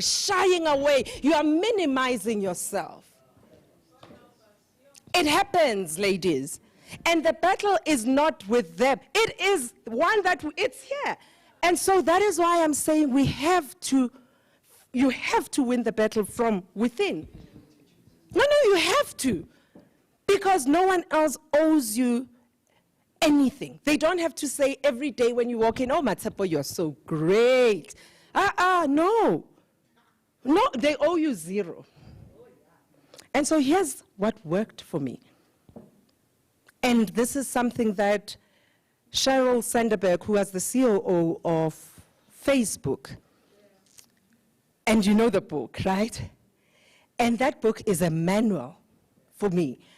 She says the problem or the challenge that we have to overcome as ladies is that of not wanting to own our seat at the table.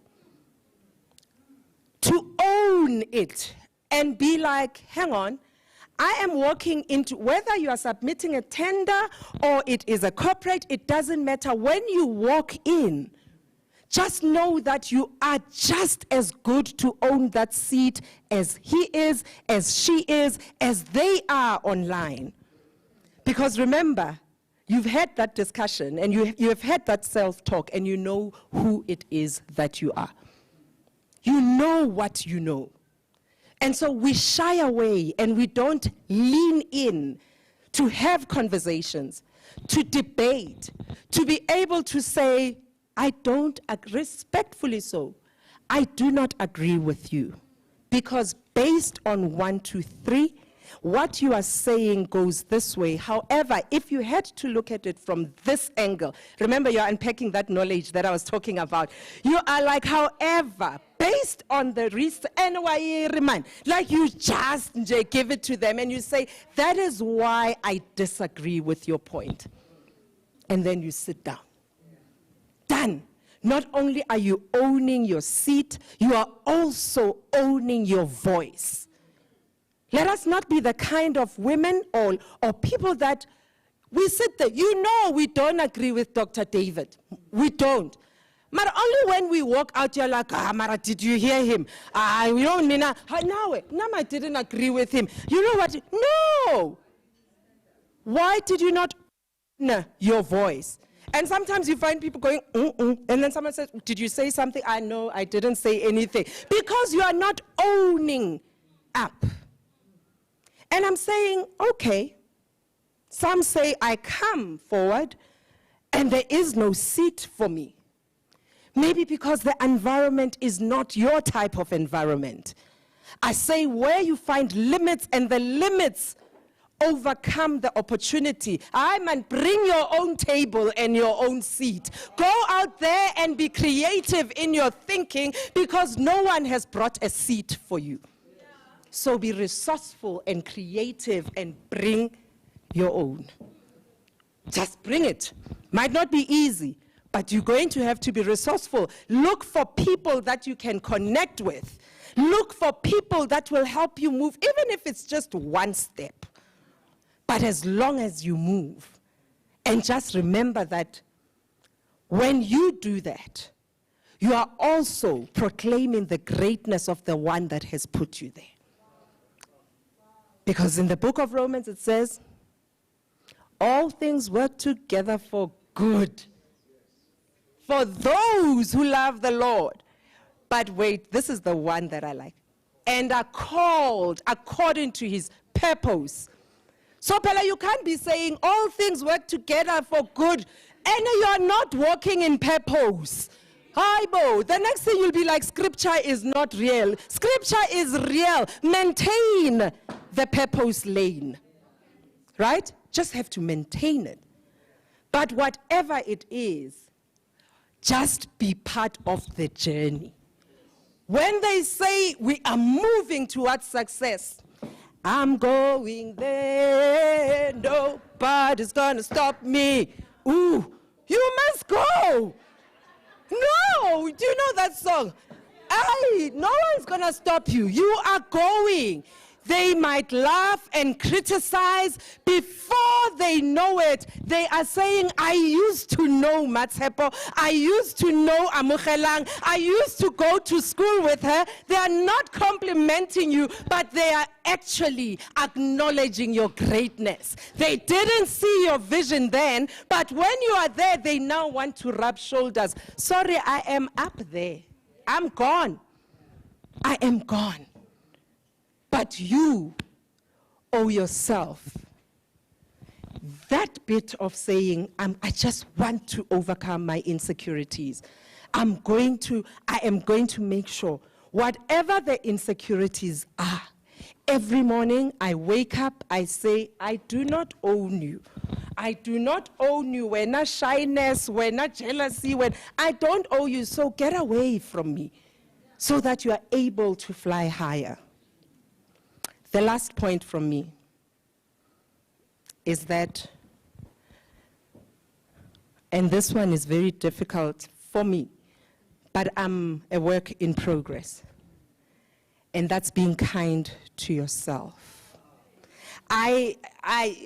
It's easier said than done. I battle to be kind to this girl. I don't battle with kindness when it comes to anybody else. And I know that most women sitting in this room battle with the same thing. Some of us did not finish our studies because we wanted to extend kindness to someone else. Some of us ended up not being able to have children at the time we wanted to have them. And when we thought the time was right, we couldn't because we put other people's needs before ours. And when they had moved on and we were in our little corner trying to figure out what was going on, it was just too late for you to change the situation. Some of us have had to park our dreams. We have had to literally pretend like they never happened, pretend as if they were never there. Not because you have given up on them, but because you took someone's dream to be more important than yours. You let them be the Josephs of this world, but then you had to be shy. Some of us are in relationships and in marriages and in partnerships where you are dealing with people that have such an inferiority complex that they are not able to let you shine at your moment, that they think allowing your candle to blow and shine will make theirs shine a little less.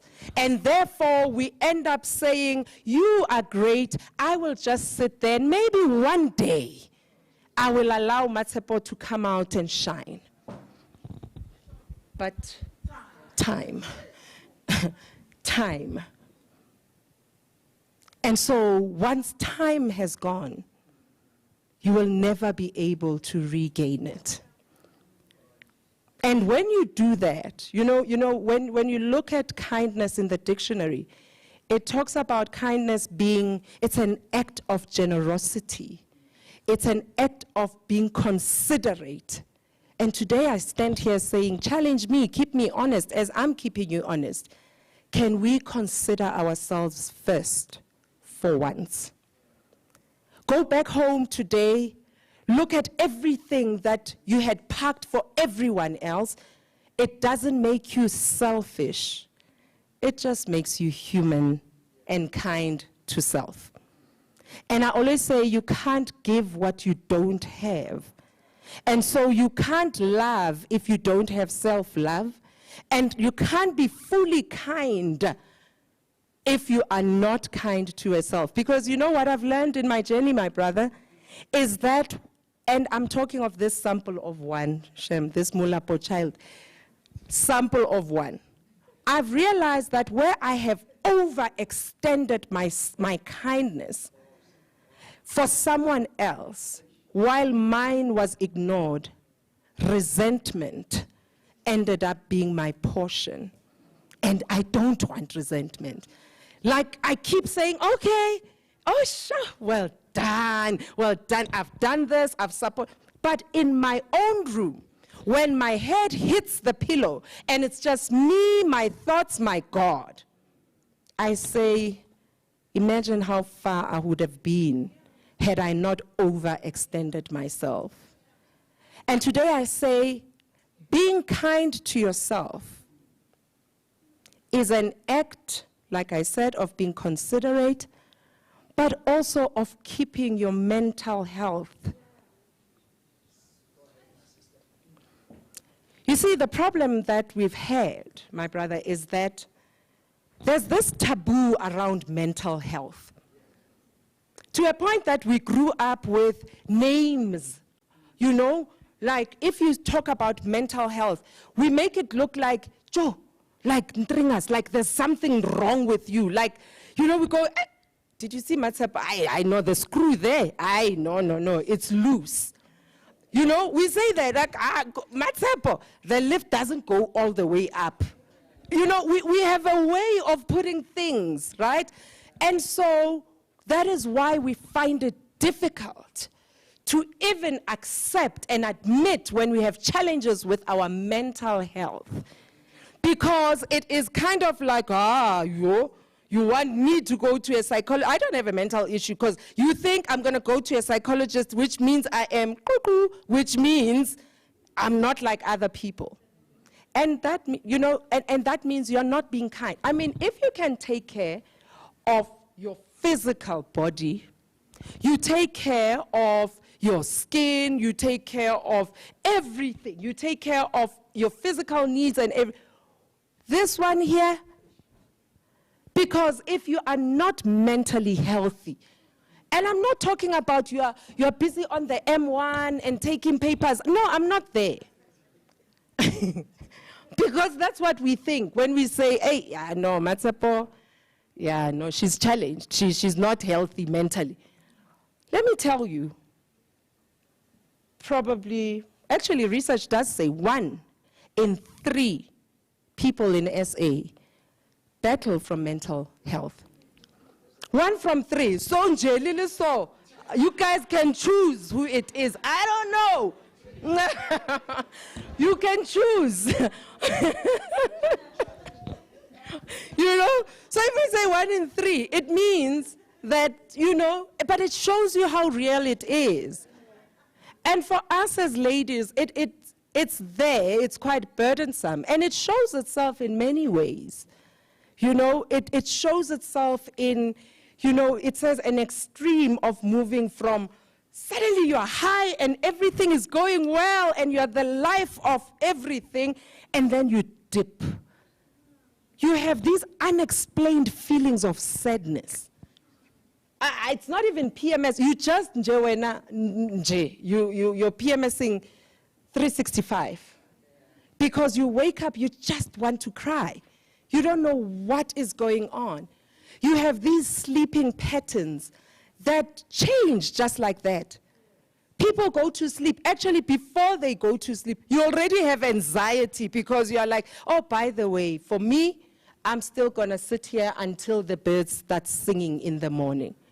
It's a sign that your mental health needs to be taken care of. Remember, we are caregivers.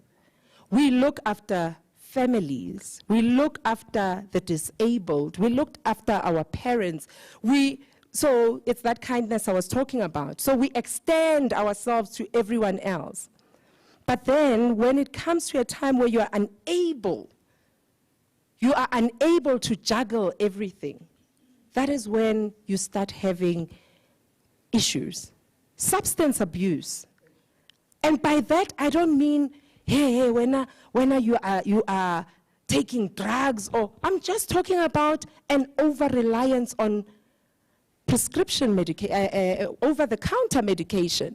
Do you know that people are addicted to grandpa? No one told me anything, but I know you are here. I know because the person cannot function without taking grandpa. Not that they have a headache. No, I'm just saying. I'm not judging, ne? I'm not judging my brother. I'm not judging. But remember, that is actually, you might see it as a small thing, but the fact that you are relying on some substance to keep you going is a problem. There's nothing different between you and someone who sniffs heroin. Nothing different. It's a drug, my sister. It's a drug. And you are taking it because something, or you're trying to control something. I'm saying, ask for help. Speak out and say, I'm not okay. I mean, I'll tell you. And we saw it because I work for a hospital group. We worked throughout the lockdown, from first day of the lockdown. I don't know what lockdown is. I have no idea what lockdown is because we had to be at work. Remember, when they say frontline, it's us. We had to be there. And as leaders, because people were saying, but Luna, why do you go? Because you guys are executives. And we said, leaders lead from the front. How can I be saying, I know you take care of those people that are sick, I'm going to be home. So we went through that. And the one day, my family will tell you, the one day I remember driving to work. It was quiet. I can't tell you, like it was like, I can't even find a day that is that quiet. And my car was the only one driving towards Hyde Park. I just broke down and cried. If someone had to stop me and say, why are you crying, Sissy? I couldn't explain it. I just couldn't explain it. And I got to work and I was like, get your act together, Matsep. Got my act together. I walked in and I was like, come, let's go. I got into the car, got home. I got in and I cried. And my husband Mazu says, oh my love. He says, Bakwenzeni, like, meaning, what did they do to you? Because I am sobbing. Utitula, Bakwenzeni, babes. And I'm like, I couldn't say anything. But what I had not told them was that I had not even been sleeping at all. And so everything came together, and I just wasn't coping.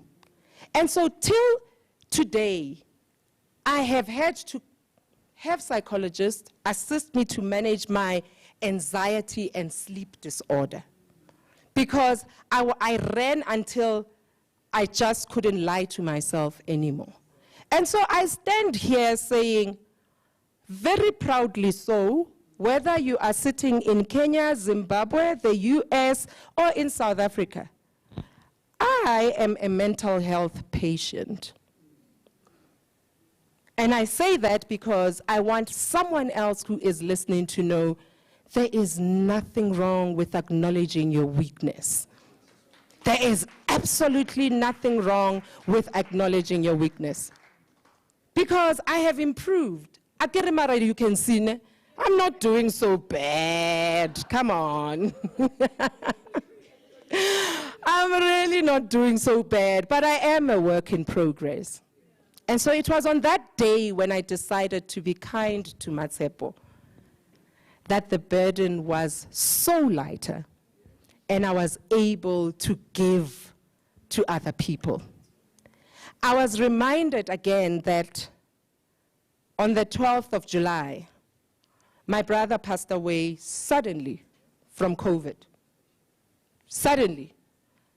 I was talking to him on Friday, we were all talking on the group and we were fine. Saturday he says, hey man, I've flu symptoms, I'm not sure what's going on, but the last message from my brother was saying, don't worry, I'm good. That's the last message. On Sunday, he complicated, early hours of Monday morning, he passed away. And so it's not even 8 weeks since my brother passed away. So guess what I've had to do?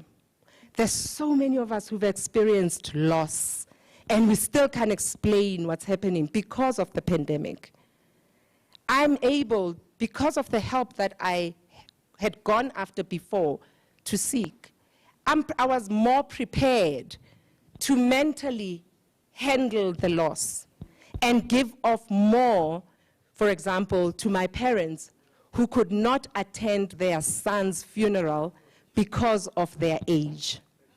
They couldn't go anywhere. It was the first time I saw Dad sobbing because he said, we just want to sit in the car. We said, no, you can't go anywhere.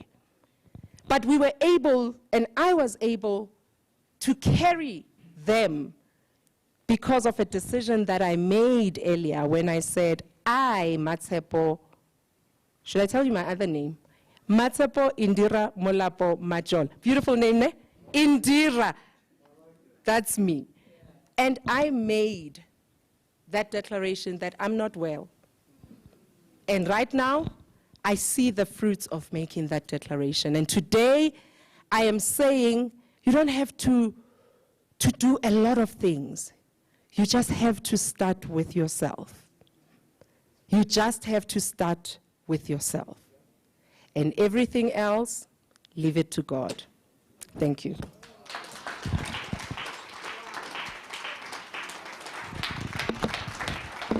Thank you.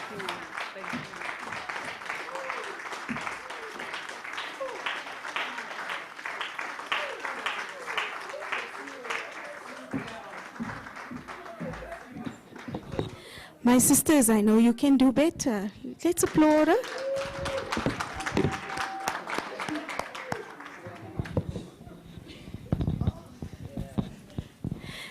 So there's really not much to say after a testimony like that. You agree? But I trust that you guys have been blessed, that you have been filled up. You are not empty cups anymore. So let's go out there and let's shine, because we are all created to shine. Ausria, it was a pleasure meeting you. I'm privileged. I've learned a lot from you. Matsepo, the courage that you showed here by telling your story, woman, you are blessed beyond measure. May the Lord continue to use you and enlarge your territory. Miss Comfort, all the way from Kenya, you are a true inspiration to people that you might not even know of. May the Lord continue to use you. Dr. David, without you, none of this would have been possible. So I would like you to come and do the closing and the vote of thanks, please. A round of applause.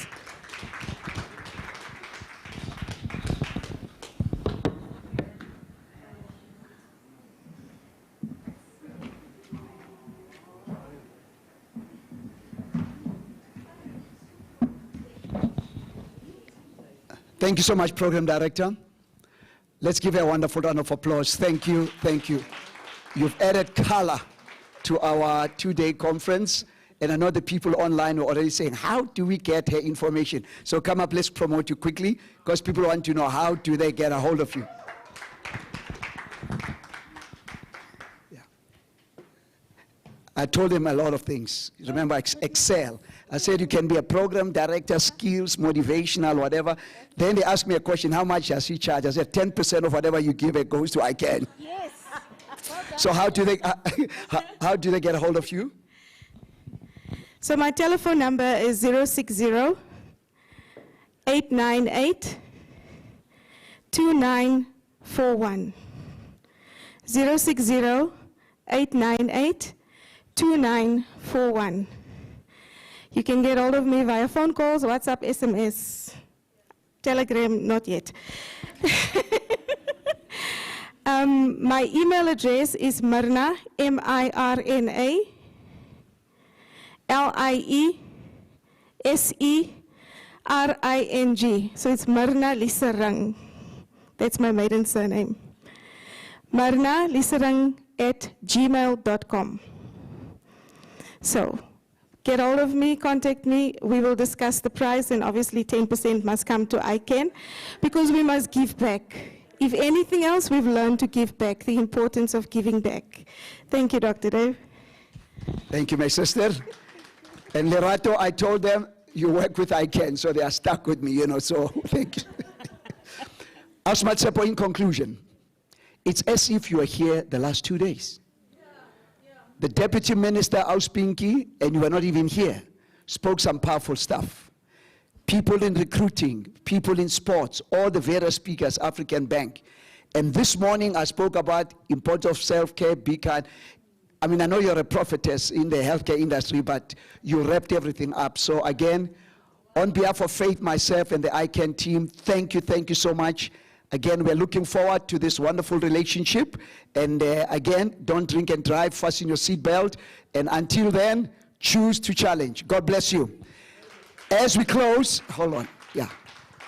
As we close, I'm going to call upon our sponsor. He wants to say something, show something. Please, let's not run, let's network, whatever. And come on, Brew. No, come on, my brother, come on. He's an honorary female. That's, you know, no song today. No song and dance.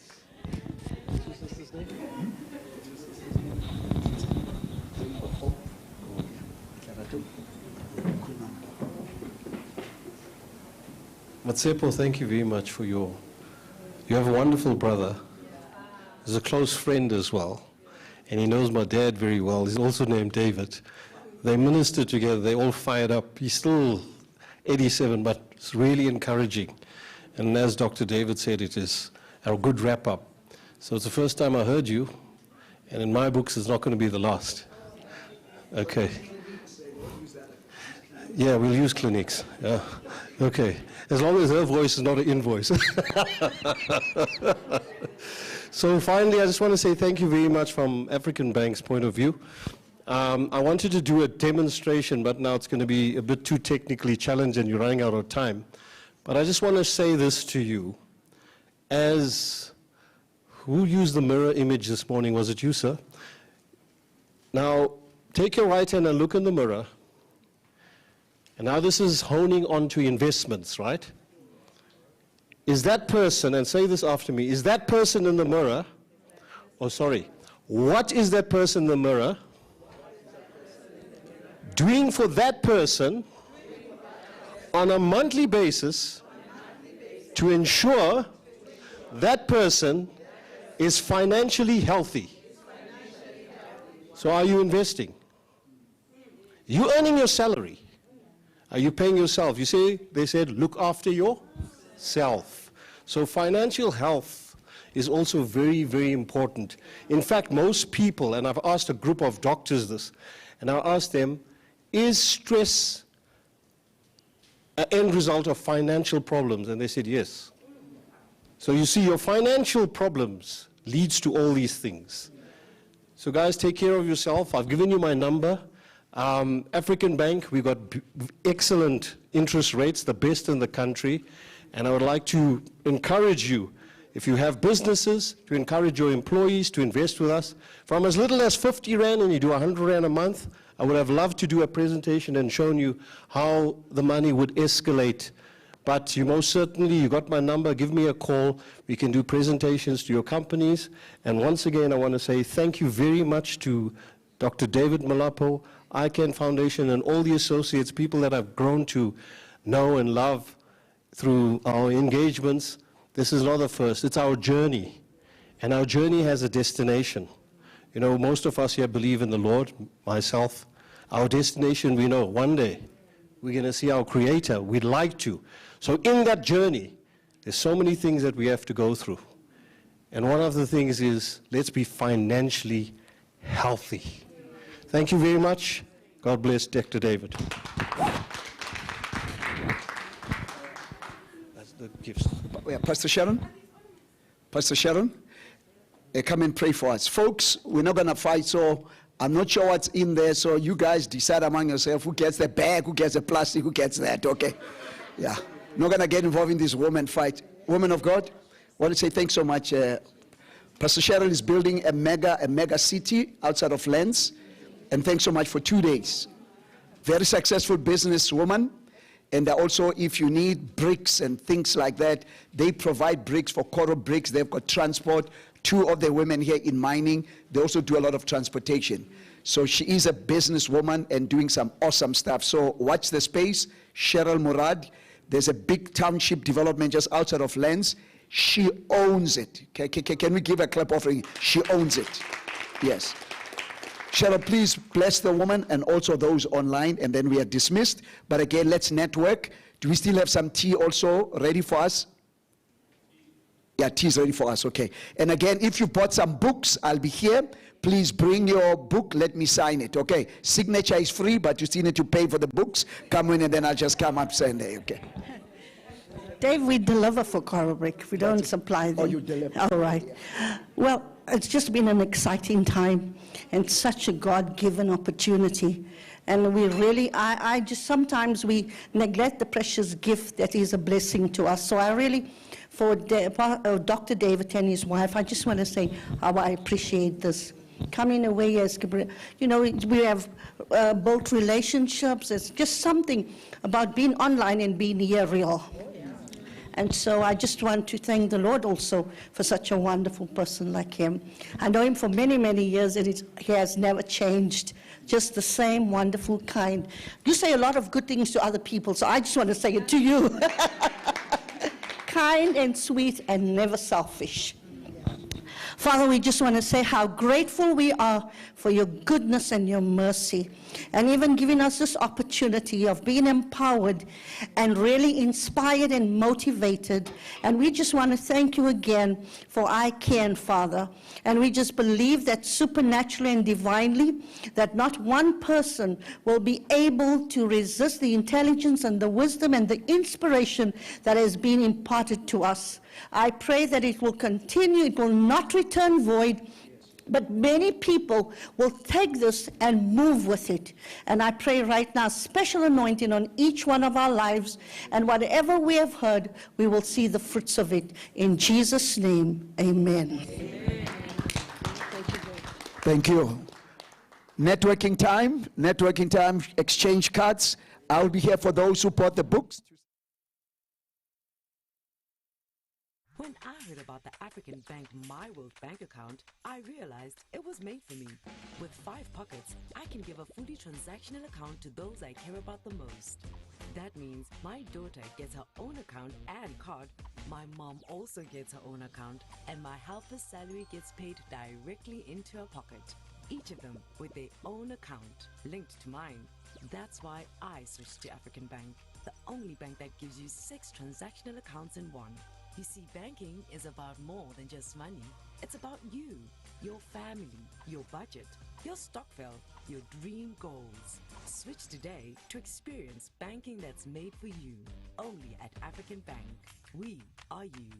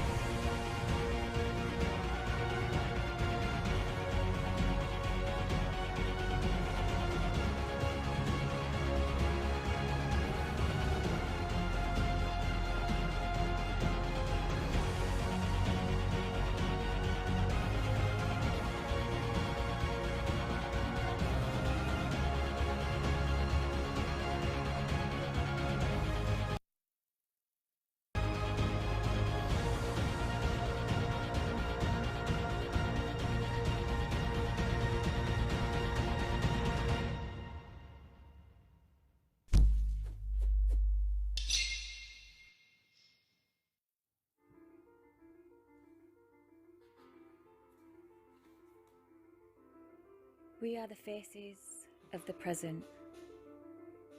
Different phases like the full moon, like Luna's crescent. That divine link to the earth and the heavens. We are the descendants of the women that came before us, of generations that are yet to be born.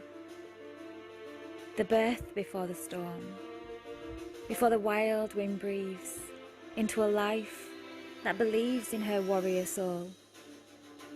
We are leaders, leaders of love and compassion, of freedom and self-expression, We are the women that stand firmly against oppression, seeking justice and equality in all that we do, raising our voices so that all women's voices are heard too, shattering that silence, that deathly silence.